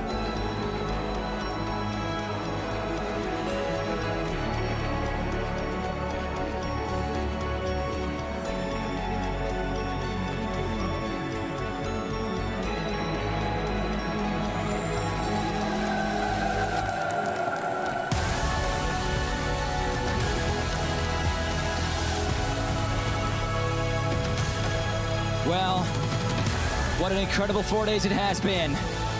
The birth of a legend with AGAL, crowned the club champions. And this man right there, getting the final box ticked off the resume. It's been a pleasure to follow all that throughout this week. A pleasure to be involved. And for that, Paris, once again in final language, merci beaucoup. Gwen, AGAL, congratulations, well deserved. A tournament of expectations but expectations broken. Thank you so much for the opportunity to be here, to witness history, to be a part of this great community. It's everything, not just to me, but to everybody here on the stage, everybody in production, the community. Thank you to EWC, thank you to EFG. We appreciate everything, and we hope to be back next year. Well, as you see the fans taking in the moment and Gwen himself a bit taken aback, I remember the word luck being used to describe how dominant he was. But in my eyes, it was So anything sick but luck. for Trackmania, but I still have Because at goosebumps. 4 years old, his father put a controller in his hand and he turned on a game. You know what that game was? Trackmania. And now somewhere along the lines, as we all slip and fall and chase our dreams, it wasn't a clear path to this moment, but he has found himself at the top of the mountain, not just in this game, in this esport of 20 years, but at the top of esports itself. What a journey. 75 days ago, so many of you came here, and to our crew, to our talented producers, our directors, everyone behind the scenes who makes EWC possible, congratulations, you did it. It has been an honor being with you at the Lenovo Legion Gauntlet for these 7 weeks, these 24 games, at this final moment to crown our new EWC 2026 Club Champion. AGAL will take it home. And before we leave you and say goodnight in Paris and send you to our STC recap, I want to remind you from all of us here to never give up, to never stop gaming. And we will see you all next time. Good night. It's actually his birthday tomorrow. That's crazy. We also have a video of him playing as a 4-year-old. I think that is fitting to show right now. I think that would be fitting. Is this a Trackmania recap?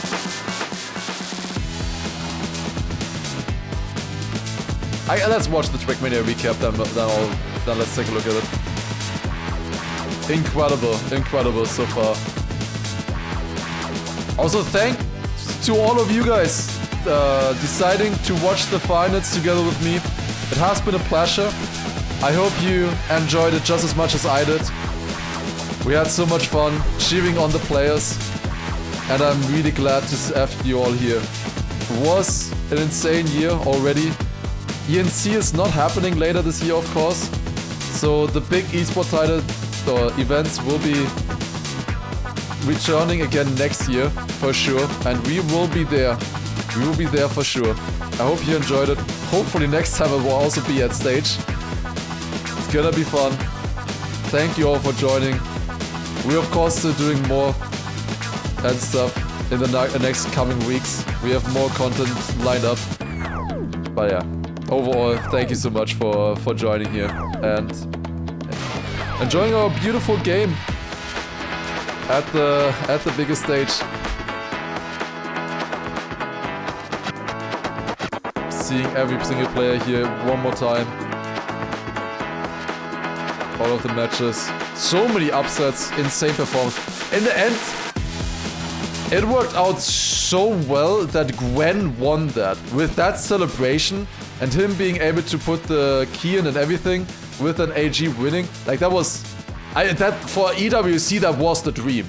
Like that was literally for the Esports World Cup, production-wise, that's literally the dream right there.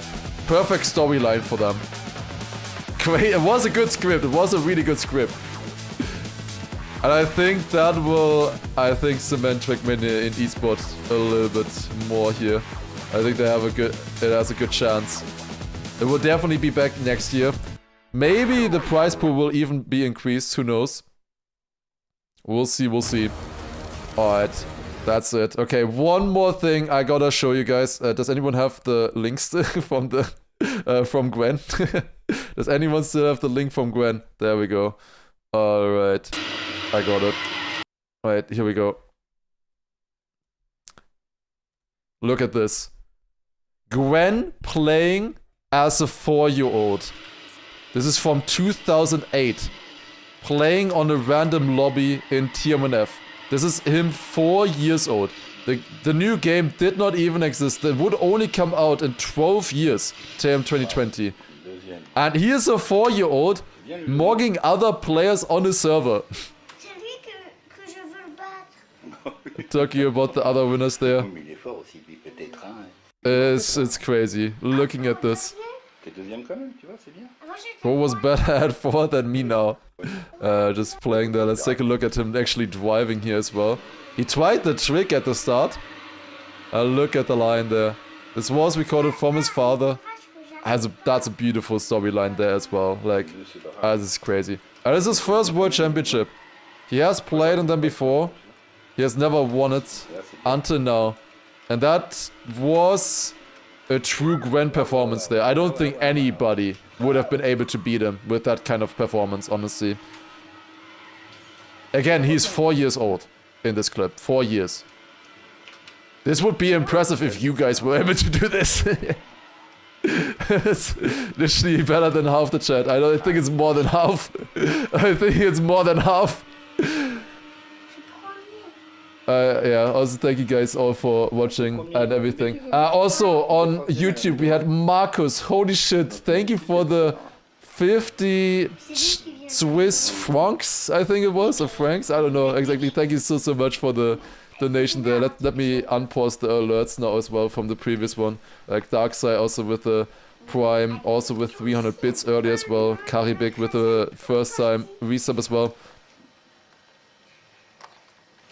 I will be back. I will be back on Monday. We will take 1 day off after all of the screaming and everything. We will take 1 day off, and we'll be back then. I hope you will be there. We will be continuing the prime number challenge, where I've been playing through the entire game basically, but only playing the prime number tracks. One final time, I think we should take a look at the rankings.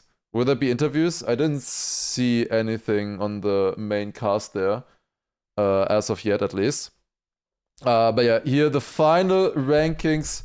It is Gwen with $130,000. Insane. What is this Schenker clip? What are we doing here?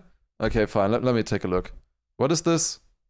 Why do you want me to listen to this? Oh, I remember. Oh, no, I remember this one. No! Gwen! Fuck off! No! Wait, what is that guy doing? No, Gwen! Stop! Why, Gwen? Ah! I was in finalist in Bon Cup. Gwen sniping me in finalist Bon Cup. This is so long ago. This was Bon Cup finalist situation and he beats me by 1/10. I mean, almost like... The win today was almost as impressive as was what he did here, honestly. Almost as impressive. He was 5 in. I was maybe 6 already at this time. Alright. But yeah, finally we had this, of course. So, Gwen coming home with $130,000. With that, also, Gwen has won the 2 biggest tournaments in Trackmania prize pool-wise. He has won Ascension, and he has also won EWC, actually the GOAT. Then Epos, second, 70k, also insane for him, like holy shit. Then we have Pack on 3rd and Mime on 4th, 25,000. Would have loved to see Granadi or Elcon there as well in the thing. Here's a link to the total prize pool earnings of all time for Trackmania total. Mix online, offline. This is for teams. Big, they're on 2nd with that. And then players is Gwen, 1st place with $230,000. Then you have Carl Jr. I've never seen this one before. It's similar to the eSport earnings one. Then Carl with 180, Pack 120, 91k for Epos. How far do I need to scroll? Okay. It's not that far. Completely. Oh, wait. Maybe there's a chance. I should be about here. Oh, there. Okay, 40. 6.9k. 6.9k for us. Top 50. Hey, top 50. What position did you need to get that much? I think they are missing a little bit still. I think I have a tiny bit more than that, but not much more. Probably. We're around here. Wait, what is this? 989. Is that just wins? 2nd places, 3rd places? Yeah, there's 9 wins, second place. I have more second and third places than Gwen. But Gwen has 20 wins. Oh my god. Oh my god.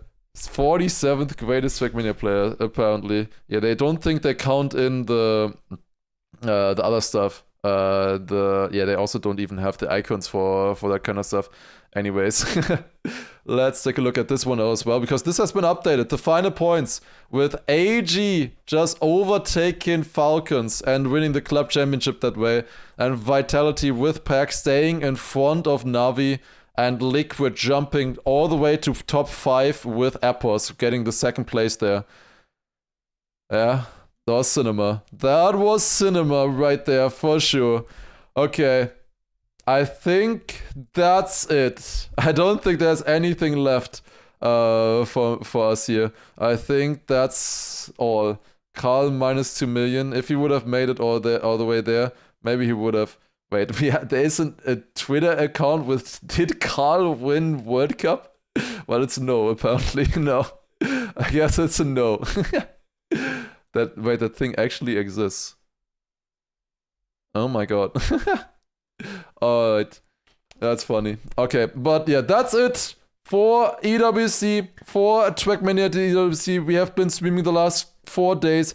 Amazing matches there, amazing performances from everybody. Kamino Wani as well, thank you for another 5-month resub. We also had Hammer earlier as well with a 2-month resub as well. Thank you all so much for all the support, for being here and everything, cheering on the players. And there's more to come. If there's any other events, I might be streaming those as well. There's quite a chance I will be streaming more for sure. And yeah, it's gonna be very fun, especially definitely when Granadi and Massa play anything there. Shut up, Giuliano. Thank you for the 17-month resub as well. Appreciate it. Don't give me a 67 while I'm saying goodbye. God damn it. But yeah, that's it. Thank you all for watching. We'll be back Monday with the Prime Number Challenge. It is gonna continue. Prime Number Challenge is gonna continue Monday, 4 hours each day, and we are so close to the plastic and water update. I think that's gonna be really fun to watch as well. I hope to see you guys there. Let's see if I can still play the game. It's been a week of not playing at all. So yeah, we'll see there. Thank you all for watching.